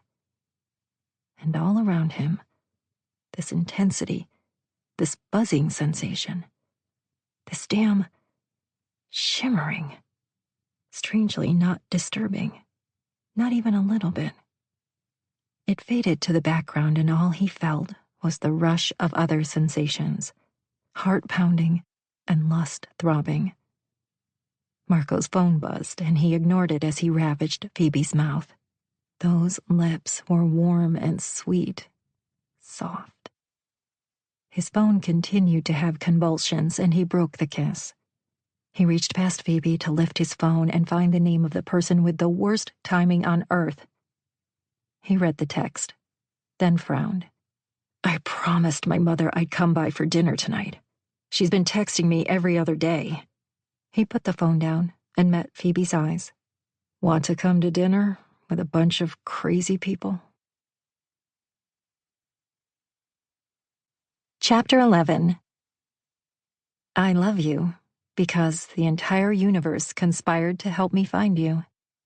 Paul Coelho, The Alchemist.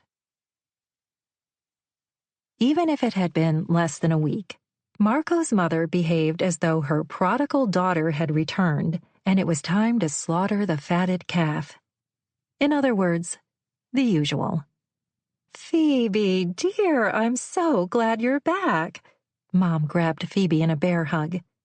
Tootie, flamboyant as ever, seemed ecstatic to see her. Girlfriend, I see you didn't make it to New York City. No, not yet. Plans changed.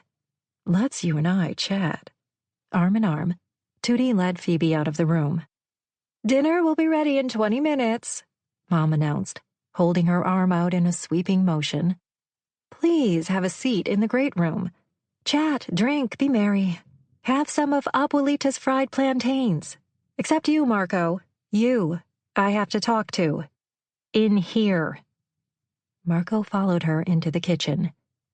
What's wrong? The sink plugged again? Marco, Anthony, Reyes. She went hands on hips. When Mom said his name with an emphasis on the Reyes, he knew he'd done something wrong in her eyes. But at 30, he didn't appreciate being treated like a scolded schoolboy. He held out both palms. What? You haven't answered my texts. What's the point in my composing all those texts, hunt and peck, letter by letter, correcting autocorrect, wasting years of my life, if you're not even going to read them? I did read them, but I was working. You're familiar with that, right? That thing you do when you have to focus and your boss gives you an angry look when you're on your cell? She pulled a salad bowl out of the refrigerator and started tossing. Don't give me that. I know how much downtime a firefighter has. Marco sighed. Not much downtime for him, of course, but he and Dylan had made a pact never to tell their mother that their middle son seemed to attract accidents and fires. What's this all about? I came over for dinner. Was there more? Why is Phoebe here? Didn't you find a place for her to stay? Yeah. Marco hesitated for a beat. She's staying with me. She stopped tossing the poor salad, which had taken a beating in the past few minutes. With you? In the boat? She needed a temporary place to stay. Don't worry, I've been a perfect gentleman. Of course you've been a gentleman. That's how I raised you. But do you now see why living in a boat is not the way to impress a young lady? Just think if you'd been able to offer her a room in a house, like regular people. I've told you 100 times. Maybe I don't care to impress a lady. Take me or leave me. Oh, I see. That's how it is? He nodded, crossed his arms. That's how it is. You don't need to impress a woman. Even Phoebe Carrington? Considering Alice Reyes had contacts everywhere, he shouldn't be surprised, but still. How had she figured it out? Who told her? She didn't want to lie to us. She was just concerned that we'd all feel indebted to her father. And she wants to be treated like a normal person, not like high-tech royalty. That's not who she is. What I have to tell you is so much more important than any of that business. She shook her head. Spit it out. What's up? Mom went back to tossing the salad, more gently this time. We know Phoebe's mother. How could you? She's been dead for years. Phoebe told me. Before she died, Marco, she explained with an eye roll. She was here. In our home. In our home. This was before your father died, when only extended family lived with us. Becky was visiting a friend, your father's sister, Tia Marisol. Tia Marisol had moved to Spain a few years ago and started an art foundation. The pieces were coming together. And her little girl was with her. Mom stopped tossing again and gave Marco a significant look. Phoebe. Wait. Phoebe has been here before too? Yes, son. And you two have met. Shock pierced Marco. He did not expect this at all. He would have remembered someone like Phoebe. Then again, he assumed he'd been a young child. Marco, are you listening to me? Oh, yeah. His mother was still talking. Why don't I remember her? Maybe because you were 5 and far too busy playing with your brothers and cousins to care about our guests. She finished with the salad, washed her hands, and dried them on a paper towel. Phoebe was only 3 and cried when your cousin took a toy away from her. You wrenched it out of Alfonso's hands, gave it back, ever so helpful, and bussed her on the cheek. More than anything else, it shocked her into silence. She just looked up at you with those big round eyes. No wonder I don't remember. I must have kissed a lot of cheeks since then. Marco chuckled. Yes, you were a little ladies' man. It was very cute. We all laughed. Your father fist bumped you, and nobody noticed until later. Nobody noticed what? Mom faced him. It wasn't until later that we realized you'd kissed Phoebe during the sunset. Big deal. I was just a kid. It doesn't count. Maybe it does. Kissing at sunset is not a guarantee of true love. It just opens hearts to the possibility. I see how much time you've been spending with her, and I thought you should know. But it doesn't have to mean anything. He cleared his throat. Right? I don't know. You tell me. Do me a favor. Please, don't tell her. You'll only freak her out. Well, I wouldn't want to freak out two people in the same night. For the rest of the evening, Marco walked around his mother's house as if he'd been hit over the head with a bat. People talked to him. He simply nodded in what he hoped were the right places.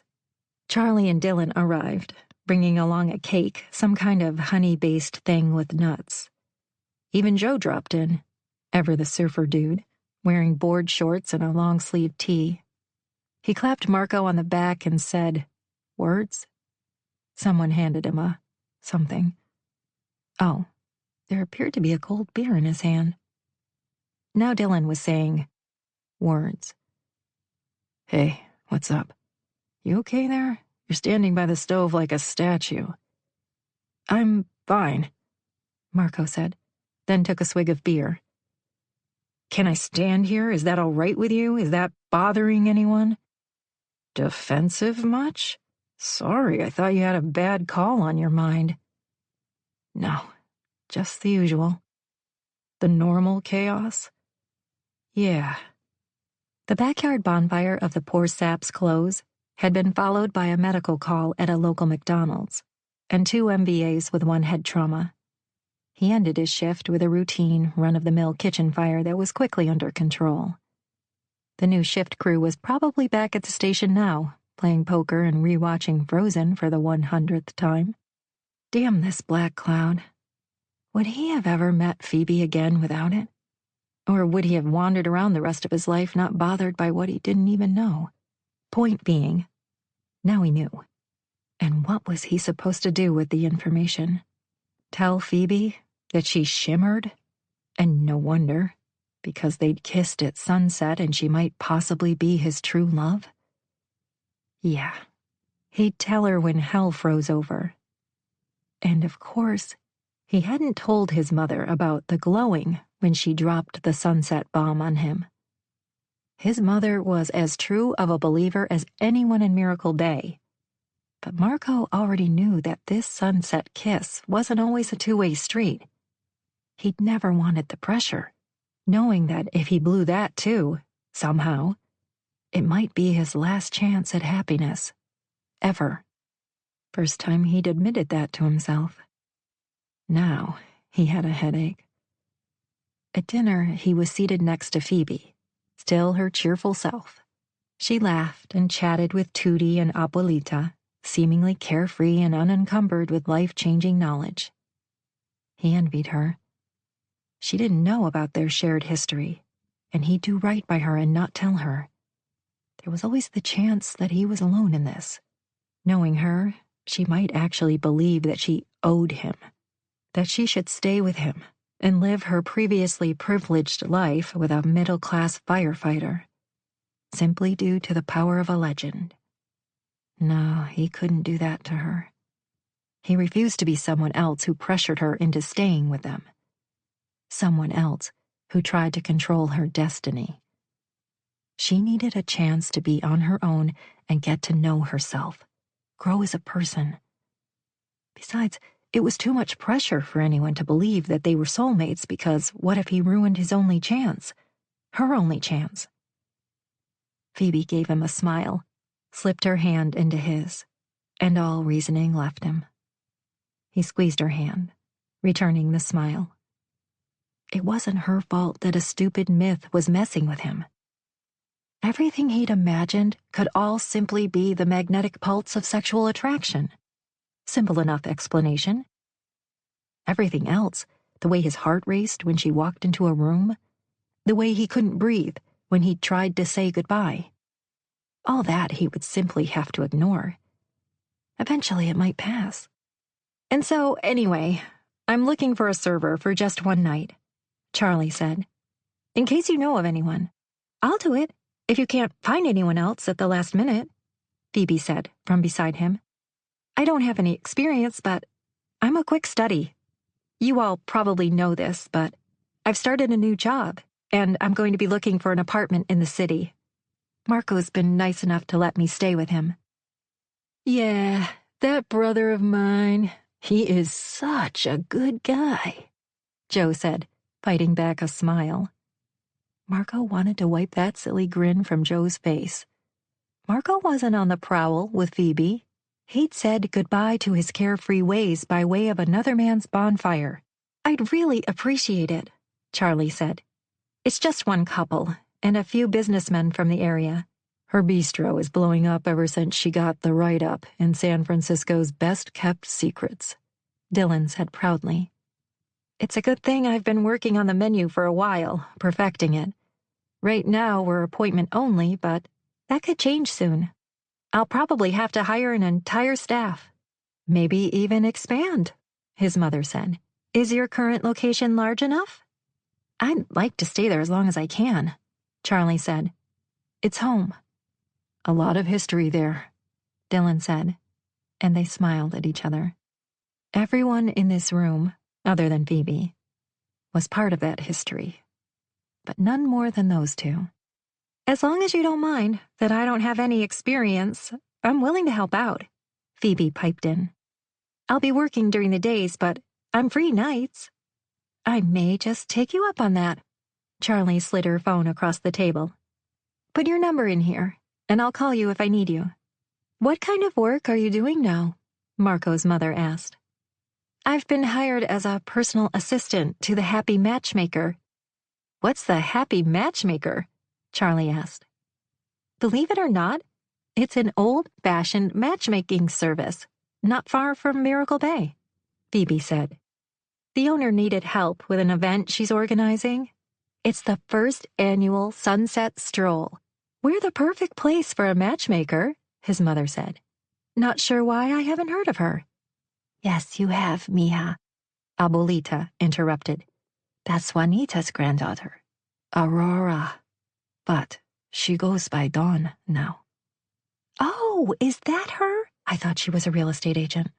They participate in Sunset Kiss Day, but that's only a small part of their business, Phoebe said. I learned the entire history of the Sunset Kiss through her. I've always wondered how that started. Charlie leaned forward. This was exactly what Marco would like to avoid. More talk of the Sunset Kiss. He considered interrupting with a joke in order to change the subject, but Phoebe was already on a roll. She told the story of two people who were separated by distance and circumstances for years, how they'd eventually reconnected, after failed marriages to others, kissed at sunset, and went on to live happily ever after. Even he was a little moved by the second chance romance, and also spooked. If anyone had paid attention, this was a perfect example of how something fated could go horribly wrong. He'd zoned into the married to other people business immediately and wondered whether anyone else had. No matter how you spun this tale, it wasn't a happy story, in his humble opinion. There were tears in Charlie's eyes. What a beautiful story! It's never too late for love. You hear that, Ma? Dylan said with a smirk. Oh, pshaw! His mother waved dismissively. And speaking of never too late, Phoebe stood. I believe we're all friends here, and I'm tired of hiding. My real name isn't Phoebe Carey. It's Phoebe Carrington. I don't get it, Joe said. Why would you shorten your last name like that? Shush, Joe. Let her talk. Mom nudged him. Phoebe had the rapt attention of everyone seated at their family table. Tootie leaned forward, as if worried he'd miss a syllable, even though he was only 5 inches from Phoebe. I didn't want you all to think of me differently. When I told Marco, I was worried he would change. But he's been fine. Well, mostly. She tossed her hair back and tipped her chin. I'm still the person you all met. Nothing has changed. She sat back down to a silence that stretched and stretched. Carrington? As in Carrington Tech? Dylan finally spoke. No way, Joe murmured. Oh, honey, I always thought you looked familiar, his mother said. You know me? Phoebe went hand to heart, and Marco felt the tightness in his chest again. Everyone knows the Carringtons, Dylan said. Yeah, not what she'd meant. Marco squeezed Phoebe's hand. It's like we have actual royalty in the house. Tootie clapped. Rumor was Tootie had stayed up all night to watch the last royal wedding. Oh, no, please. I'm just like anyone else, and I want to be treated that way. She turned to Marco. Right? Sure. She was just like everyone else, who wore a pearled, sequined wedding gown to slide down a fire escape, or curtsied when she met someone, or shook the hand of every stranger at the bus stop. If she was like royalty, she was the best of them. Tell them, Marco. She elbowed him. Sorry. The truth is, she's actually not like everyone else. All eyes turned to him. She's better. Chapter 12. I remember when I saw you for the first time. Meme. This was the found, extended family Phoebe would have had if her mother hadn't died. These were the dinners she should have enjoyed while growing up. There would have been visits with her mother's friends. The house would have been filled with music, art, and amazing food. Mom would have insisted that Daddy have dinner with them every night when he was in town, and would have never sent Phoebe to a boarding school. And Marco, wonderful and charming Marco, he was part of this happy and close-knit family she wanted for herself. He seemed comfortable in the midst of the constant chatter and loud laughter. After dinner, they all gathered outside, where white fairy lights were strung from sycamore tree to apple tree. The night was crisp and clear. Their conversations were varied and interesting, from a latest exhibit at the museum to attending Mass on Miracle Sunday to the latest James Bond movie. And no one said a word about stocks, money, business, or politics. When I was a young girl in Spain, Abuelita said in her thick accent, every man I knew was married by age 25. All my friends ask, Papita, what is wrong with your grandsons? Why are they not yet married? What should I tell them?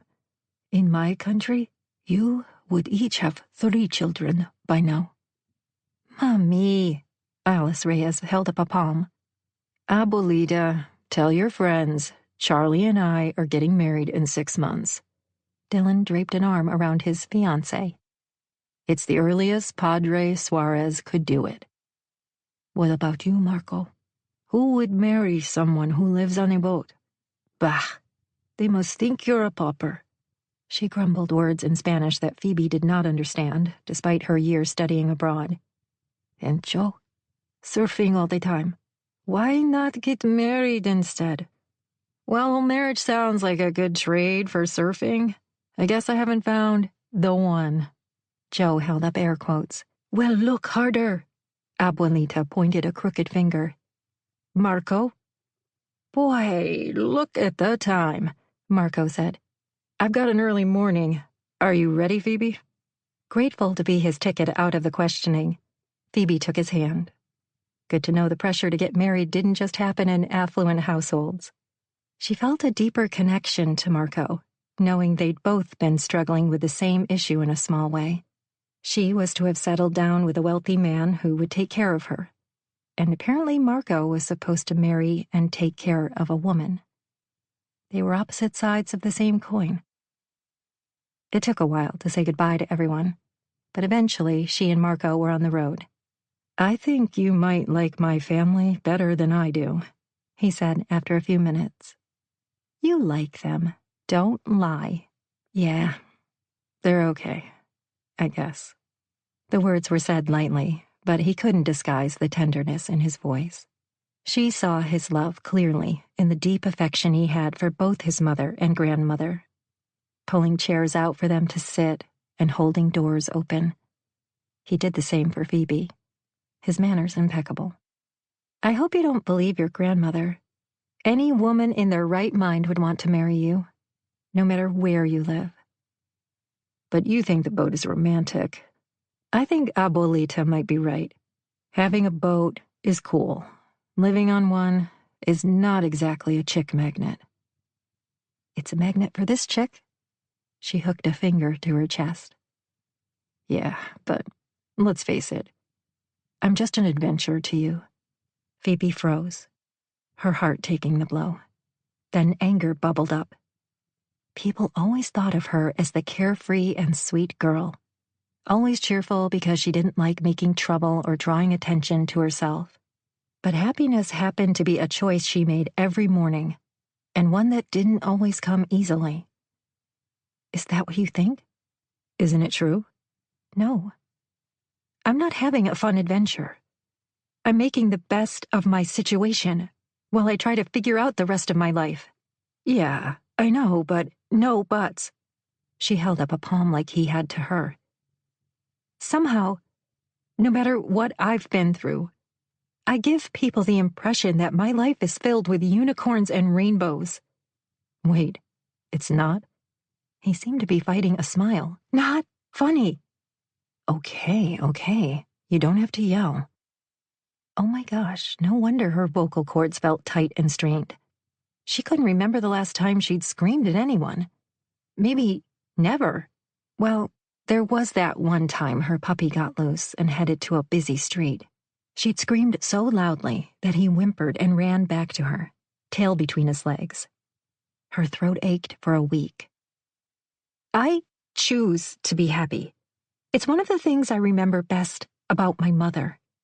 Always smiling, enjoying her life. No regrets. Could things be better? Absolutely. Could they also be much worse? Hell yeah. When they arrived at the marina, she whipped off her seatbelt. But as far as you and the boat go, I would personally live in a box with you. He turned to face her, dark eyes hooded. Yeah? Phoebe had never been one to hold back her affections, and tonight would be no exception. When it came to honesty, she gave it freely, even if the favor wasn't always returned. It was a risk every time, and about the only one she ever took before the day she ran out on her wedding. After Marco had kissed her, after the moment that shook the sense right out of her, she knew whatever they had between them was different. She could no longer pretend he was simply a friend. You don't have to tell me that it's crazy because I know it is. It doesn't make any sense. But every time you touch me, and when we kissed, I feel, please don't laugh, a shimmer and a glow. It's hard to explain. He simply stared at her, looking stunned, as though she'd taken leave of her senses. Phoebe, don't. I'm not going to stop talking, so just listen. I know we didn't kiss at sunset, and I know you don't want me to fall for a myth, but it's happening to me anyway. When he didn't say a word, but openly stared, eyes wide, Phoebe gave him her back and reached for the door handle. You don't have to say anything, and you don't have to feel the same way. But I've never met anyone like you. You're a real hero, and not just because of your job, but because you love your family. You went out of your way to help a total stranger. You were kind to me, and I'll never forget it. Or you. She just opened the passenger door when she felt Marco's strong arm around her waist, pulling her to him. "Where do you think you're going?" His deep timbre voice was a low growl as he tugged on her earlobe and sent a swift curl of heat through her. "You can't say something like that and then walk away from me." "I wanted to give you time to think." His laugh was muffled, lips pressed against her neck, beard stubble tickled, sending tingles down her spine. "Look, no one understands crazy better than I do. My life is steeped in pandemonium, and chaos follows me wherever I go. But I don't really understand this, or what's happening here. Give me a little time to figure it out."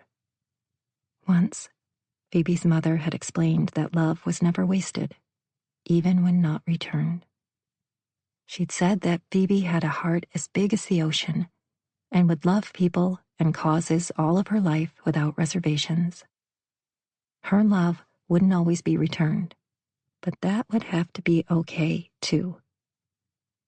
Later, her father had told Phoebe she trusted people, mostly men, far too easily, and she worried him. She should consider the people she associated with because not everyone had her best interests at heart like he did. While it didn't make sense, she couldn't disguise this any longer. Her feelings for Marco were deep and fierce. She couldn't deny the pull she had to him, nor did she want to. He kissed her, slow and deep, and then when they broke for air, he took her hand and helped her climb out of his truck. "Come here." He tugged her to the boat. She had no idea what he had in mind, but at this point she was all in. Phoebe took his hand, and he helped her aboard. The sun filtered powerful rays of warmth through a thin cloud cover, and the seagulls squawked, doing their thing. In the distance, a sailboat could be seen, its sails unfurling, pretty as a picture. Like a movie clip. The first time she'd ever come aboard this boat played. Marco, trying to help, tearing what was left of her wedding dress. The expression on his face as he realized he'd ruined it. Even then she loved him, though she couldn't have put those feelings into words. Maybe all true love happened at first sight. Marco emerged from where he'd gone below deck, holding a remote of some type. He clicked, and suddenly music floated from the speakers. A lovely ballad she recognized. "Starting Over" by Chris Stapleton. On her playlist, too. He was so lithe and stealthy that before she realized it, Marco had pulled her into his arms. He swung her around the deck, raised his arm to twirl her, and then brought her back. The man could dance. Really dance. "One more thing I didn't know about you. Did you learn how to dance so you could pick up girls?" "Maybe." He chuckled, then whispered softly near her ear. "But this is different." They danced around the deck, Phoebe somehow managing to keep up with Fred Astaire Jr. Before long, they'd attracted the attention of nearly everyone on the pier. Fishermen reeling in their catch even paused what they were doing to watch. Delight pulsed through Phoebe, and she knew then and there, if she ever had a wedding dance, she'd want it to be this song. From his sailboat, Drew comically clutched his heart and wiped at his eyes. "I might have to give this love thing another try." "Oh, we finally inspired him," Phoebe said, her eyes sparkling. "Can I tell you how much I love this?" Then Marco dipped her, to the cheers of everyone watching. Marco hadn't expected to attract a small crowd, but if it gave him points with Phoebe, he didn't mind at all. His semi-expertise on the dance floor was a well-guarded secret to everyone on the marina. He preferred them to think of him as the big, heavy-footed firefighter who often smelled like smoke and soot.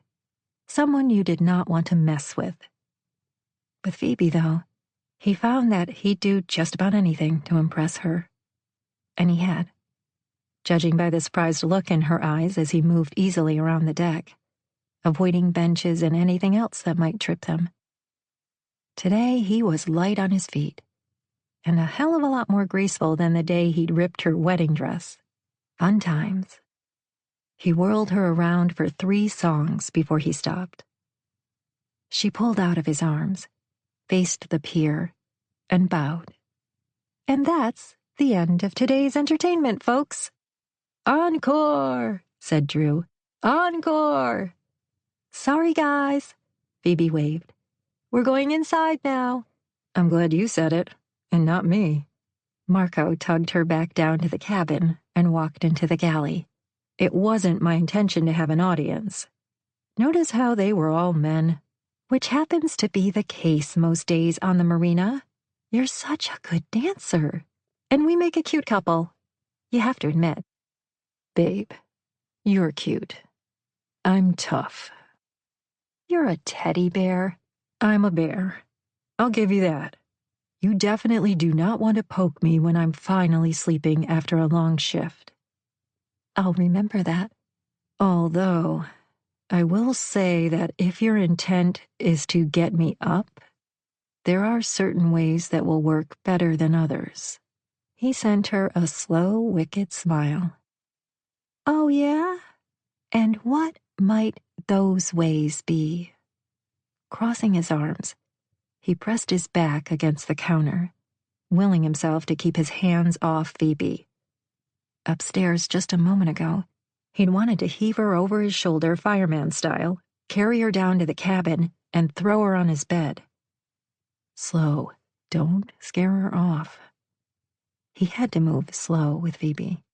And not only because it would be what she understood, what she was accustomed to, but because he was determined to savor every last moment with her, both before, during, and after.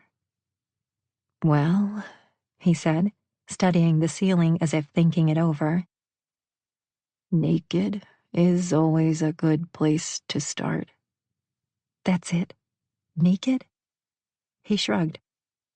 You want my attention? Show up naked. Oh, you men. Too simple. She poked him in the ribs. If I want to wake you up, I'll poke the bear.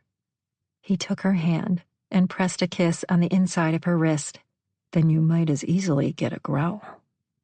He didn't smile, knowing he wouldn't scare her, but also certain he wanted her to realize he could be deadly serious. It was all fun and games until 2 people were alone and naked. And then Marco stopped joking and playing. And if he did his work right, nobody laughed for a long, long while.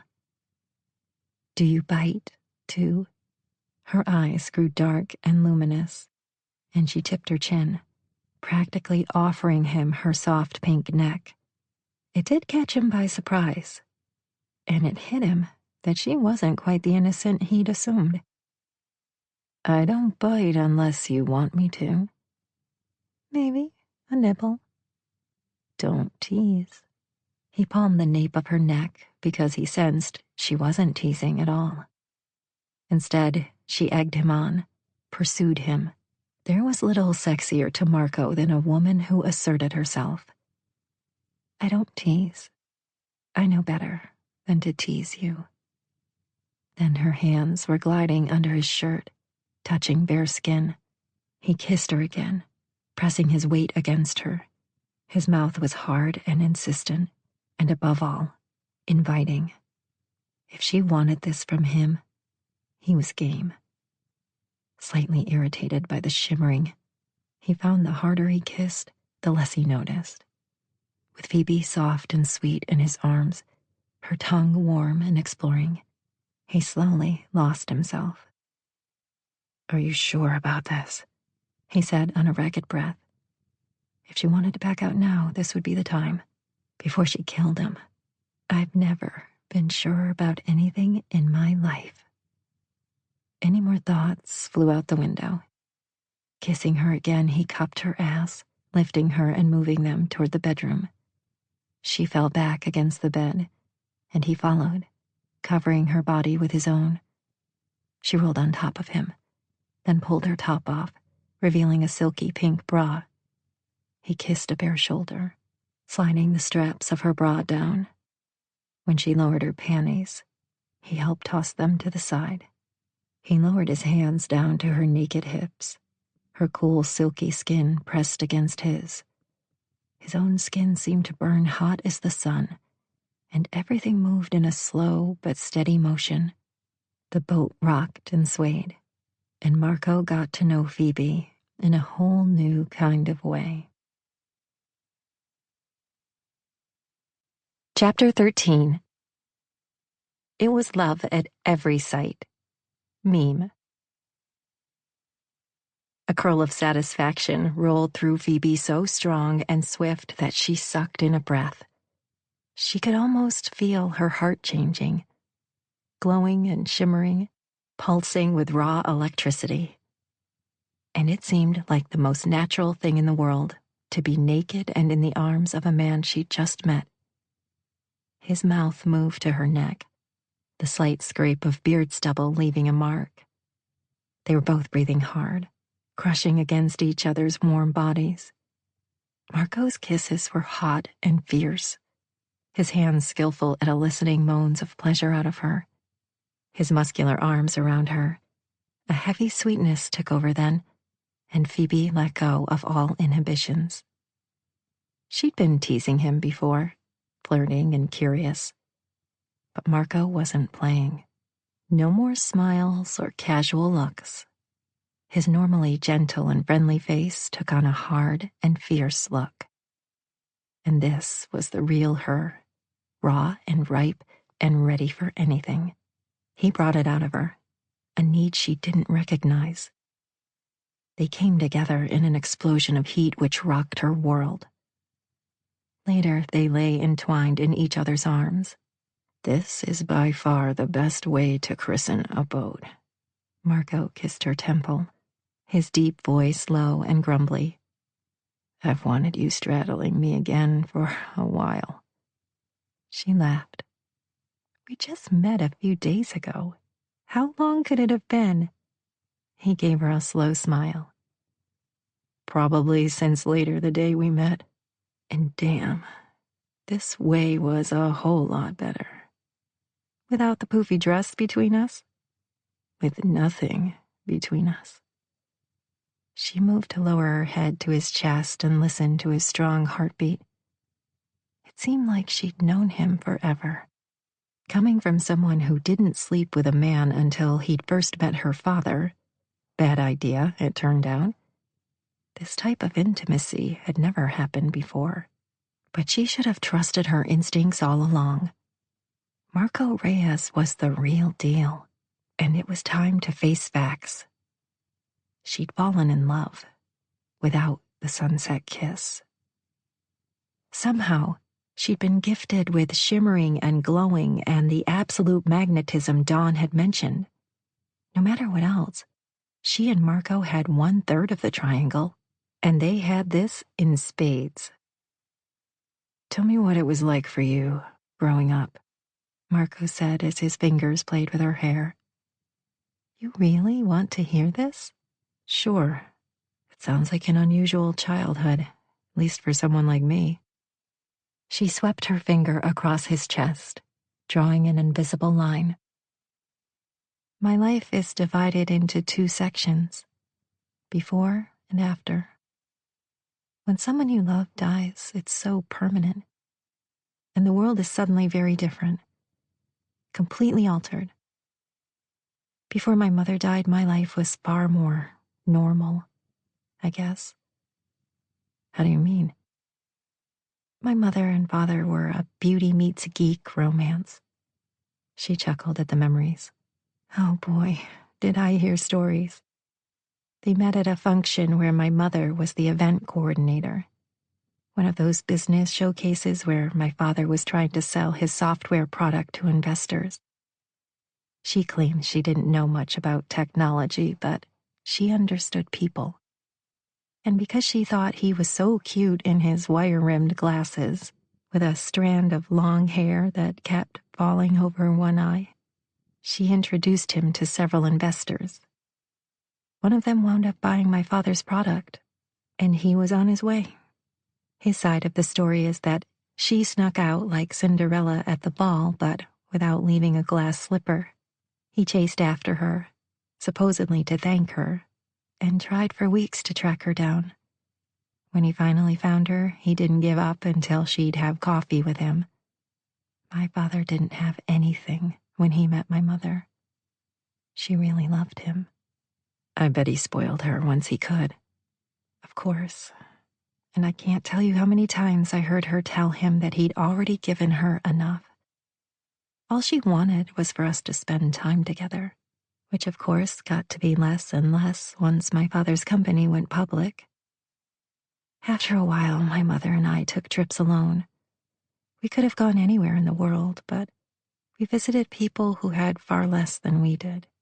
We stayed at her friends' homes in the Bay Area because she wanted me to see that most people didn't have the kind of privileges we did. She didn't want to raise a snob or someone who took our lifestyle for granted. He snorted. "Phoebe, you're the furthest thing from a snob I've ever met." Then I guess she succeeded. How did your mother die? Car accident. One of the rare times she left me behind for a trip. I was 12. She was driving home from the airport in a meeting she'd had with the head of a foundation she ran. "I'm sorry, babe." He tugged on a lock of her hair. "It's all right now. Ever since I met you, I can't help but think that in her final moments she was with somebody like you. Someone kind and good, who might have been with her in her last minutes. She might not have been as frightened. It used to scare me to think she'd been alone. But I knew she wasn't. Not really." She tilted her chin to meet his eyes.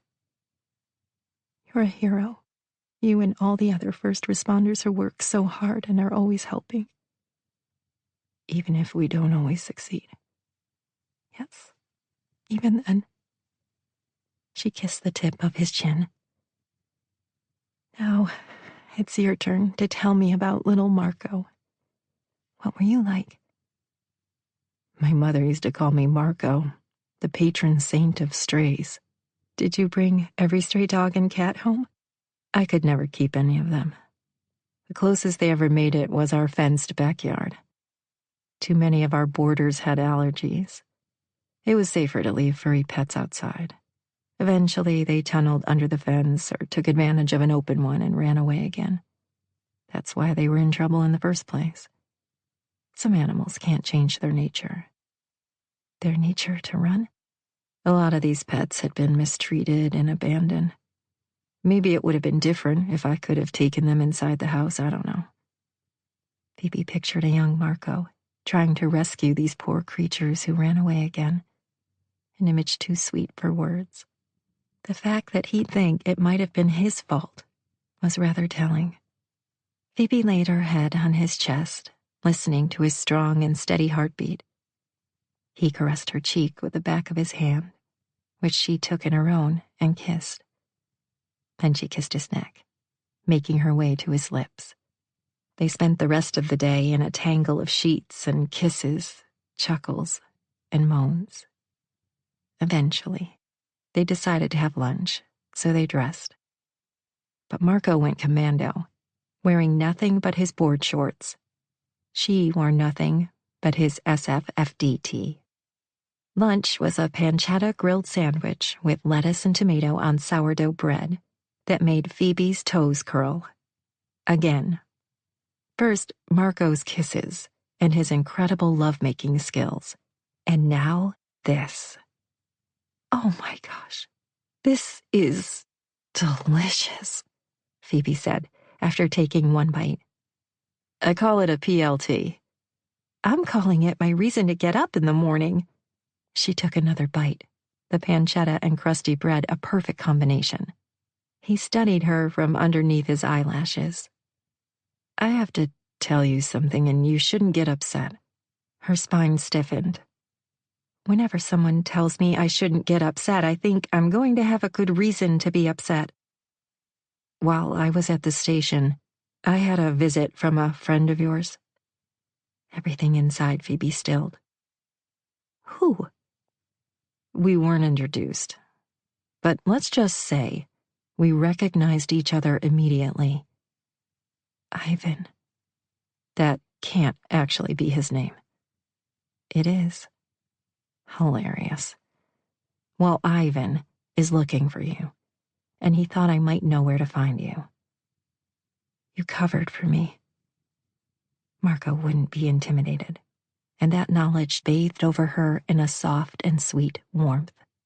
I told him that I left you at the bus stop, which wasn't even a lie. Thank you. Delicious sandwich and all. She left her place setting and climbed into Marco's lap. No one's ever taken care of me like this. Marco, thank you. Too many people would just tell him where I was. You're welcome. He shifted her on his lap. You really shouldn't be sitting on me like this, wearing no underwear. It might give me ideas. Good. She smiled against his lips. Tell me something. Are you just an amazing lover, or is it our connection? I'd like to claim the scales, but no, it's not always like this. He kissed her and then pulled back to frame her face. But you know this can't go on forever. Already getting tired of me? I don't think I could ever get tired of you, Phoebe Carrington. The sweet words made her heart twist. But you need to fix this rift between you and your father. I was raised to believe family is important, and it sounds like your father loves you. He must have thought he was doing the right thing. I know, but it doesn't change the fact he was wrong. If you stand up to him, he'll respect you for that. Tell him you're going to make your own choices, live your own life. I will. Promise. That's my plan. Though Phoebe's days were spent helping others find love, her nights were spent with Marco, anchoring out on the bay for several hours enjoying the views of the skyline. Sailboats fluttered in the distance, the scenery pretty as a postcard. Do you want to navigate? Marco smiled one evening from behind the wheel, cheeks ruddy and windburned. You don't have to ask me twice. He'd positioned her in front of the wheel and stood close behind while she did as he taught her, pressed levers, and maneuvered them back to the boat slips. She felt powerful steering as they raced across the waves, cold salt water spraying her cheeks. Once, she'd spied a dolphin jumping through the waves in the distance and considered it a good omen. She was no longer thinking about how she'd figure out the rest of her life.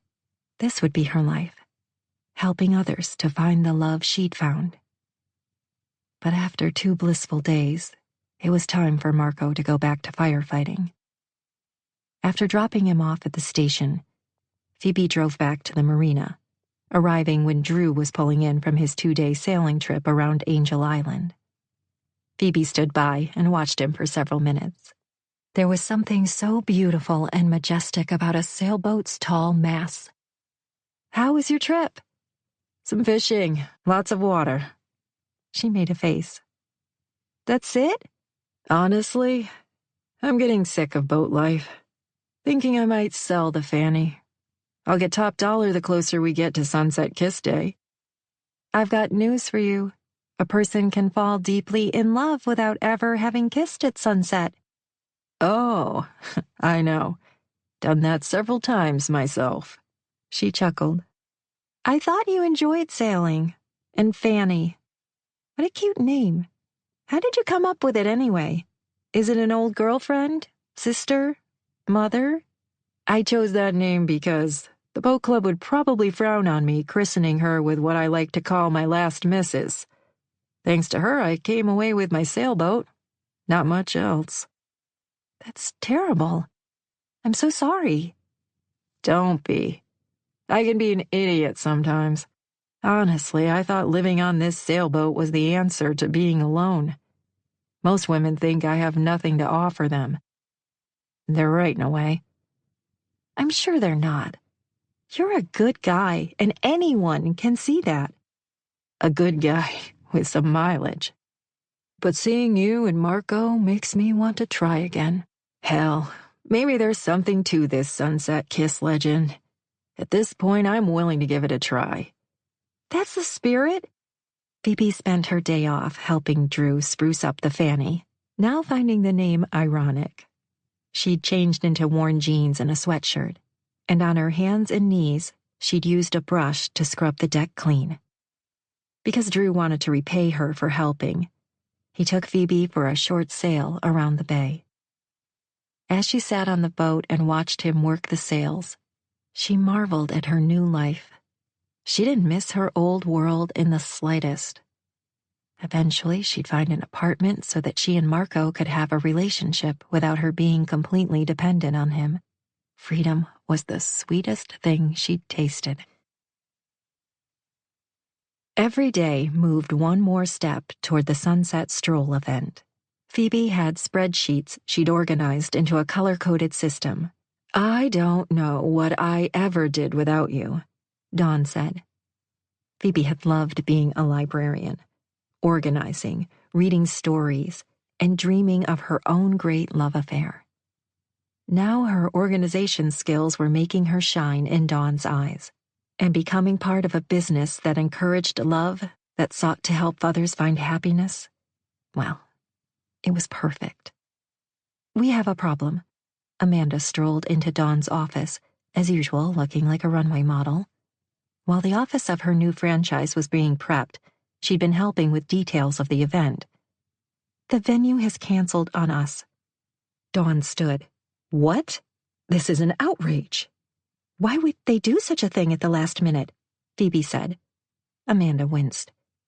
The owner is one of your few match fails. Dawn face-palmed. Not the billionaire. Yes, Amanda said. He insisted I match him with a much younger woman, thinking his money would make up for the fact that he's a jackass, Dawn said. I should have never listened to him. Maybe we should be done with these tech moguls, Amanda said. No one can ever please them. Phoebe lowered her head and counted the list of entries to the Sunset Stroll event. She'd neglected to mention her association with Ethan, and no one had yet made the connection to her father. Sensing the perfect moment to take the focus off tech moguls, Phoebe piped up. Not long after the family dinner, Charlie had texted Phoebe that she hadn't found anyone else to serve and asked for her help. I can ask my friend Charlie, who owns the Sunrise Bistro and Bakery in Miracle Bay. She and her fiancé are a sunset kiss couple and would probably love to support the event. Both Amanda and Dawn stared at Phoebe like she was the answer to a prayer. She wasn't going to lie. It felt great to be this helpful. At the library, no one ever seemed as grateful when she led them to the perfect memoir or latest mystery thriller, or found a book to help them research their family genealogy. Would you? That's incredible. I would much rather have this event in Miracle Bay, Dawn said. I'm seeing her tonight, and I'll ask her then. Chapter 14. I'm not sure if this is love or a heart arrhythmia. Marco Reyes. The good thing about tonight is that this is a set menu they've chosen ahead of time, Charlie explained. And they've already paid in advance, but don't worry, they always leave tips and those are all for you. All I need you to do is welcome them, show them to their tables, and remind them of the dishes they've ordered. I've printed some menus. Then, you'll bring each dish out individually. Can you pour wine? Phoebe had definitely watched plenty sommeliers in action. How hard could it be? Yes, no problem. I've got this. She gave Charlie a thumbs up. Okay, well, I certainly don't expect perfection. Thank you so much for doing this. You're a lifesaver. Charlie squeezed Phoebe's shoulders. If you don't mind, I'd already like to call in a favor. So soon? Charlie crossed her arms and jutted her hip out. What does Marco want? No, it's not for him. Are you sure? You two seemed pretty cozy the other night. We are close, at least I like to think so. I can assure you, I've never seen Marco behave this way around a woman. I knew one day he'd get bitten by the love bug. All right, name the favor. A 4-course meal? A special dessert? All of that sounds amazing, but I think my favor would be great for your business. Phoebe went on to explain the Sunset Stroll event, put on by her new employer, the Happy Matchmaker. Not surprisingly, Charlie was game. As long as you all set up, the place is small, but there's also room outside, and we're certainly on a good street for strolling. When Charlie went back in the kitchen, Phoebe busied herself by perusing the menu. The appetizers were a spinach and feta tarte soleil and broccoli and garlic ricotta toast with hot honey. The entree, quail legs with tamarind glaze and fig chutney. Dessert, tofu mango mousse pudding. A gourmet meal worthy of her failed wedding reception.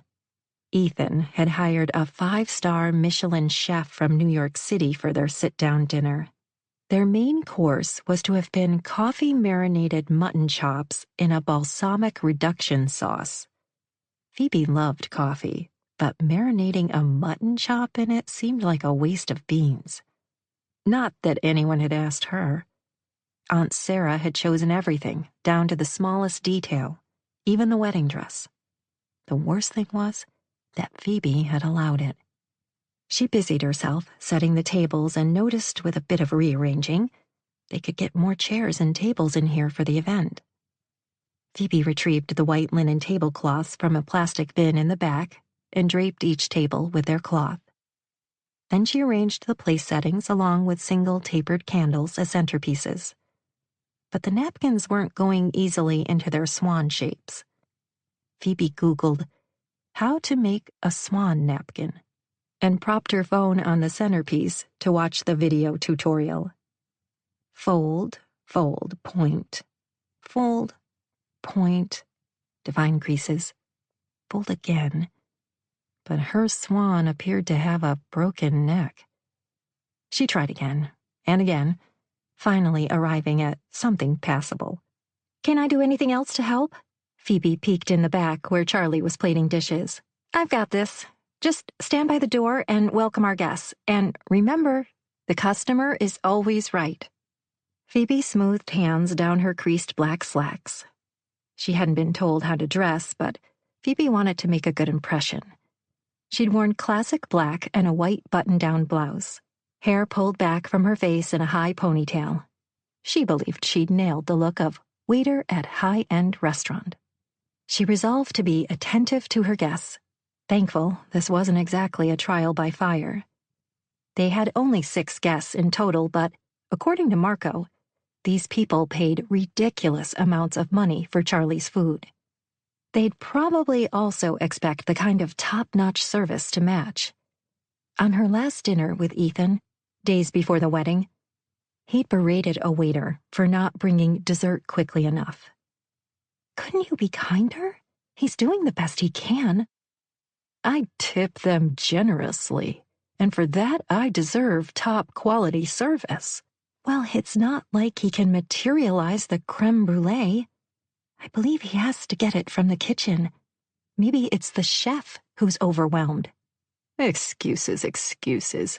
Phoebe, I haven't reached the top of the high-tech world with rationalizations for this or that.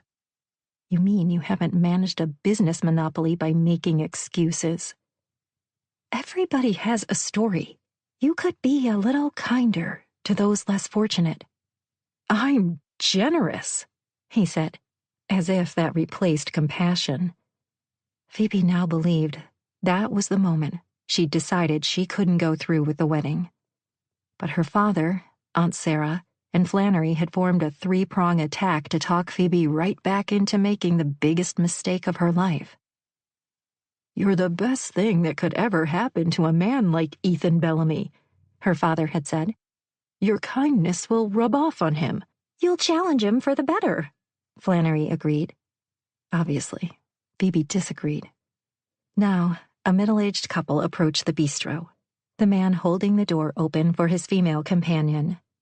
"Welcome," Phoebe curtsied when they entered, then remembered that was probably inappropriate. "I'm Phoebe, your server." She was awkward all over again, hands folded in front of her. But this seemed too subservient, and she wanted these people to realize servers were as worthy as anyone else. With a flourish of her hand, she led them to their table. "Welcome to Charlie's Bistro." "I thought it was Sunrise Bistro?" the woman asked. "Oh, you're right. Sorry, I'm new here." "We've been on the wait list for weeks." The man unfolded the lame swan and draped it across his lap. "Looking forward to this." "We're excited to have you. These are your menus." Phoebe indicated the slips of embossed paper on the tables. "Do you enjoy gourmet cuisine?" "Why, yes." The man reached for the woman's hand. "My wife and I both do, particularly French cuisine, but tonight we decided to try this." "Did you know that the most popular alcoholic drink in France is Calvados, an apple brandy made in Normandy?" Sometimes having once been a librarian with plenty of free time on her hands paid off. The man smiled, leaning back in his chair. "Why, yes. Have you tried it?" "Only once." Remembering Ethan thought it a great quality when a waiter could disappear at the right time, Phoebe excused herself after bringing them goblets of iced water. In the back, she found Charlie pulling trays from the oven. "The other guests aren't here yet," Phoebe said. "Should I start serving the couple that's arrived?" She pointed to the plated dishes lined up on the side. "Go ahead. We always have someone who's fashionably late." The husband and wife were enjoying the spinach and feta tarts when a group of men approached, ambling together down the sidewalk like a school of fish. More like sharks, actually, but they were solitary creatures. The business suits were familiar, the cigar one of them brandished, classic for a celebratory dinner, maybe another chance to be joyous over a competitor's demise. Tonight, she'd smile if it killed her. "Welcome." Phoebe remembered not to curtsy this time. "This way, please." She led the four gentlemen to their table and pointed to the menus. "These are your courses." 3 took their seats, but one man continued to stand and openly stared. "Phoebe? It's me, Edward Cahalan." Oh no. His silver shark suit, silver double-breasted suit, was familiar.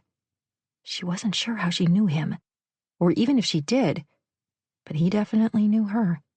Asking for God's forgiveness in advance, she faked an English accent. "No, sorry, you must have me confused with someone else," she lied. "My name is Jane. Jane Austen." She was going to guess none of these men had ever read Pride and Prejudice or any of her classics. "My God, you look just like Phoebe Carrington." "Don't be ridiculous," one of the men said. "What would Phoebe be doing here, of all places?" "She's been hospitalized for extreme exhaustion," the other man said. "You heard Bellamy. We all know that's another word for rehab," the fourth man said, perusing the menu. Phoebe gasped. "Don't sound so shocked," Ed said to her. "It's the disease of the affluent." Phoebe let that sit with her for a moment. She'd never even smoked marijuana, which Flannery had assured her was perfectly legal now. "She's as spoiled as they come," Ed said. "Might we get our appetizers sometime today?" "We have a reservation for 6. One man held up his Rolex. Never mind that they'd waltzed in 15 minutes late. "I'm quite sorry, sir. Coming right up." But the nice couple were done with their first appetizer. Phoebe made 3 trips bringing out their next appetizer, catching an exchange of sweet words of endearment from the couple. Then she brought the men's appetizers, listening to them grumble about the Dow Jones. "Miss, we ordered a bottle of Cabernet Sauvignon. Might we have it now?" the husband asked nicely. "Oh, quite sure, sir. I'll be right with you." Thank goodness for her addiction to British baking shows. Her accent was impeccable. In the kitchen, Charlie was muttering away. Something about aged cheese. Phoebe found the bottle, corkscrew right next to it. Perfect. She carried both over to the couple's table and set the bottle down. The corkscrew was different than the ones she'd seen used before, but it was simple enough to figure out that the screw should go in the cork, hence the term corkscrew. By George, she had this. She began twisting the screw, winding it further and further down, until she felt it must have reached New Zealand. As she did, 2 metal prongs gradually rose on either side. This must mean something. The husband's eyes were wide with amazement, because she was obviously the best he'd ever seen at this. Maybe she should consider becoming a sommelier since this was such fun. Still, she couldn't figure out the last part, even after jiggling the bottle a few times. I think you're supposed to do it like this, the husband said slowly, pressing down on the levers that were stuck out to the side. Phoebe had been afraid that would break something, but instead the cork rose to the surface and easily popped off. Right-o, that's the way you do it. She then poured expertly into their glasses. I'm sorry, did you just develop an English accent? The husband said, squinting. Jane, we're ready for our next course, Rehab Man barked. Jane? I thought you said your name was Phoebe, the wife said. It is. It's Jane, Phoebe. She cleared her throat. Excuse me. She brought one entree after another for the businessmen, and each time she got a scowl and a wrinkled nose. Apparently, she wasn't fast enough. Their winter tips, she guessed, not that she'd counted on much from them in that department. With everyone eating, drinking, or chatting, Phoebe took 5. She leaned against the back wall of the restroom and tried to breathe. Silently, she blessed every service worker in America, and in fact, the entire world. The pressure to perform was killing her. She wet a paper towel and put it to her forehead. Her worst days at the library hadn't even come a smidgen close to this. Even now, dealing with the queen of disorganization at Happy Matchmaker was nothing compared to this fresh hell. Then she remembered the kind of waiter that her mother used to love. Someone who told stories and entertained the customers. Once, on a trip to Africa with her parents, they'd been told about safaris like the kind that Ernest Hemingway wrote about. Stories of lions and tigers and elephants that had a young girl enthralled. Toning down the English accent, she went back to the wife and husband. Are you enjoying your dinner? Very much, the wife said. Our compliments to the chef. Indeed. The husband raised his wine. She'll be out shortly, Phoebe said. For now, may I tell you a little bit about Miracle Bay? What's that? The husband asked. The nickname for this neighborhood, honey. The wife reached for her husband's hand. Remember, I told you. Phoebe had her customers' rapt attention as she told the story of the original Sunset Kiss lovers, starring Celeste and Hugo Ortiz. By the time she neared the end of their love story, the wife's eyes were watery. We've been married 30 years. True love. She wiped her eyes. Did you see him shimmer when you first met him? The wife wrinkled her nose. Shimmer? Some people think that's what happens with love at first sight. It wasn't love at first sight, the man said with a chuckle. She hated me at first sight. Sometimes it takes a second look. The wife winked. Phoebe couldn't imagine hating Marco. Then again, he'd saved her by breaking her fall. But yikes, the whole brawny firefighter thing and smoldering dark looks would have won her over anyway. Excuse me, I'm going to check on your dessert. Poor Carrington, Ed said. No one would have seen this coming. You can't fault him, Rehab Man said. It could happen to any one of us. It's been going on for months. David should have been better prepared. Now he could lose everything. Keep your friends close and your enemies closer, Ed muttered. He started that company with his wife. It's not right to ask him to resign. Phoebe strained to hear more. Was her father in trouble? Why hadn't he told her? Then again, she understood how rumors got started. Usually by a person's competitor. It couldn't be true. It just couldn't be. Charlie bustled out, wearing her chef's hat and apron. She greeted the couple first. I hope you've enjoyed your meal tonight. Charlie didn't bow or curtsy. She didn't appear subservient or superior. She was fully in charge of herself, and Phoebe envied her. Someday she'd have the natural confidence Charlie exuded. It's all been wonderful, the wife gushed. And hearing all about the legend of the Sunset Kiss was such a bonus. Oh, yes, this is a very special area, Charlie said. If you're ever in the neighborhood on a Sunday, we have donuts half price. We call it Miracle Sunday around here. You serve donuts, too? That's how we started out. Sunrise Bakery, owned and operated by my foster mother, Coral Monroe. My sister Millie and I grew up working in the shop. Baking was my first love. Charlie briefly spoke to the businessman, who honestly didn't seem to want to talk to her anyway. They finally filed out, leaving a measly tip probably worth 0.0001% of their net worth. Fascists, Phoebe muttered, picking up the bills. Better than nothing. Since Charlie was occupied with the wife and husband, telling them all about her and Dylan's accidental kiss, Phoebe stepped outside. She pulled out her cell and dialed. He picked up immediately. Phoebe? Hi, Daddy. How are you, Pumpkin? The resignation in her father's words made Phoebe's heart ache. I'm really sorry. Come home and we'll talk about it. I didn't want to marry Ethan, and I told you. You wouldn't listen. Silence on the other end. I'm going to pay you back for the wedding. Every penny. I'll use all of my savings. I didn't pay for the wedding. Ethan did. She owed Ethan money, and not her father.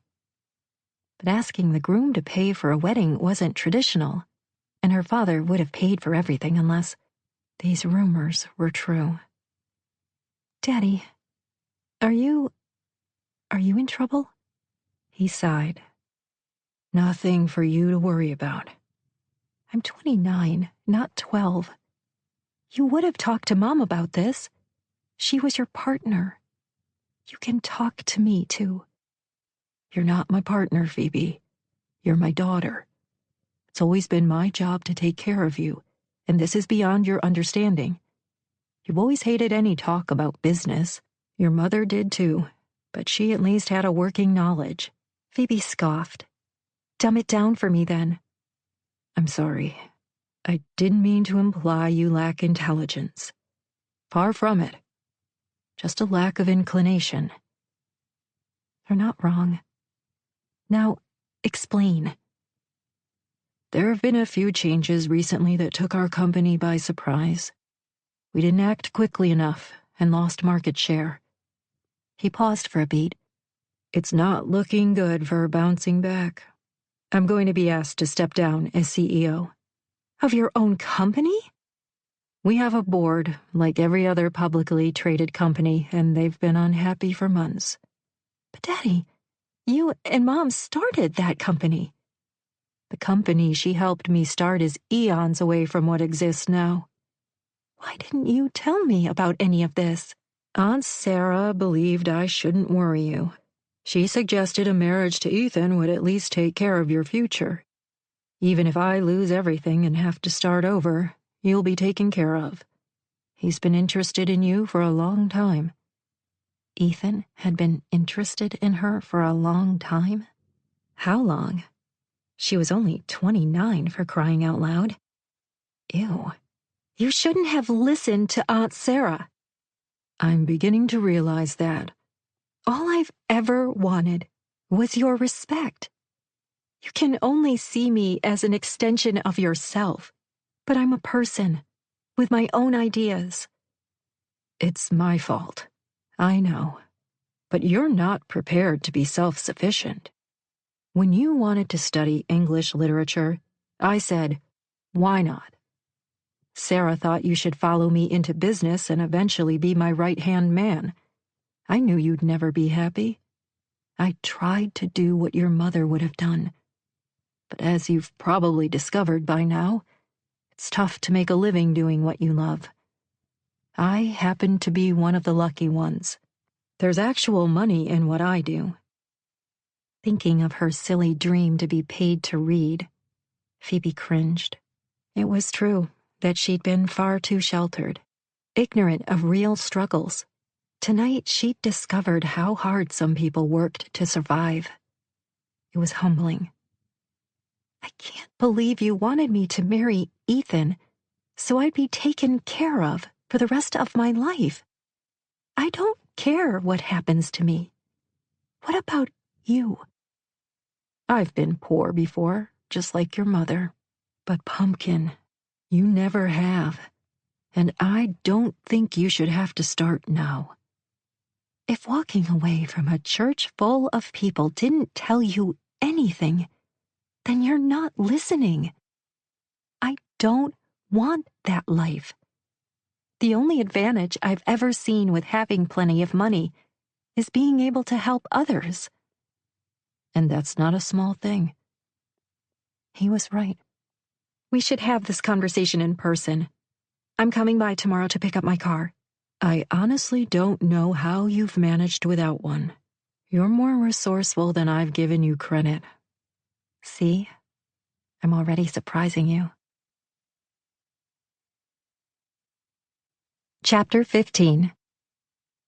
True love stories never have endings. Meme. The next day, Phoebe drove Marco's truck to the station. She'd hoped to see him and let him know of her plan, but according to the dispatcher, the guys were out on a call.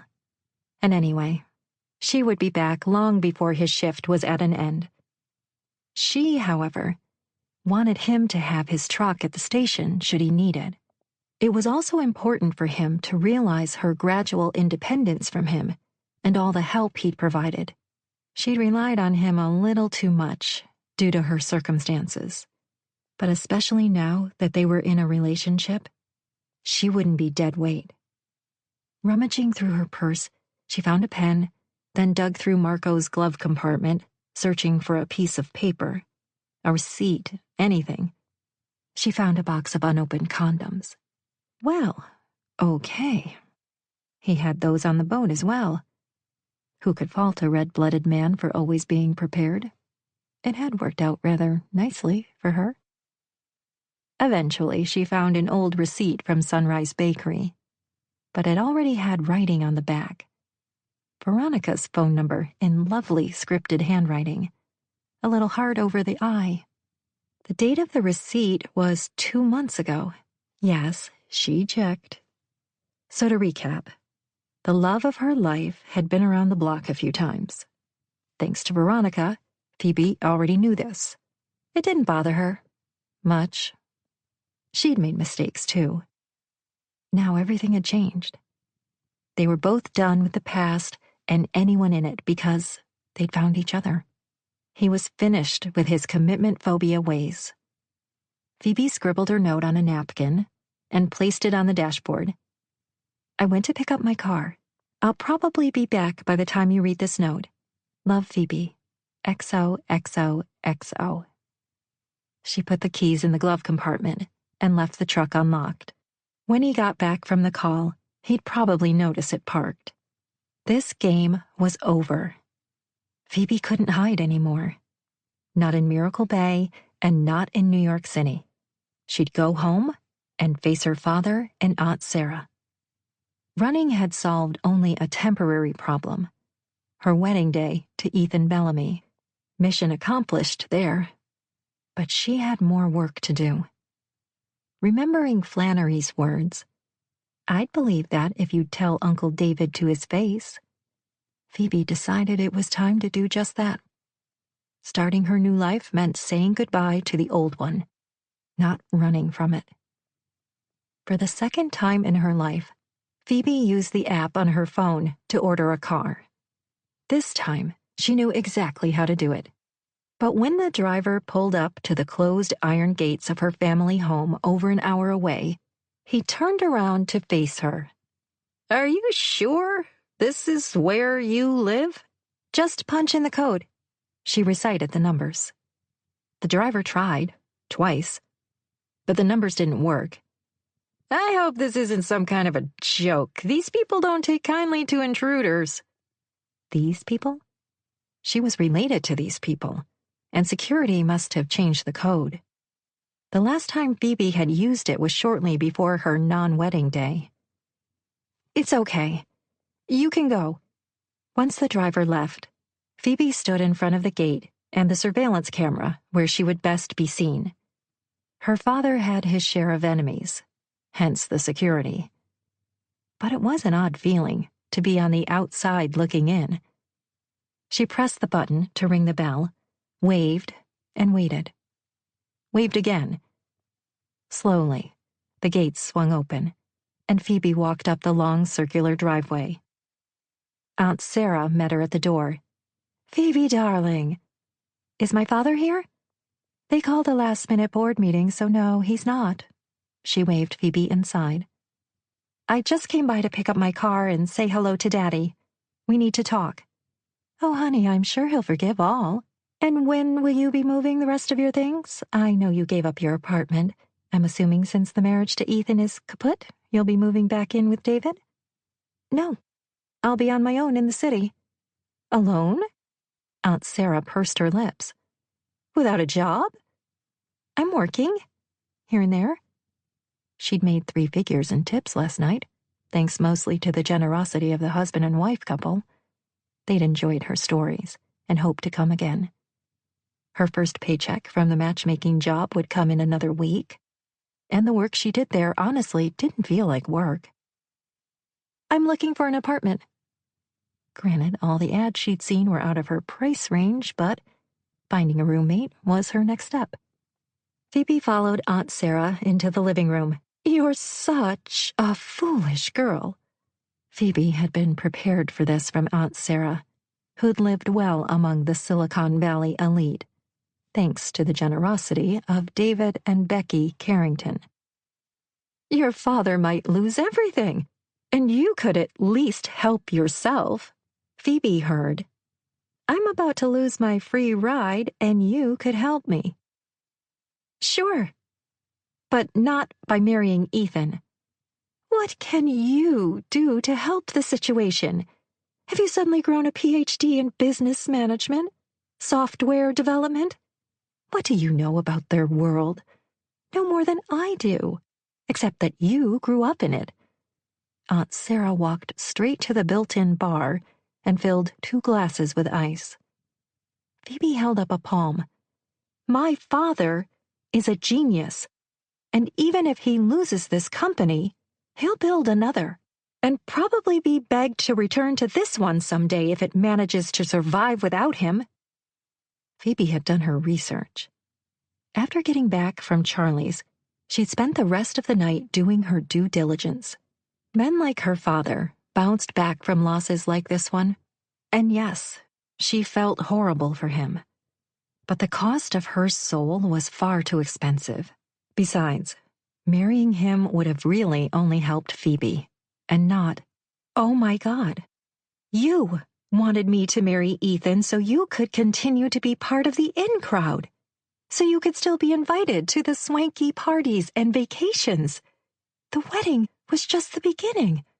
Don't be ridiculous. Daddy told me it was your idea. Don't lie to me." "I was only thinking of you. Your mother, God rest her soul, spoiled you rotten. She made you believe that good things happen to good people. That's far from the truth. Some decent people scrape and work and barely manage to survive." Phoebe had no doubt this was unfortunately true. Maybe her mother did have an overly optimistic view of the world. But Phoebe would much rather scrape and work hard all of her life than get in bed with the devil. She'd much rather love a man's heart and soul than his wallet. She'd run out of that church like her butt was on fire, and if that didn't state her feelings clearly enough, she didn't know what else could. "I'm sorry you had it tough growing up," Phoebe said. "That tends to color a person's view of the world. I know I must sound ungrateful to you, and I know how privileged I've been. I get it now, believe me. But if Daddy loses everything, then so should I. And it's okay, because we still have each other. I hope one day you'll feel that way about someone." Aunt Sarah scoffed. "You know what? I did once. And then he found a younger model and traded me in. I didn't know. I'm sorry. I was much younger when we married, of course, and much prettier and thinner. Poor Aunt Sarah." Phoebe considered telling her about the matchmaking event, but Aunt Sarah seemed far too jaded to have an open heart. Maybe the sunset kiss would be better for her. "Then I suppose it's all the more important for me to find the right person while I'm still young. If I could be so lucky. Like my mother was." Because like Phoebe and everyone else on Earth, Marco would someday grow old too and lose his movie star good looks. But he'd always have the same kind heart. You want to know something funny? You and I are both at fault in a way. I thought I was doing what my mother would want too, marrying Ethan. She married into the tech world and I figured she'd want that for me. I was trying to be a good daughter, but I'd forgotten something. She loved Daddy when he had nothing. That's who I want to be. The kind of woman who loves a man for who he is. Lord, what I wouldn't do to be 20 years younger with such incurable optimism. Aunt Sarah sashayed out of the living room carrying her drink, the ice cubes clinking. "All you have to do is try," Phoebe called after her. Alone, Phoebe eventually fell asleep on the couch waiting for her father. Sitting up at the sound of the front door closing, she rubbed her eyes. Daddy sat beside her. "Hey, pumpkin." "What happened?" She glimpsed at the clock. Midnight. Did they hold board meetings this late? "Emergency board meeting." The lines around his eyes were much deeper than she remembered. No words were necessary. He'd been forced to step down as CEO. Phoebe's throat was tight and suddenly parched. "Daddy, is it going to be okay?" "It will be okay in the end. And if it's not okay, then it isn't the end." He parroted her mother's favorite saying after a business loss. God, I miss her every day. Me too. She leaned against his shoulder. "I feel like she'd know what to do right now." "She probably would. But even if there was nothing to do, the most important thing is that she'd be right here with me." You really loved her. I always knew. More than anything else in the world. From the moment I laid eyes on her, I was a goner. He cleared his throat. "And I'm sorry if even for 1 second I suggested you settle for less. She would have taken me to task over it." "She'd have given you hell, for sure." Phoebe softened her words. "All I've ever wanted for myself was what you and Mom had together. For a while I was really angry with you for not listening to my doubts about Ethan, for allowing me to be talked into this because you know I've always wanted to be the good daughter. I was almost willing to sacrifice my own happiness for my family's approval. But you should have told me that you were in trouble. You should have told me about Aunt Sarah's plan. Would you have gone along with it? No, she admitted. But I wouldn't have had to wonder whether you really didn't care about my happiness. Pumpkin, I do care. I realize you did this all out of love. Mom would also understand you were trying to take care of me. If she were here, maybe none of this would have happened. Maybe you wouldn't have lost your company. Well, I didn't exactly come out of this situation a poor man, but I started this company with your mother at my side, and losing that dream, that's what hurts. You don't have to worry about me. He patted her knee. I should have had more faith in you. For that, I'm sorry. You haven't even made a single charge on the joint credit card. You're really doing this on your own. Not exactly on my own. She sucked in a breath. I met someone and fell in love. Already? Daddy sat up straighter. She quirked a brow. It happened just like it did for you and Mom. From the moment we met. Phoebe, I hope this isn't another mistake. Not someone who sees you as a target. He didn't even know who I was in the beginning, and I faked my last name. His name is Marco Reyes, and he's from a wonderful family. Okay, he's from a good family. What does he do for a living? He's a firefighter, studying for the lieutenant exam. I know he'll pass it too, he's so smart. And he's cautious. A lot like you.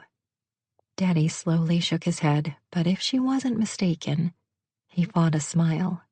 When am I going to meet him? Don't worry, you will. But I don't require your approval. I just know. Okay? And does he feel the same way? I think so. Yes, he does. He hadn't said so in so many words, but she saw it in his eyes, felt the tenderness in their lovemaking. It wasn't just sex between them, but so much more.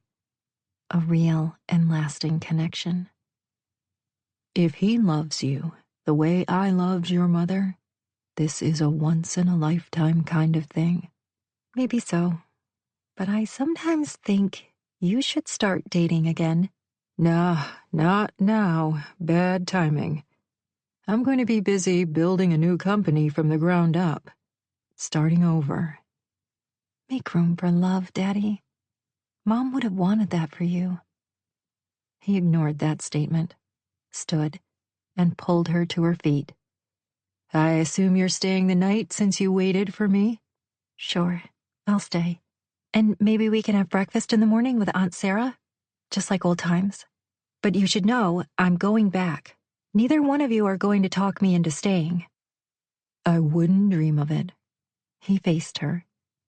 But before you go back, make time to speak to Ethan. It's the right thing to do. Of course.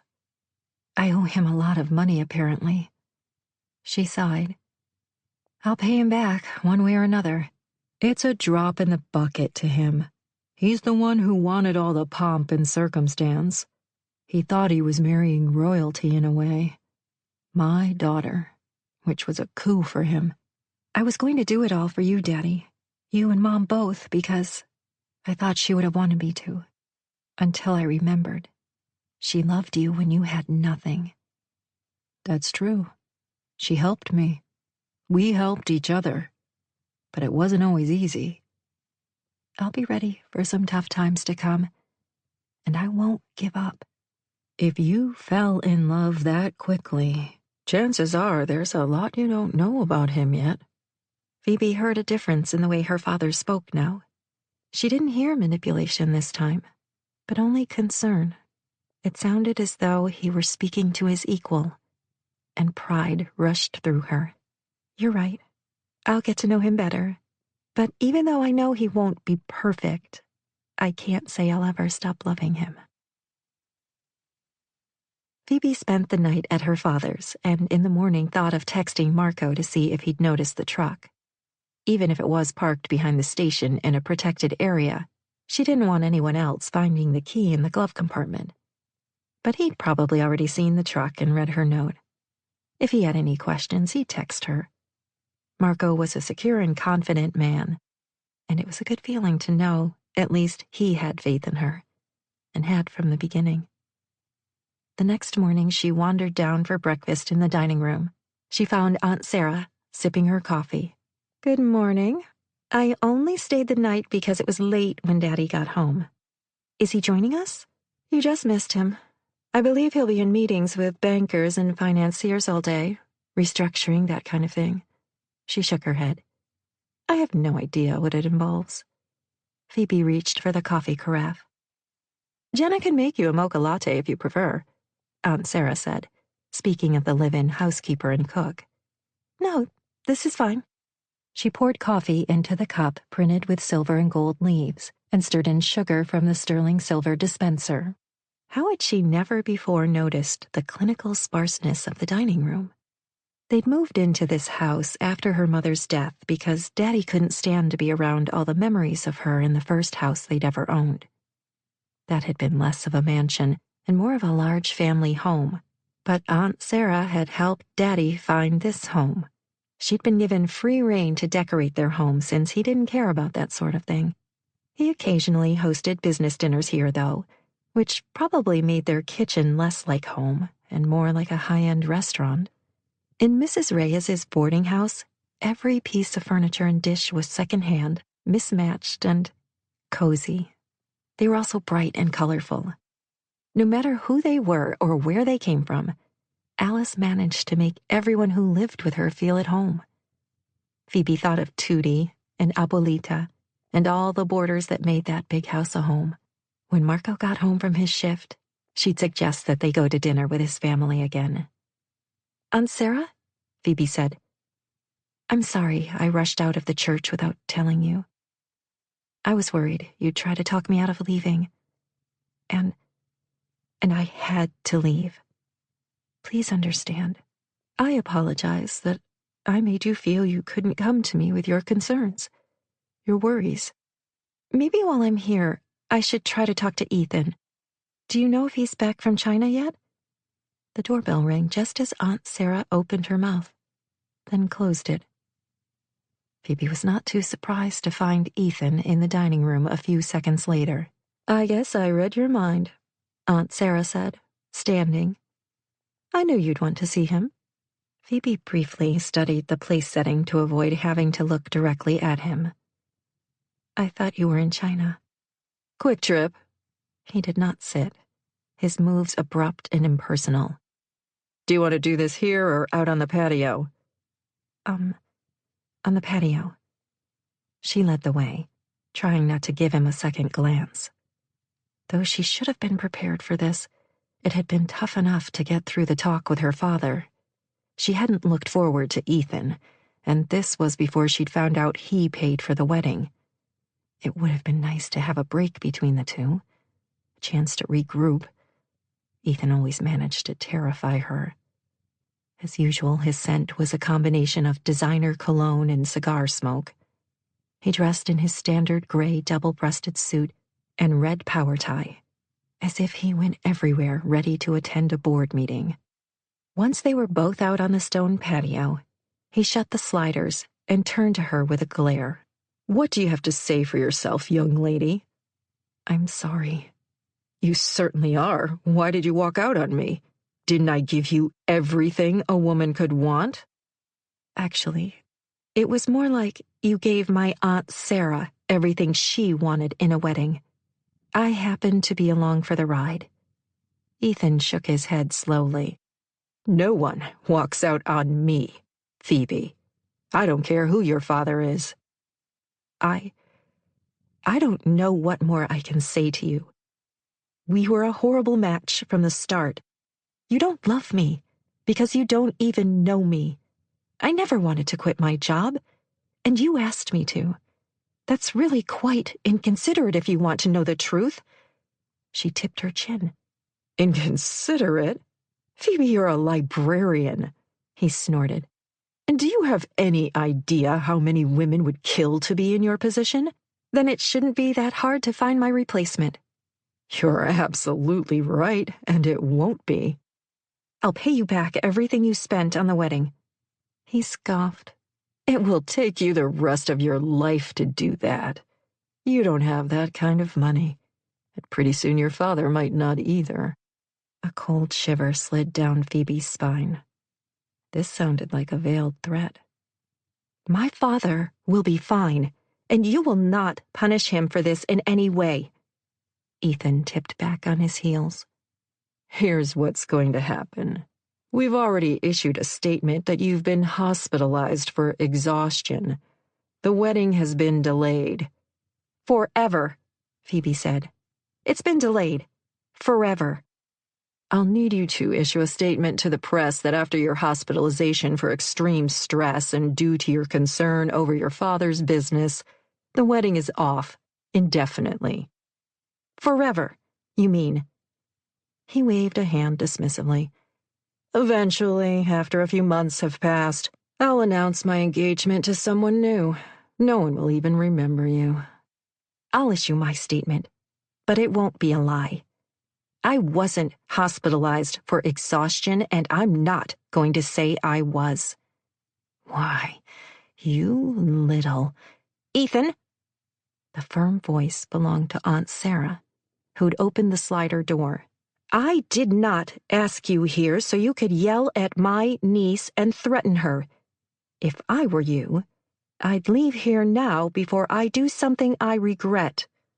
Now, she already said she's sorry, and I do believe there's nothing left to say.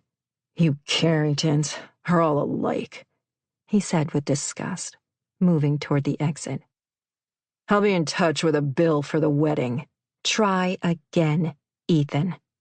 Aunt Sarah crossed her arms. You forget that I happen to know you didn't pay a penny. Everything, including that amazing dress, was donated for the publicity involved with being part of the wedding of the year.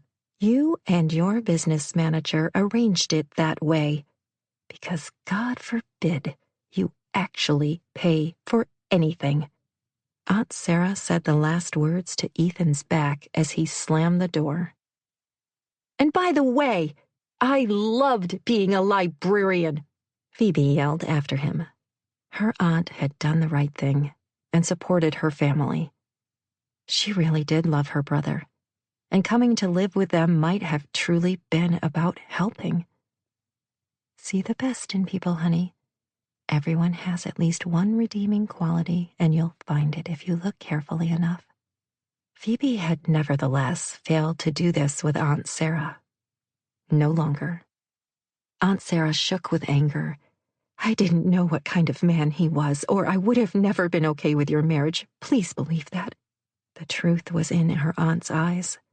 They were watery and soft with regret. Thank you, Phoebe whispered. How long have you known about the wedding vendors? Not long, but after you were gone, some came to me, upset that they hadn't been paid, and now they would also not get any publicity.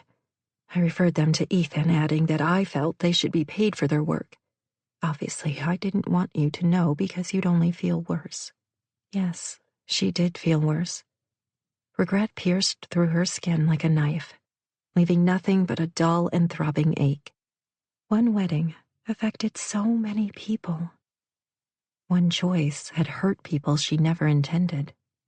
A wedding should only concern the two people getting married, but that's never the case. Family is always at the center of two people joining together. And of course, in this high-tech world you and I both live in, everything is made far more complicated thanks to all that money. This was true. Without the support of a family, a marriage would have trouble during the rough spots. She remembered Amanda and Noah's sad love story. Phoebe didn't want complicated. Is it so wrong to want simple? It's not wrong, Aunt Sarah said. Maybe naive, but never wrong. Chapter 16. Love is friendship that has caught on fire. Meme. Go fish, said Smitty. Marco, Smitty, Tony, Johnny, and Dylan were sitting around the card table wearing their helmets and full turnout gear. counting the minutes until they got another call. Considering the night was young, it could happen at any moment. They'd already had a full day involving a structural fire, for which they'd had to spend hours afterward cleaning equipment. Next, a car accident. The chief had told Johnny to pick up all the big pieces of the wrecked car and give them to the tow truck driver so he could glue them back on the car when he fixed it. Yep. Johnny believed him and did as told. The rest of them couldn't stop laughing. But even with comic relief, they had no doubt they weren't done tonight. First, there was a full moon. Secondly, Marco was still on shift. Third, there was a Giants game going on, which always meant a call to someone passed out on the bleachers drunk and possibly requiring medical attention. In other words, the deck was stacked against them. Tony grabbed a few cards out of the pile and set one down. "Do you have any nines?" Dylan said with a long-suffering sigh. "Go fish," said Marco. "This is boring," said Johnny, flipping through his cards. "Any minute now," said Smitty. "Keep your helmet on." "We should be playing poker," said Marco. "Poker is too involved," said Tony. "I like to set up my strategy, and this game requires zero thinking." But a few hours later, with no calls, Marco began to relax along with the rest of them. Helmets were removed, turnout gear pulled off, and Marco did something he hadn't thought he could for quite a while. He searched for an apartment to rent. Something good enough for a woman like Phoebe, but still affordable on a public servant's salary. He nearly bit his tongue off at the prices of rentals in decent parts of the city. There was no way he'd swing this until he passed the lieutenant exam, and even then it would be tough. He'd always lived with roommates, and with Dylan for a while in the restored Victorian he'd planned to flip but decided to keep. At one time, Dylan had flipped houses with a partner, and Marco sometimes helped with the handiwork. Though Dylan was only doing the occasional house flip now, he still had connections. Every 10 years or so, a deal came up in the city. Someone was down on his luck and had to sell quickly. Maybe Marco could put in the sweat equity and find something he could live with.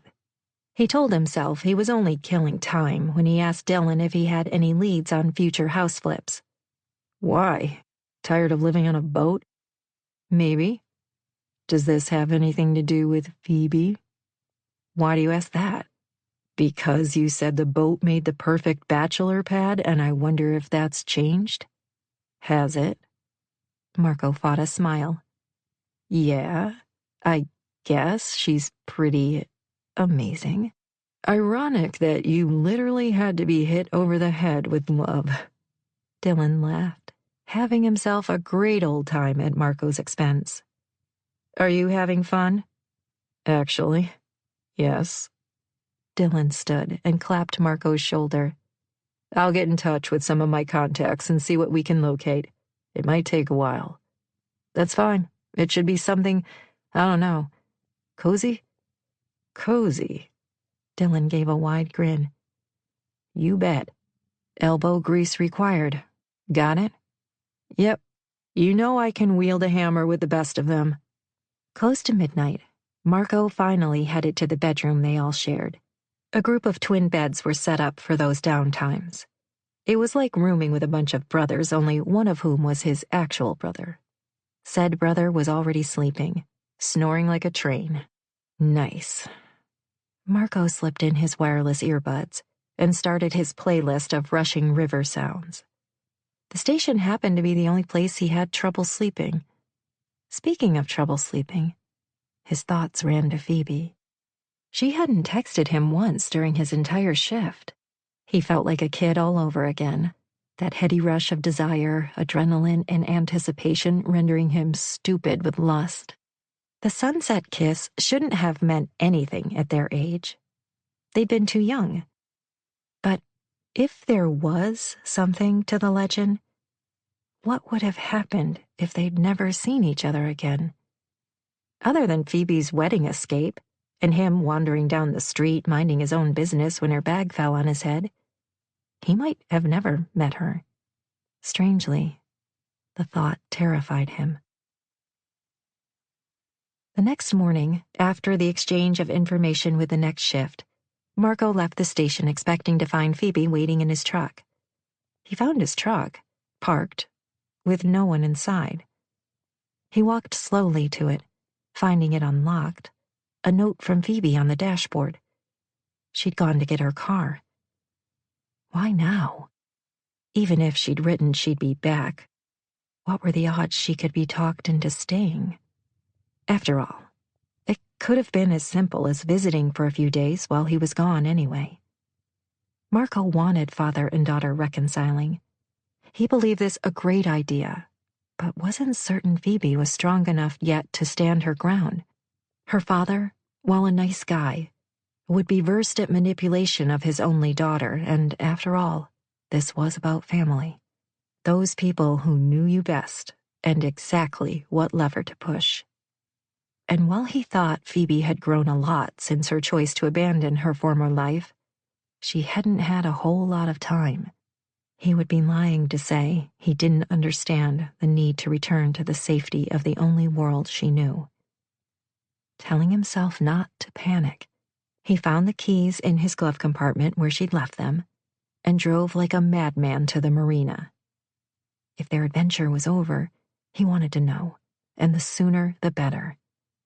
Not finding any cars that didn't look like the usual suspects, he could feel his heart throbbing in his throat. Gone. She was gone.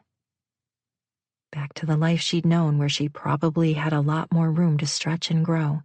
A second chance without the dead weight of an engagement she hadn't wanted. He ran down the pier to his boat slip, not bothering to wave hello to Drew or anyone else. If she'd left, he wanted to know. He'd then have to try to get back to some type of normalcy, if he could, even if he was certain there would never be normal for him again. But when he swung the door to his cabin open, Marco couldn't believe his eyes. "Hi, Marco." Phoebe stood in the galley by the stove, stirring a pot. "I'm making you breakfast." Her hair was tied up in a bun at the top of her head, small wisps of dark hair curling to the sides. Tendrils of steam rose from the pot, giving her cheeks a pink hue. Humming softly, she seemed like a fairy princess, and he half expected woodland creatures to pop out ready to render assistance. He allowed himself a big intake of breath as the world righted itself. "What's wrong?" She must have caught the stunned look in his eyes. "Rough shift?" He hadn't fully expected to find her here, and he wasn't quite sure what that said about him. Nothing good, he expected. "Where's your car?" "I had to park way down on the other side. Don't worry, it's a nice walk. I don't mind." "It's not a nice walk if it's raining. You should have the closer parking space. Come on, let's switch." She wrinkled her nose. "As soon as this oatmeal is done. I'm not sure why cooking oats takes so long. I've been stirring for days. It has to be the perfect mixture of water and oats, or it's too soupy or lumpy." "You're making oatmeal for breakfast?" She brightened. "With raisins, dates, and nuts. Healthy. It's going to be delicious." He must look strange, standing like a statue that occasionally talked, watching her as though she was a particularly beautiful sunrise. "Why are you giving me such a weird look?" "I read your note." "Well, I left it for you to read, silly." "Yeah, but I guess I'm surprised to find you here." "Surprised? But Her voice drifted off. "Oh, I'm sorry, but I didn't think." "Oh." "Say something else, okay? You have to admit, you didn't think I'd be back, did you?" She shut off the stove with a flick of her wrist and plunked both hands on her hips. "Wow. Just wow. I thought you were different. I don't know what this says about all of you. Somehow the men in my life have no faith in me." "No, I had faith. Wait, the men in your life?" "My father. He didn't think I'd manage without the credit card and expected that I'd be back. And as if that wasn't bad enough, You're the same. I'm sorry, but it's your history. You get talked into things you don't want to do because you don't say no. It's hard to know if anything you do is what you want, or if you're just going along with the flow. I've shown you that I've changed. Have I? Or have I not been disagreeable with you? She came close, her dark eyes flashing with heat. You have. This was something he'd never quite seen in her before. She was angry. A righteous, burning frustration which was, let's face it, sexy as hell. Exactly. I asked for the better bed. I've told you to shut up at least once. She held up her fingers, counting off. True. It was hard not to smile. Finally, I went to get my car when I decided it was time, and came back because I wanted to. All of this was true, but she shouldn't blame him for his doubts. He had almost nothing to offer her but himself. Maybe he wasn't enough. She was Silicon Valley royalty. How long could she be happy living a modest life? So far, this was a grand adventure, but how long before he got on her nerves for working too hard? For being a stupid guy? Every abandonment fear he'd ever had rose to the surface. The panic he'd felt at thinking she'd left him could not be ignored. This had gone too far. He'd lost his father, his hero, a larger-than-life presence in his family's home. Suddenly gone, without any preparation. It caused a fissure in his world that he'd felt for decades. Maybe that had been the first time he realized even the people who love you leave. And from that moment on, he'd relied only on his family and allowed women to breeze in and out of his life, with no commitments or expectations. Saying goodbye was simple, easy to move on. Look, Phoebe, I have something to tell you. She held up a palm.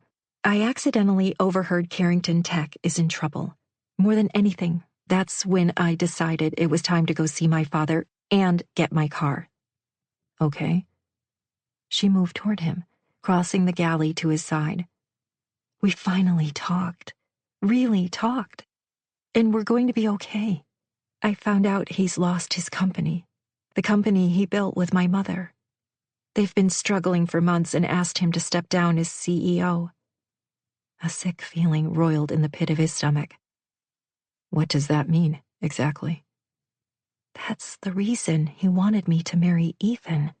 I do feel better now that I know the truth. He thought I'd be taken care of. She held up air quotes. Again, no faith that I could figure life out on my own. He thought that because of the way he'd raised me, I wouldn't know any other way to be. Isn't that a valid concern? It might not be very enlightened of him, but he understood Mr. Carrington's worries. They were some of his own. Phoebe was new to being on her own and to relying only on herself.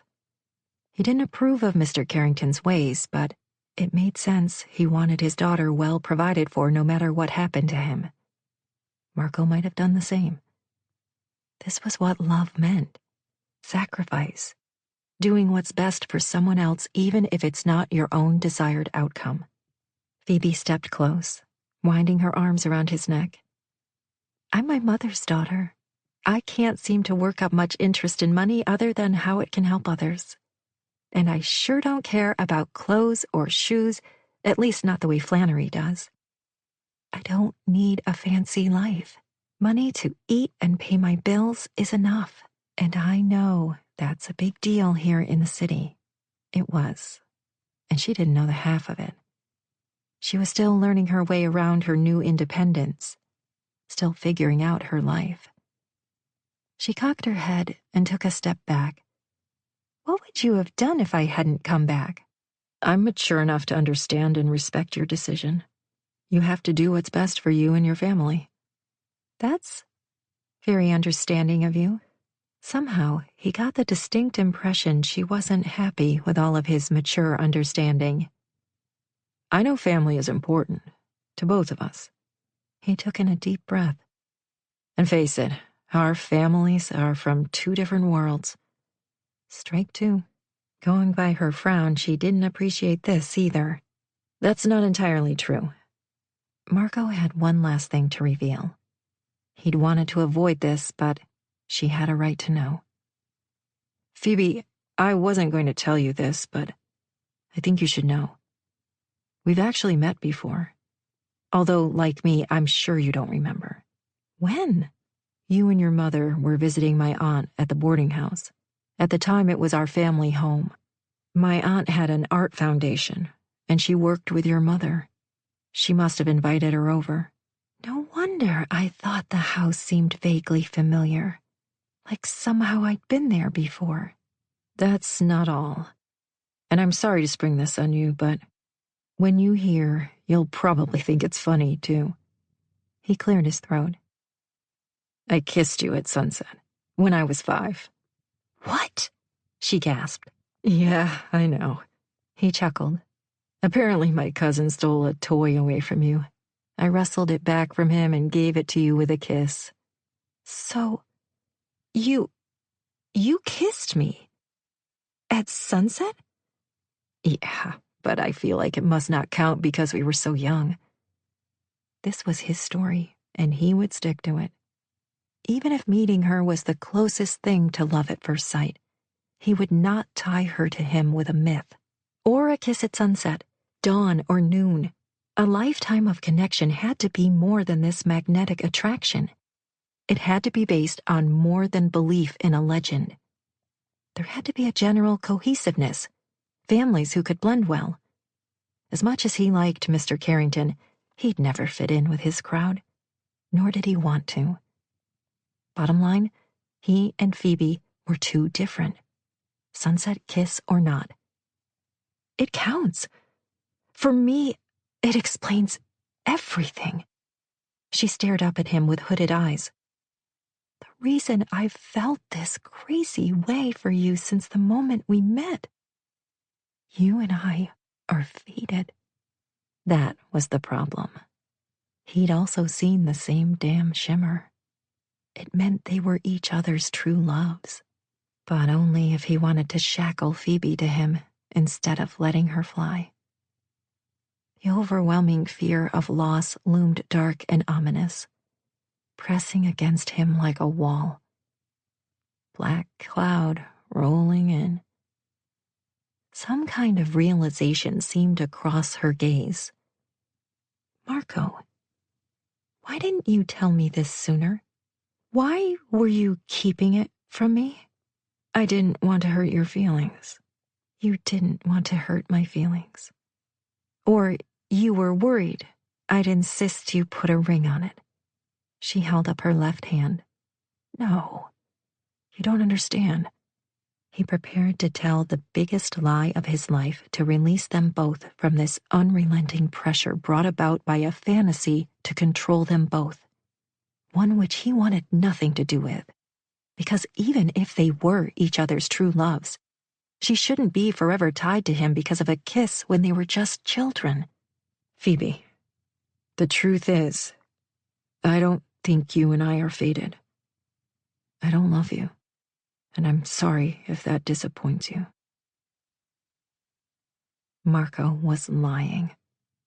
Phoebe knew it with every rush of blood pumping through her thudding heart. Lying to her face. He wouldn't even meet her eyes as he lied through his fool mouth. Why? Was he really so fearful of commitment? Stuck with being everyone's rebound guy? Or was he simply afraid of a life with her? She realized she came with plenty of family dysfunction, but someone who loved her was supposed to be able to look beyond all that baggage. She'd pressed forward, opening up her heart to a man who'd obviously never even considered settling down. Someone she'd been warned would never settle down. Disappointment and pain clogged her throat, and she couldn't speak. Given more time, after all this adventure of yours is over, I think you might find I'm not the best man for you. That royally pissed her off. The men in her life were always trying to decide for her. First her father, then Ethan. Apparently Marco wasn't any different. She was so sick of it all, tired of fighting to be seen, to be heard, fighting so her own choices mattered. Why don't you let me decide what and who's best for me?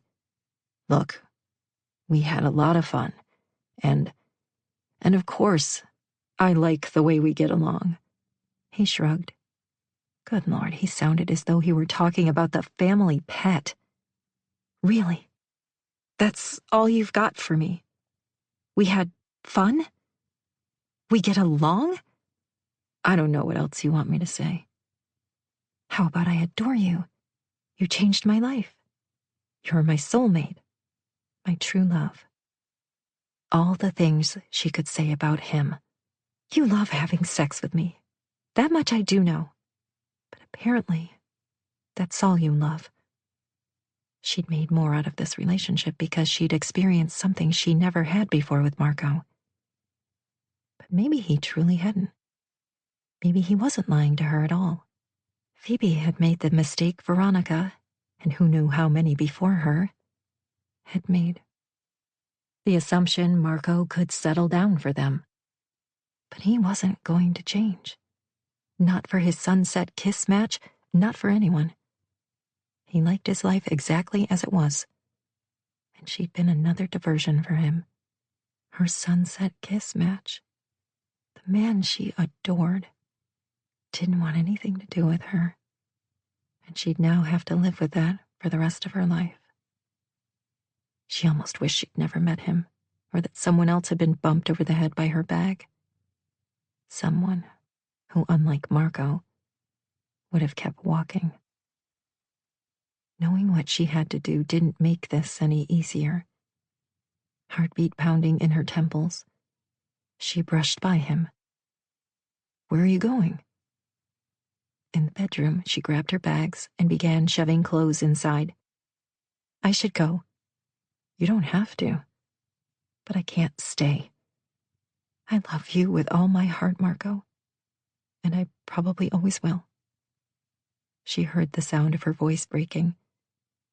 That doesn't mean I have to be with you when you won't allow yourself to love me back. A long beat followed, one which Phoebe hoped he'd fill. He didn't. At least not with the words she longed for. Where are you going? You don't have anywhere to go. Marco had let her stay with him because he'd wanted to rescue her. There'd been no other option.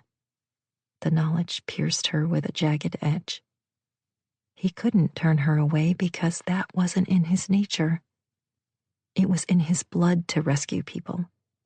He was a hero through and through, and she'd given him plenty of material. Plenty to save. You don't have to worry about me anymore, okay? I'm done being your problem. I release you from obligation. There's no obligation, I just want to know where you'll be and that you'll be okay. I will be. Phoebe straightened and walked right past him and up to the deck. Trust me. She took one last long look at the deck where she and Marco had watched dolphins swim and where they'd danced for the first time. These were the memories she'd made in a place where she'd fallen deeply in love. But funny, she didn't regret a thing. On this boat, she'd reclaimed her life. Now, it was time to go and live the rest of it, however it might turn out. Phoebe, wait a second, Marco said as she easily bridged the gap between the boat and the pier without his assistance. Her first time. Let's talk about this. He stood there, windswept hair giving him a roguish look. Please, don't go. Thank goodness I had the presence of mind to get my car. Goodbye, Marco. It's your Independence Day, Phoebe Carrington. Don't look back. She walked as fast as she could to the other end of the pier, unclicked the lock on her sedan, and threw her duffel bags inside. She'd acquired a new bag since the first day Marco had taken her shopping, and both were stuffed with her secondhand finds. She hadn't even thought to bring her other clothes from home. It was a reflection of how little she cared about those designer labels, a closet filled with dresses that didn't mean a thing to her. Phoebe pulled out of the marina parking lot without any idea where to go. She couldn't go home, but she didn't have anywhere else to go. Her breaths were sharp and shallow in her chest. If she went to Mrs. Reyes's boarding house, there would be far too many questions to answer. By the time Phoebe arrived at her destination, tears slid down her cheeks. Hadn't she learned anything from all her failed relationships or her wedding day fiasco? She'd gone from allowing her father control her to Ethan, and she'd nearly let Marco control her even if he hadn't tried. Her love had made her dependent on him just when she'd decided to start a new life. Her choices should have been different, but it seemed she wasn't ever able to simply choose herself. Well, from now on, she would. She drove through the traffic of the morning and found a parking space a block away from Dawn's. Because it was Sunday, Phoebe didn't know what to expect when she knocked.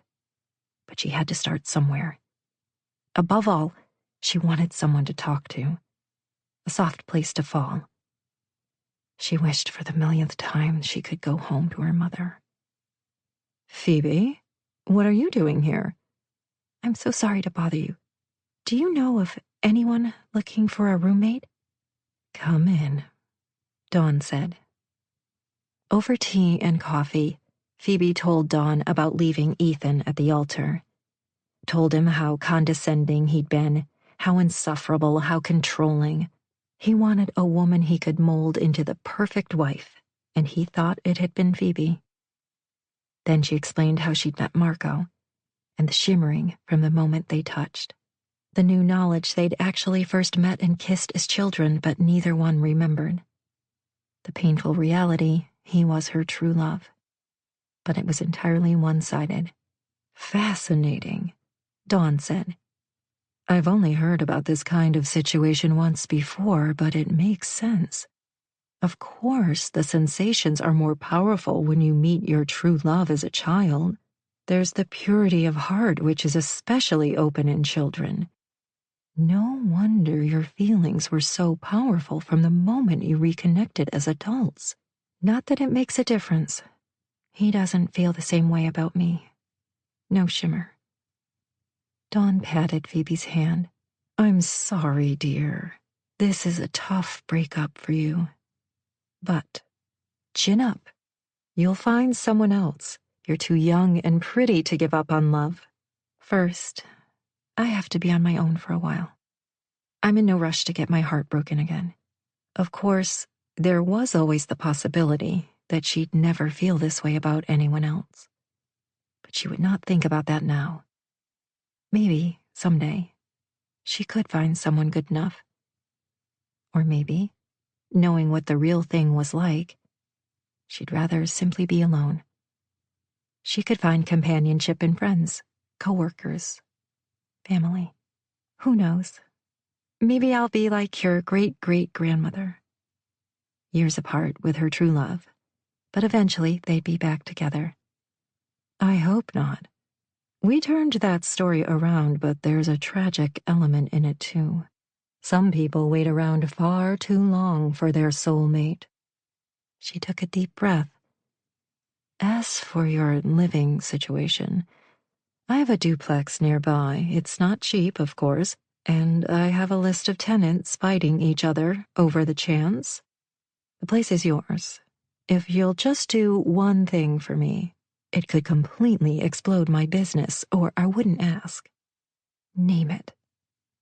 She leaned forward, a hint of mischief in her eyes. Introduce me to Ethan Bellamy. If I can't find him the perfect bride, then it can't be done. Chapter 17. You call it madness, I call it love. Meme. Marco grew more disgusted with himself on a daily basis. After a week, he was still trying to go back to BP life, before Phoebe.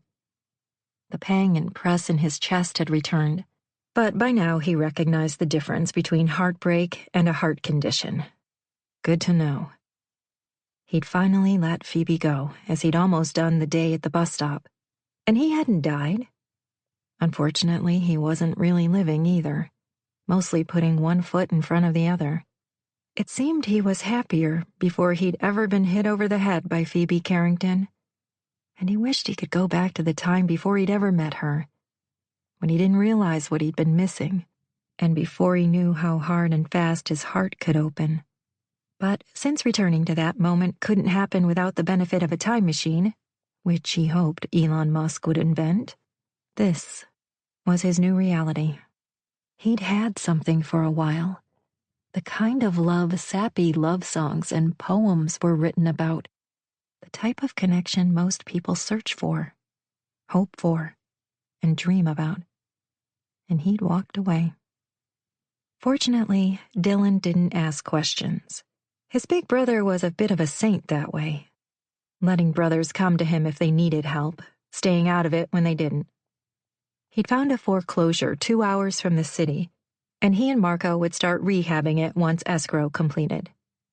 Marco would put in the sweat labor, since Dylan had been the money man. They'd flip it, splitting the profits. A few more properties and Marco should have enough for a down payment on his own fixer-upper, because it was time to move on from this nomadic existence. Not for Phoebe, or any other woman, but for himself. He was ready to take on more responsibilities, to grow and change. A house and a dog were good places to begin. On Sunday morning, Marco had been sitting on the boat's deck, just staring out into the deep blue bay, when Joe showed up unannounced. "What are you doing here?" Marco asked. Joe braced his long leg on the edge of the boat. "Want to go to Charlie's?" Because Marco didn't have anything better to do. They headed over to indulge in the neighborhood's favorite pastime of getting an extra donut just because it was so-called Miracle Sunday. Marco never realized how many traditions were built around the sunset kiss. Now there would be a sunset stroll, thanks to Phoebe's new employer. But hell, donuts were harmless enough. His major focus had been the Sunset Kiss Day event and sailboats, or rather, how he could stay away from the tourist trap.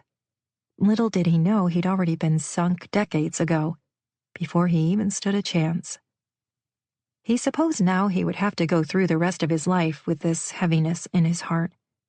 Either that or ask Phoebe to live her life with a firefighter who attracted chaos, invite her to be with a man who didn't know whether he could do commitment, even with his true love. Face it, he'd have to drag her into life with a coward when it came to love. She deserved better. And what did he deserve? He hated the words that immediately sprang. A life without fear of abandonment. Because he'd survived a parent dying. But somehow, if he let himself fully love Phoebe, and she left him, without a doubt he wouldn't make it through. Better to finish this before it even got started. If that sounded unheroic, well, he'd never claimed to be a hero. He just did his job and tried to help when and where he could. "Ah, young Joseph and Marco." Father Suarez turned, holding his pink box. "How is your daily good deed?" "Nothing new," Marco said. "Keep your eyes open. There are always possibilities." He shuffled off to find a seat. After the Phoebe disaster, Marco thought maybe he should stay away from good deeds for a while. But only yesterday he'd been minding his own business and wound up helping a woman who'd locked her keys in the car with her 2 toddlers inside. She'd been in complete panic mode until Marco took over. It had seemed another silver lining moment then, a time when he was able to help. But the good deed wasn't big enough. As someone who had thumbed his nose at true love, he figured he'd be atoning the rest of his life. "Hey, guys," Millie, Charlie's sister, waved from a table where she sat with her husband and baby Coral. "Good to see you again." The baby was cute, now over a year old if Marco had the age right. Millie and her husband were perfectly happy, and to his knowledge, no sunset kiss had ever been involved. Just failed birth control and 2 loving parents who were making it work. "So, I'm thinking about moving back to the city," Joe said once they'd grabbed a table. "No kidding? I've been away long enough. Abuelita is getting older. It's time to come back, and it will be easier to help you and Dylan if I'm closer. What about the surfing business? I can do that from anywhere at this point. It's almost on autopilot. I'll have to commute to Santa Cruz one day a week, maybe. It will work out." He cleared his throat. "And also, and I know this is crazy, so don't make fun, okay? You have my full attention. Well, that is impressive because the most beautiful woman I've ever seen just walked in the door." Joe stared over Marco's shoulder. Marco didn't even turn around, but took another bite of his muffin. "Are you going to tell me your crazy pants idea or what?" "Wow," Joe gaped. "You didn't even look." "No big deal," Marco shrugged. "I'm not interested." "Why?" "Maybe I'm thinking about being more than a rebound guy. More than Mr. Casual. I'm glad you said that, bro, because since you seem free and clear, you should go with me to the Sunset Stroll next week. Oh, Jesus. You'll like it. Very low-key, no kiss involved. You're matched up with a few prospects, have a drink, chat, end with a stroll outside. Then only the two of you decide if you'd like to see each other again. No pressure."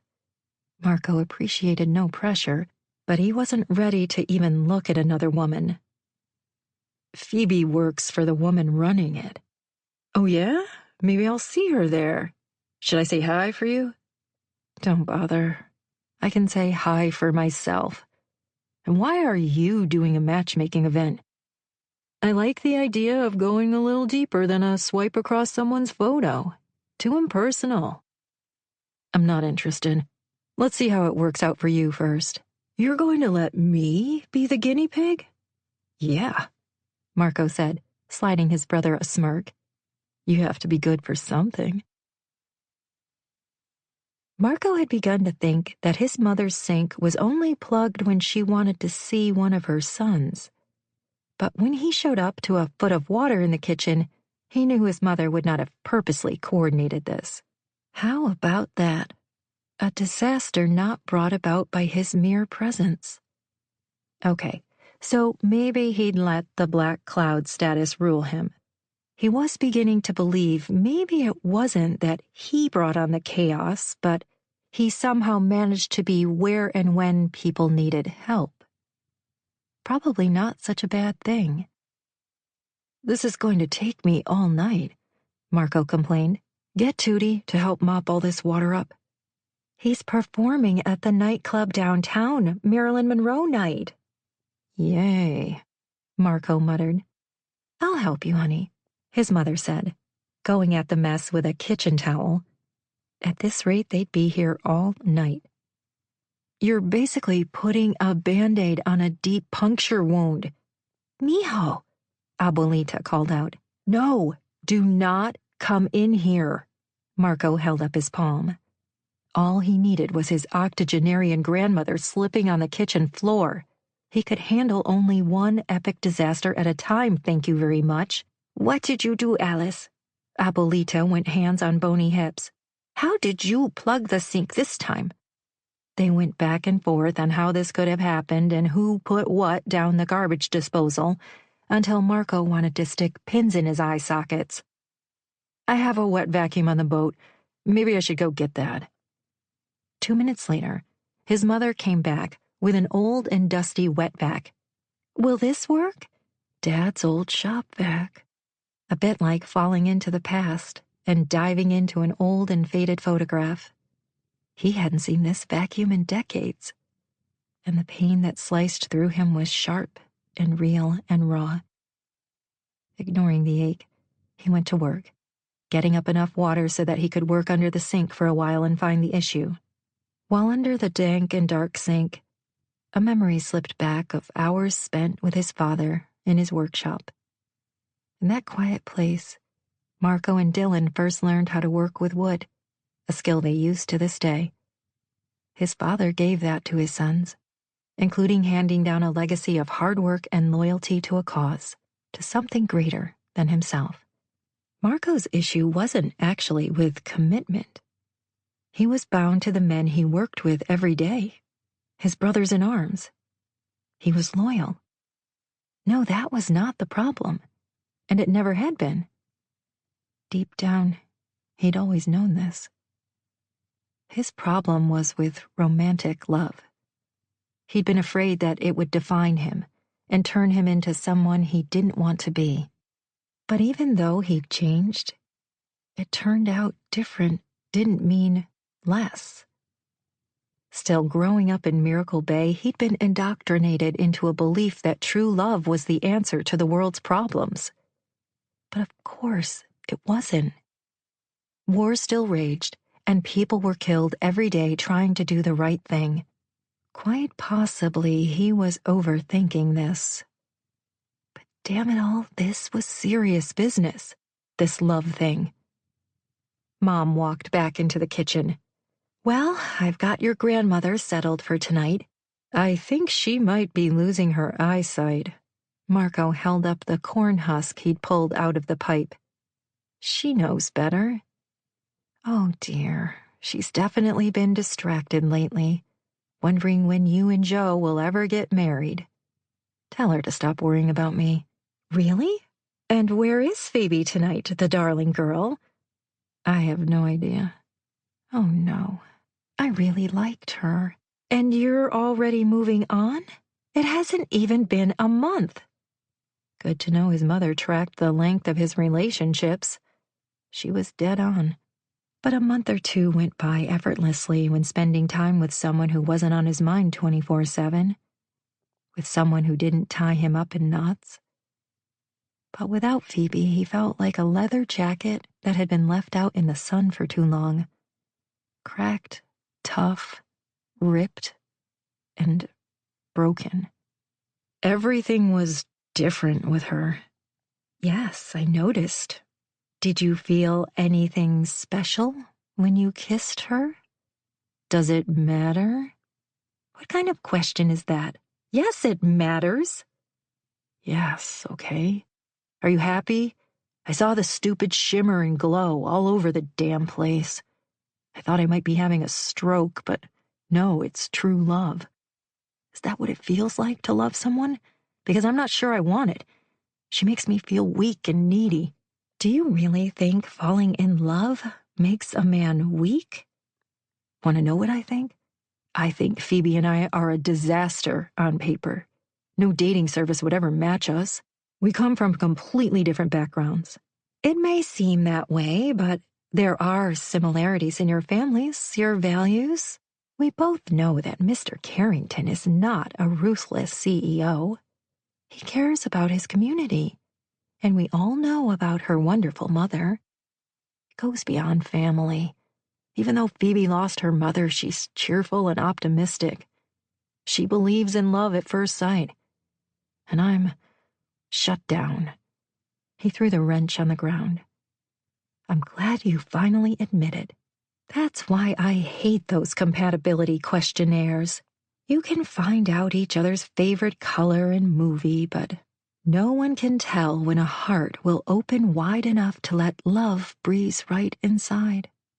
Only the Sunset Kiss can do that. So, they were back to this again. Is that all you ever think about?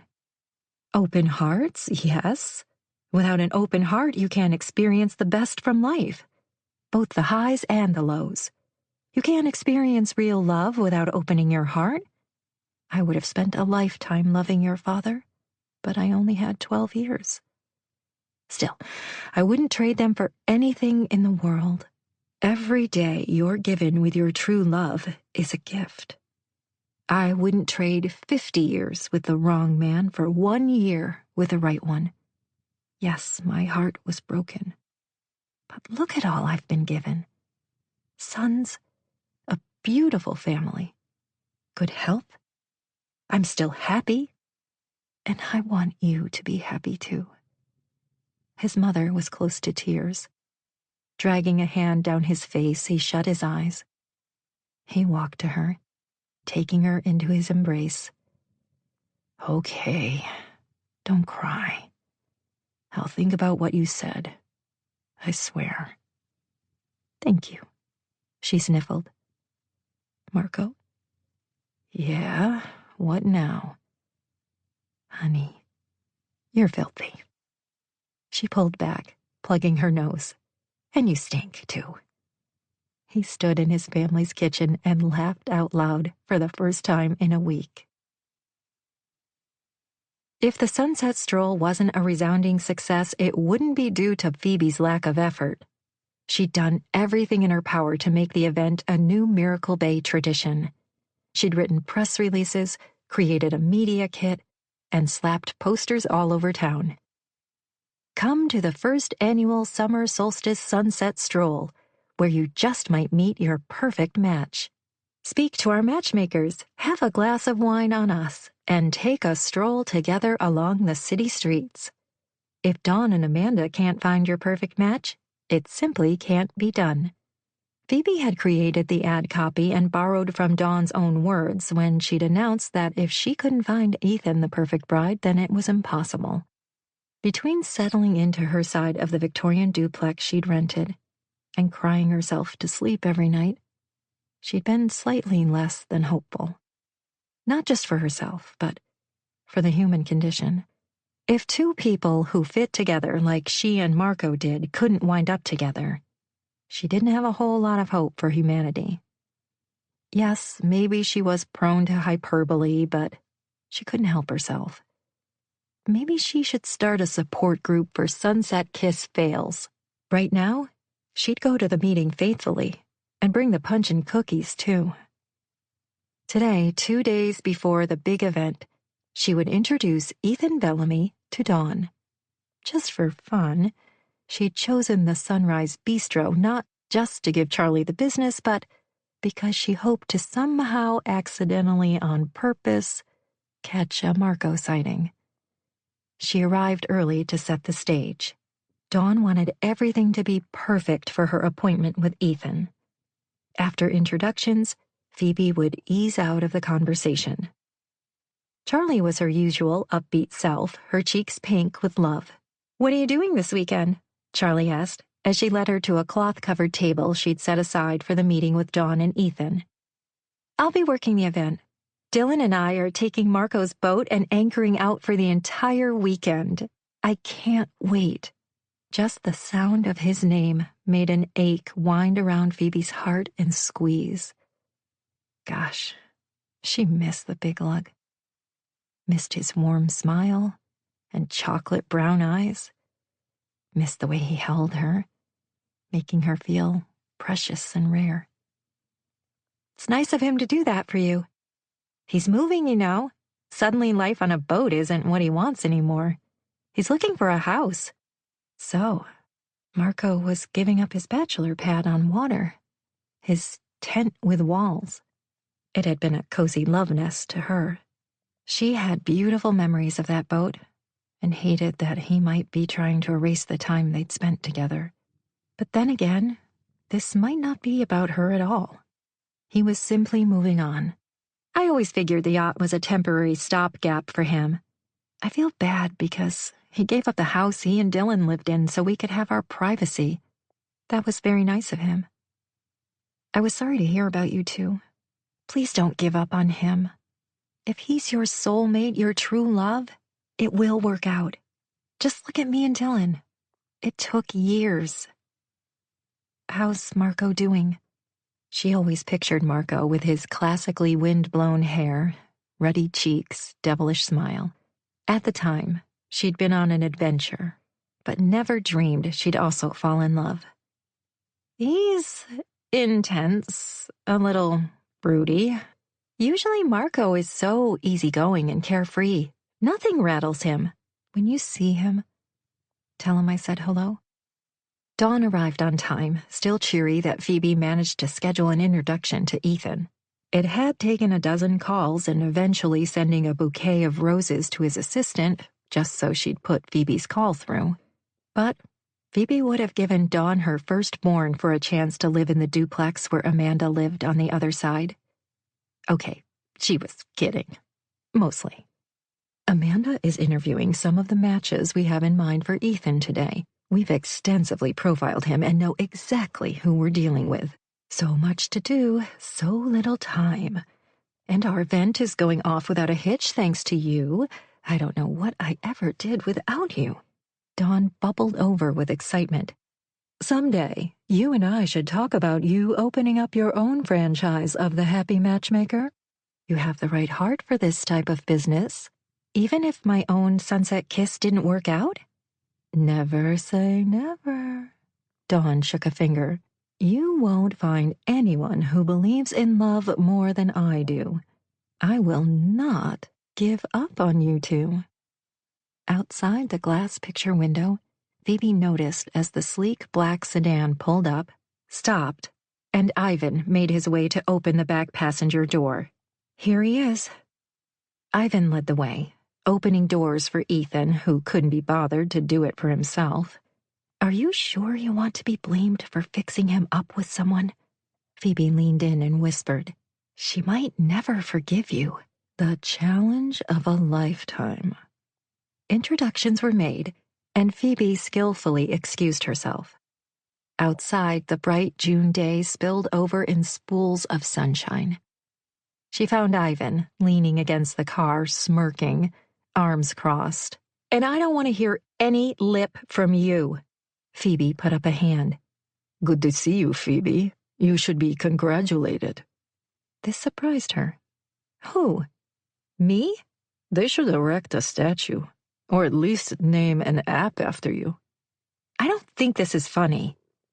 You said no to Ethan Bellamy, and no one says no to him.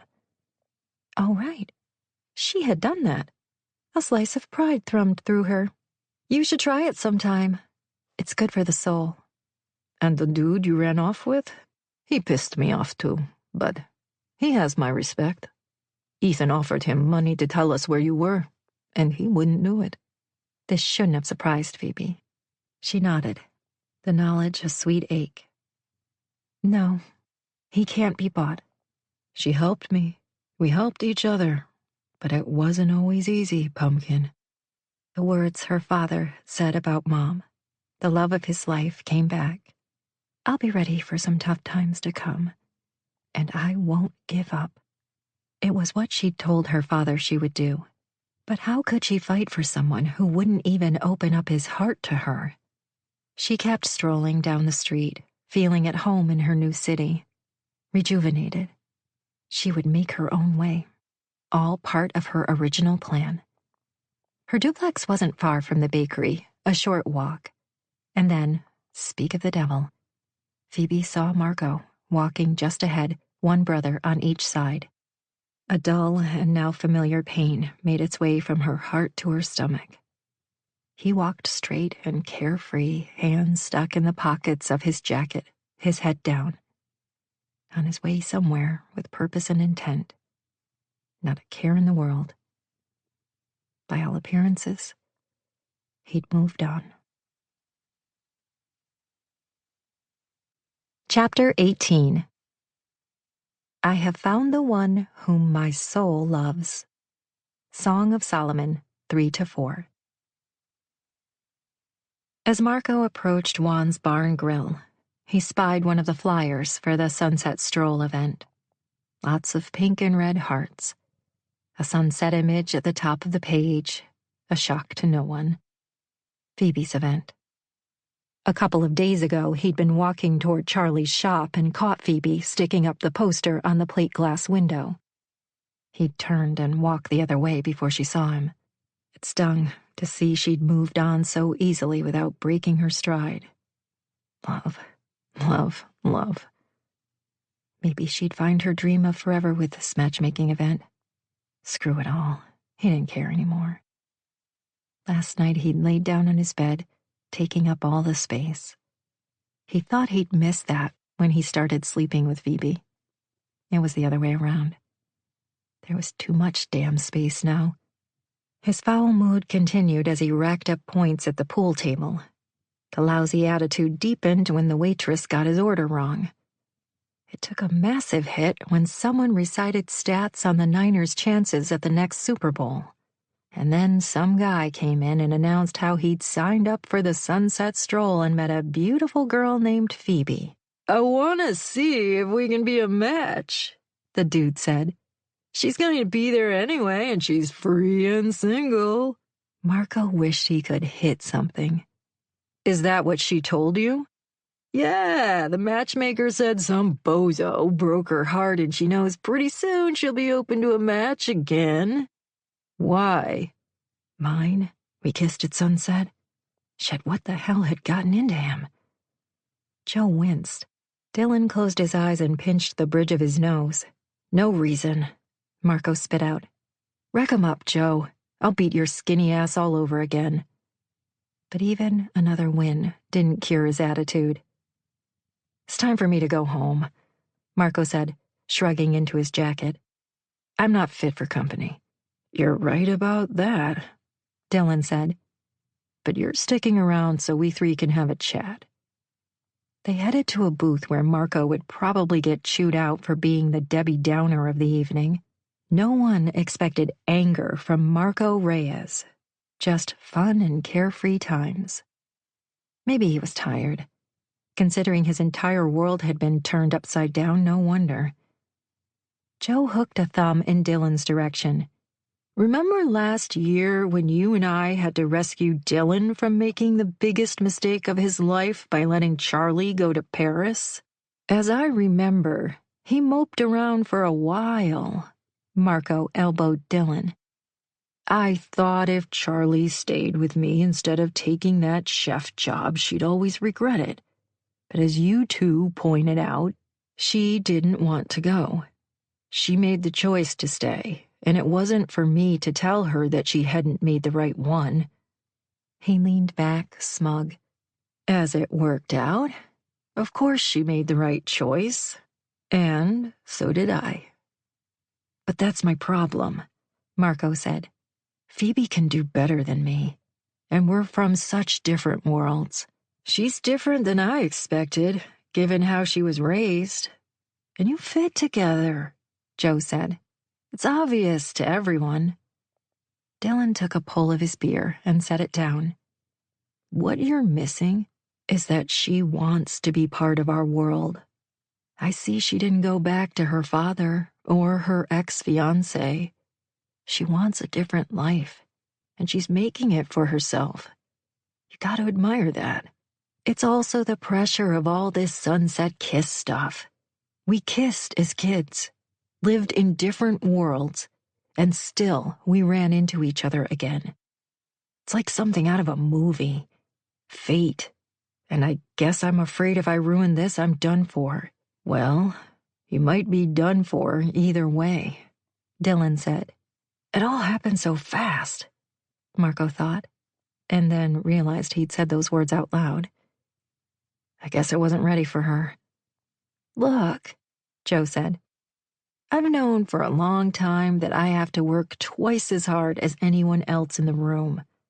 It made me deadly persistent and a sharp businessman. But everything has always come easily to you, just kind of dropped in your lap. You haven't had to work too hard for anything in your life. You sailed through school with top grades. You were hired through an open call. I'm sure passing the LT test is going to be a breeze. Work, women, it all just came to you. Even Phoebe, she literally fell into your life. This isn't even a metaphor. Was that true? Marco had never spun it that way. He was the easygoing brother, sandwiched between serious Dylan and wild Joe. Nothing he'd ever attempted to do had been too hard for him. And maybe in some ways he'd become lazy because of it. Every time he tried to make an effort, work for something, mostly relationships, he tended to bail. It was a tough truth to admit. You know that feeling you have in the pit of your stomach right now? The tightness in your chest? Get used to it, because that's never going to go away until you fix this. Dylan poked Marco's chest. And how's that any better? Marco scowled. Are you going to sit here and tell me because I'm already miserable I might as well go all in? What I'm saying is, it sounds like she's worth going all in, with whatever it is, true love or not. You gotta give it a chance. Unless, of course, You want that guy to waltz right in on Sunset Stroll Day? Dylan pointed to the guy who'd come in and announced to everyone that he hoped to be matched with Phoebe. Yeah, he's not her type, Marco said. No, you are. Marco shook his head, a rare and piercing understanding hitting him. If he wanted Phoebe, he would have to admit the truth. He'd been struck dumb and stunned from the start. He loved her. If she wanted to be stuck with him, well, he wanted to be stuck with her. Forever. Damn, I'm an idiot. Not all that long ago, he'd told Dylan that if a woman ever looked at Marco the way Charlie did Dylan, he might consider a commitment. Because women loved Marco, but they were attracted to the wrong things about him.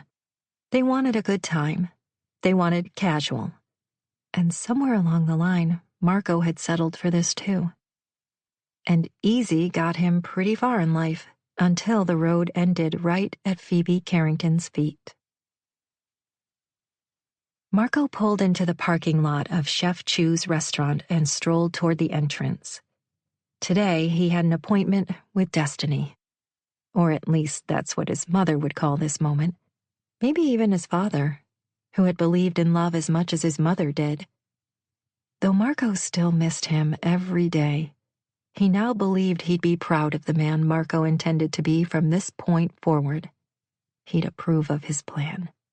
Today, he had a meeting with the man who could make the ultimate difference for the rest of Marco's life.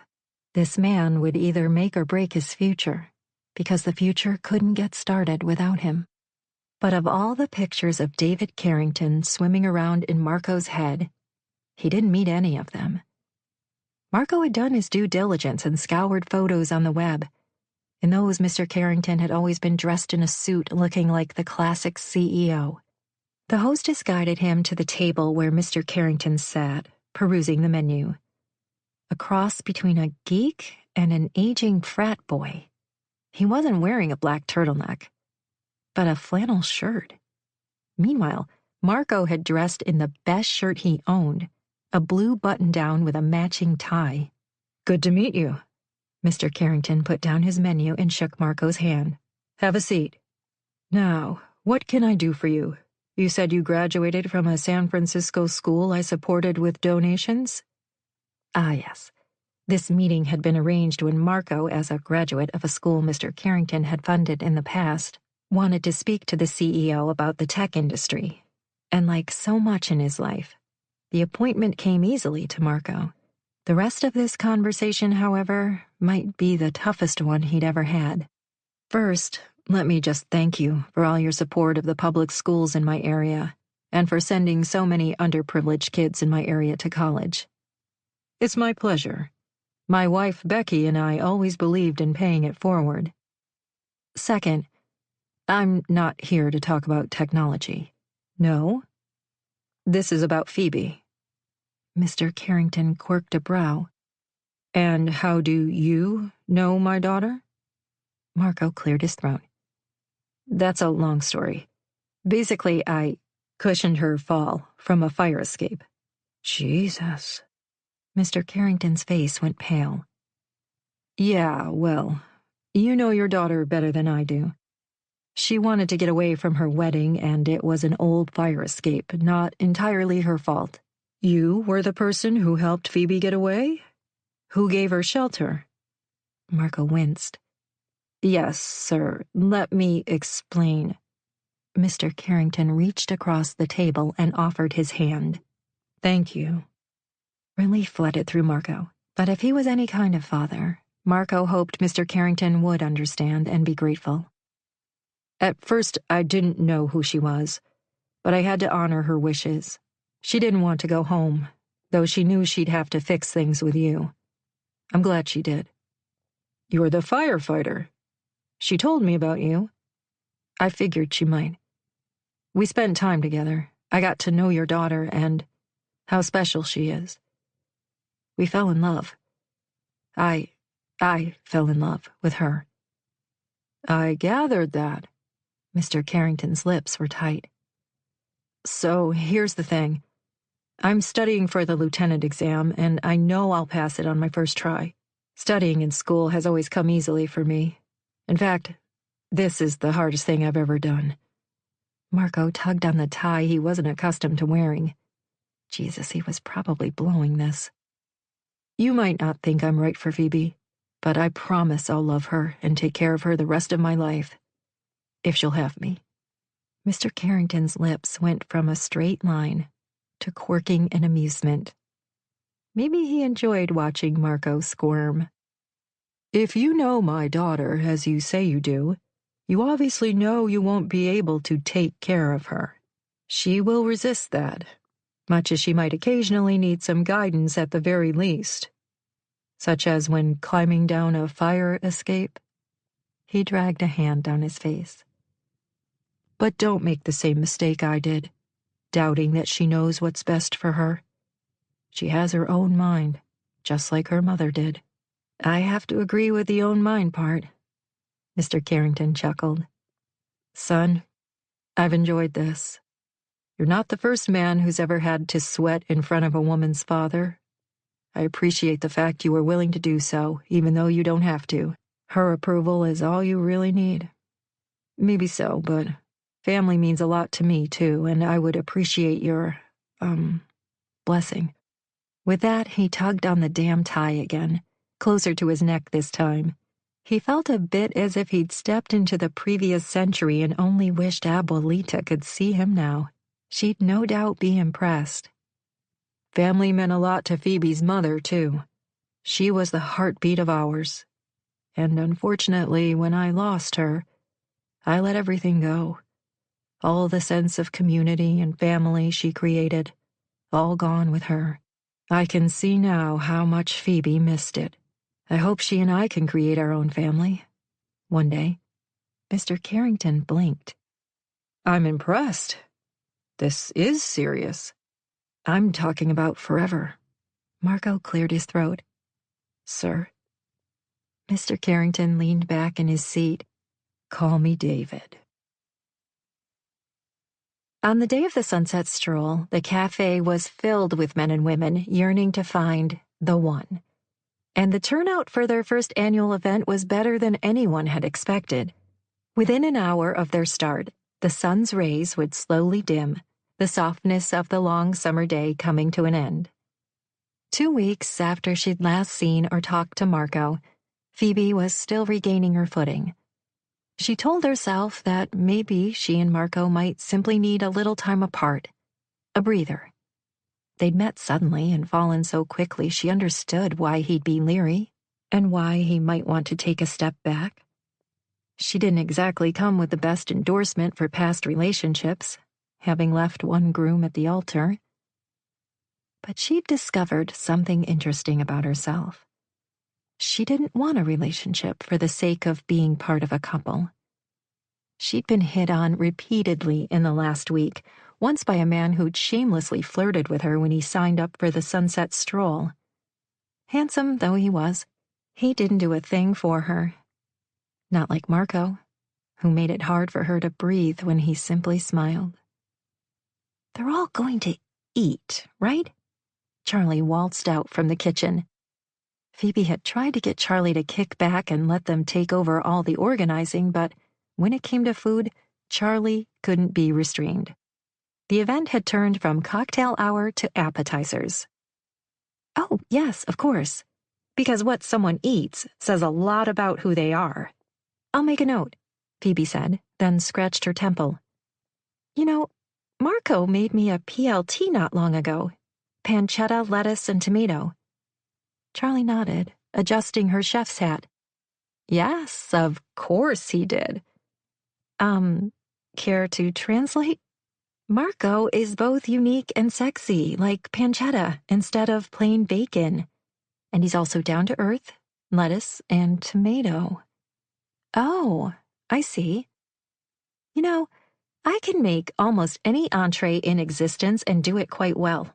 French, Italian, continental, Chinese, you name it.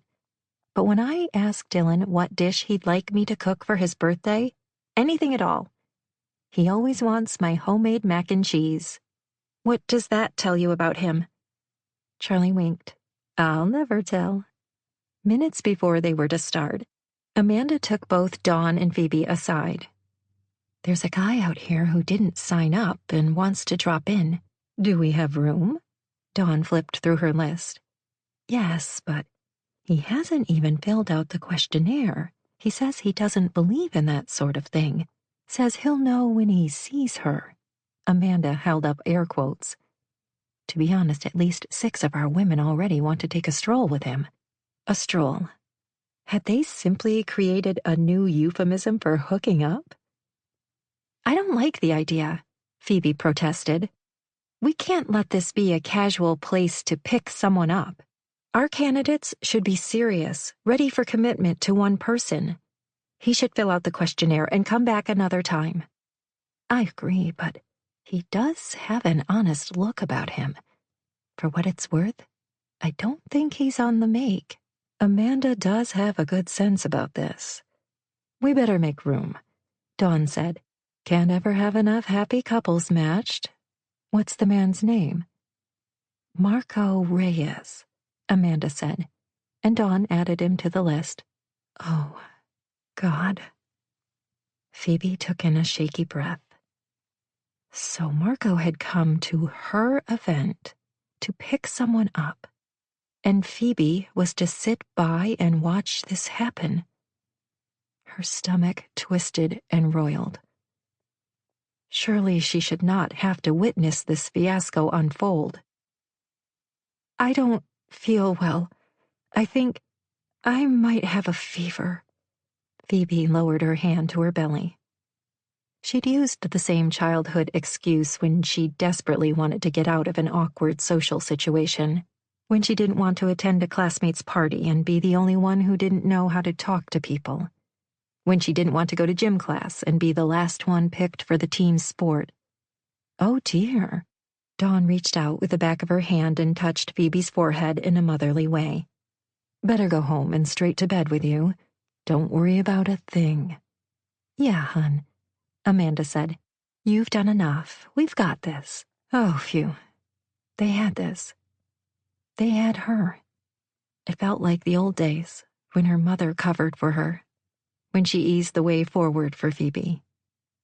Yes, she depended on her mother far too much, and it had been Phoebe's downfall when no one else understood her, even her own father.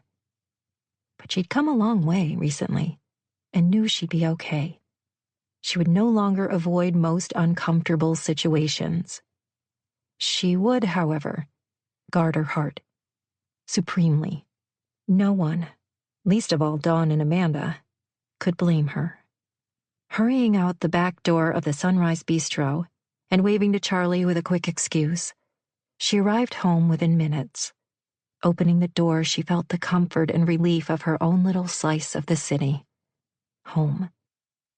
No matter how far out of her comfort zone she grew, Phoebe would always prefer the quiet times, and she'd designed her duplex to be a soft place to fall. Slowly, she'd furnished the place with garage sale finds and decorated with pops of color. In the center of the living room sat a green second-hand love seat, filled with blue, orange, red, and yellow pillows. Framed photos of sailboats hung on her walls, along with pictures of old trolley cars and the San Francisco skyline. A few photos of Phoebe and her parents in earlier years. One of her and Aunt Sarah at her college graduation. Absolutely no framed sunsets, thank you very much. She'd been a small child when she met the love of her life, and hence had no way of knowing how her future would unfold without him. But it warmed her heart to know her mother had met Marco at least once. She'd seen the boy who would become the man Phoebe would someday fall in love with. Maybe not the man she'd wind up with, but the man she'd fortunately, or unfortunately, always love him. And the knowledge she had this small connection with her mother even after all these years felt significant, important. What if she'd gone through with the wedding to Ethan? Would she have gone her entire life never again meeting Marco Reyes? As a true romantic, it wasn't difficult for Phoebe to believe in destiny. If she and Marco were fated, they'd have found a way to be together. Someday. Even if she was 80 and a widow given a second chance to love. No matter how much she hurt right now, she couldn't regret meeting him. She wasn't sorry she'd fallen in love. But she wasn't going to watch him find someone else at her matchmaking event. Really? Of all the nerve. Phoebe changed into sweats and fuzzy slippers. She pulled out a tub of ice cream and got cozy on her couch, throwing a blanket over her legs. Next month, Flannery would visit for the first time. Her father said he'd come too as long as work didn't intervene. No shock, he was on his way to his next project, pulling in long hours according to Aunt Sarah. Already a slew of new investors lined up. A knock at her door surprised Phoebe because Amanda was the only one who occasionally popped over to check in. Phoebe checked through the keyhole before unlocking any of the many locks on her front door. Marco. It was Marco. "Phoebe? Come on out," he called out. "I know you're in there." "What are you doing here? Shouldn't you be at the event trying to score?" she said through the door. "Lots of women there, ripe for the picking." "Open this door, please." "No, I don't think so." "Come on. I need to talk to you. Hurry, it's important." She took a smidge of pity on him when he sounded desperate and unlocked all deadbolts, leaving only the flimsy chain anyone with a little muscle could knock down. "What is it?" "Will you come out here and talk to me?" "It depends. Are you here to apologize for showing up at my event to hook up with someone else?" "I can't apologize for that because that's not why I went. I came with Joe, and also to make sure you didn't wind up with some dude named Jared. He has a thing for you." "Jared? Who in the world is Jared?" "Please come outside. We're running out of time."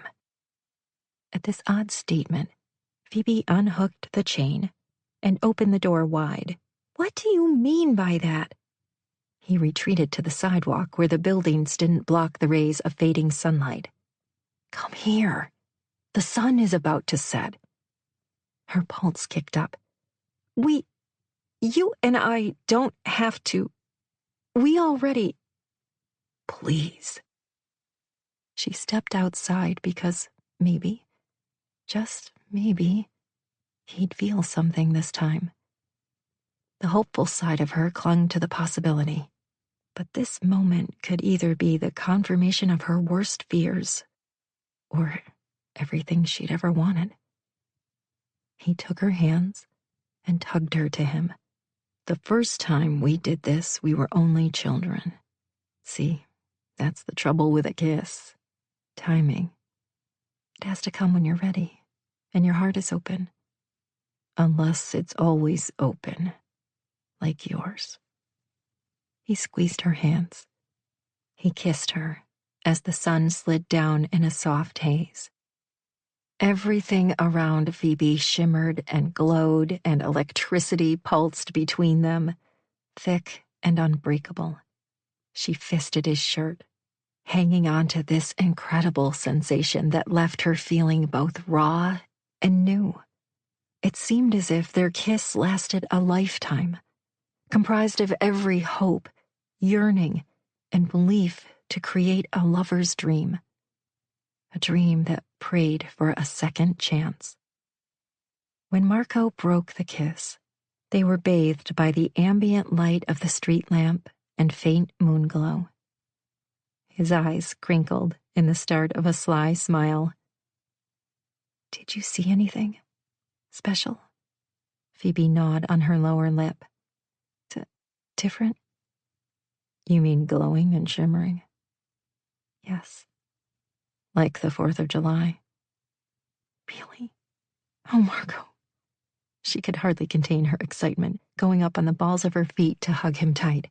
"Just like the moment we met." Huh? I didn't even want to admit it to myself. But I saw glowing and shimmering like an aura. I thought maybe I was having a stroke after you jumped me. But no, I was reuniting with my sunset kiss. You felt this all along? Phoebe, after you left, I thought I was dying.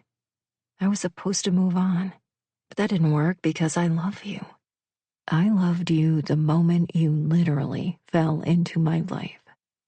And forgive me if I wasn't ready for you, for all of this. Things have always come easily to me, even love. I know this doesn't happen every day. You only meet your true love once in a lifetime, if you're lucky. And what if I were to blow our only chance? Your only chance. It figures you think you're responsible for my happiness too. But you don't have to rescue me. Not anymore. You rescued yourself. It doesn't mean I don't believe in heroes, because I do. You're mine, whether you want to be or not. I knew I'd always love you, but I just wasn't sure we'd be able to be together. I want to be yours, Phoebe. More than anything. He pressed his forehead to hers. I love you. And we can't lose. We have it all. We're a sunset kiss match. And we have the triangle Dawn talks about: love, companionship, and magnetism. But we need one more thing. What's that? To bring our families together. You need to talk to my father. Way ahead of you, babe. He swept her up in his arms and carried her back to the house. Way ahead of you. Epilogue. If I loved you less, I might be able to talk about it more. Jane Austen, Emma. 2 years later. In the year and a half since Phoebe Carrington became a matchmaker, she'd personally witnessed 2 weddings come from her matches. She adored being a part of a couple's special day. Always invited, always happy to celebrate love in all its many forms. Today, the bridal bouquet was a beautiful mix of yellow daffodils and blue hydrangeas, resembling picked wildflowers. Perfect. The dress, too. Not a huge, poofy monstrosity, but a mermaid-style dress with a tight-fitting bodice, slight flare, and short train. Phoebe took one last glance in the mirror and adjusted her veil. Everything was precisely as she'd wanted. No big gala, but a simple church wedding with family and close friends, followed by a reception at the Reyes family home. No tiara this time, but the old-school classic headpiece handed down by Mrs. Reyes. First to Charlie, then to Phoebe. The day had come for her wedding. Again. This time, she wouldn't run out even if the church itself went up in flames. A comical thought, considering her groom. For a while, she worried the Catholic Church might spontaneously combust, as Father Suarez had requested special dispensation to marry a Protestant at the main altar. But he insisted he couldn't have anyone else marry Marco. Interestingly, she'd learned that at least part of Marco's reticence had been the sanctity with which he viewed marriage. "I'm only doing this once, so be sure," Marco had said, "because it won't be easy to get rid of me once we make those vows." She was counting on it. During their pre-marriage counseling sessions, Phoebe discovered that Marco had taken a challenge posed by Father Suarez: one good deed daily. He'd been blessed with good fortune and the uncanny ability to be exactly where he'd be needed. Pay it forward.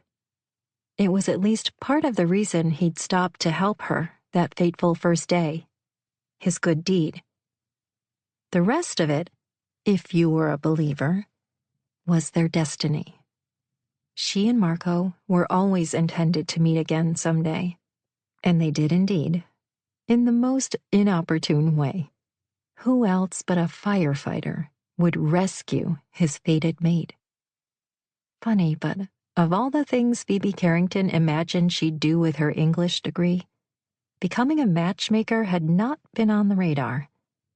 But when Amanda Sheridan opened her franchise of the Happy Matchmaker, she asked Phoebe to join her, declaring her a natural.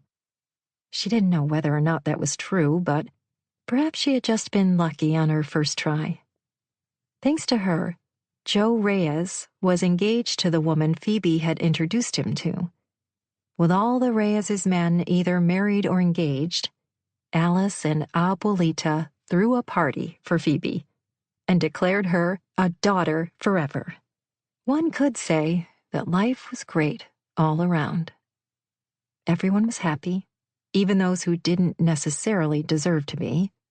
2 months after Ethan Bellamy married a 25-year-old former model Dawn had arranged for him to meet, Dawn collected a hefty fee and happily retired. She now lived on an island off the Pacific Northwest with her husband, where they collected rents and Happy Matchmaker franchise fees. "Are you ready, Pumpkin?" her father asked, straightening his tie.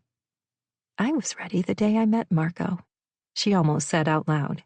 Instead, she picked up her bouquet and accepted her father's arm. "Let's do this." At the entrance to the church doors, her father turned to Phoebe. "It's not too late to walk out." "Daddy, please. That's not funny." "I had to be sure." He patted her arm as his lips quirked in a smile. "He's the one. I have zero doubts." The music began to play, and everyone stood as she and her father made their way down the aisle. Amanda winked happily from next to her newly reconciled husband, the handsome Noah Sheridan. The church was filled with the large extended Reyes clan, and all of Phoebe's new friends from her work as a matchmaker. There were Jerry Ann and Henry, smiling back. They were new. So were Aunt Sarah and her beau William, who might not have found each other without Phoebe's matchmaking skills. Last but not least, Daddy would be next. Oh yes, she'd find the right woman for him. Mom would have wanted it that way. At the altar, the Padres stood flanked by their small wedding party. Charlie and Cousin Flannery on one side, Dylan and Joe on the other. And stepping forward to meet her, smiling at her as though he'd seen her for the first time, Lieutenant Marco Reyes, the man who still made her heart stop every time she saw him. His hair was recently trimmed and styled neatly, and not as she preferred, on the wrong side of a cut, the way it had been on the day he'd proposed. The seagulls cawing, the waves crashing, his hair disheveled and windblown, cheeks ruddy. He dropped to one knee 6 months to the day after they met and thanked her for putting up with him, for the long hours he worked, for the other hours he spent studying for the exam or rehabbing fixer-uppers. Then he'd asked her if she'd mind very much putting up with him for the rest of her natural life. "There's nothing I'd rather do," she'd said, between tears as he slipped the ring on her finger. Father Suarez cleared his throat, snapping her back to the present. "We are gathered here today to witness the marriage of Marco Antonio Reyes and Phoebe Rebecca Carrington." All the people Marco loved were gathered in the very home where he'd met Phoebe Carrington for the first time. The deep back patio of the boarding house turned out to be the perfect place for their reception. Fairy lights were strung from tree to tree, and outdoor tables set up under large parasols. Charlie would hear of no one else catering the dinner, though since she also served as a bridesmaid, she'd accepted Mr. Carrington's help to hire a staff. Still, she flitted around, checking the food to be sure it was served as she'd demanded, instructed. In the very back of the patio, and on a temporarily constructed stand, were Tootie and members of his newly formed band. Last week, Marco's mother had given them a wedding gift. A local artist's rendition of an old photo she'd found. It had been taken the night Becky Carrington had visited them so many years ago. little Phoebe sitting on her lap. Members of his family were in the photo too, memorialized for posterity. His father's smiling face turned to the camera as he held little Joey in his arms. His mother's hands, one on Dylan's shoulder and one on Marco's. A snapshot in time of two young children who'd had no idea that at least a part of their future was determined that same night. Ladies and gentlemen, our bride and groom will now join us for their first dance, Tootie announced. Can't Help Falling in Love played through the outdoor speakers. Tootie's smooth, velvety voice a dead ringer for the Kings. Marco took his bride's hand and led her to the center of the patio, where he twirled her around the oohs and ahs of the crowd. Some things are meant to be. True enough, and Marco would no longer fight his destiny. Especially not when it entwined him with this woman, gorgeous both inside and out. A life with her at his side would be richer than he'd allowed himself to hope. This has been The Trouble with a Kiss, a runaway bride friends to lovers romantic comedy. Sunset Kiss Book 2. Written by Heatherly Bell. Narrated by Kimberly Austin. Copyright 2022 by Heatherly Bell. Production copyright 2022. Production copyright by Heatherly Bell, 2022.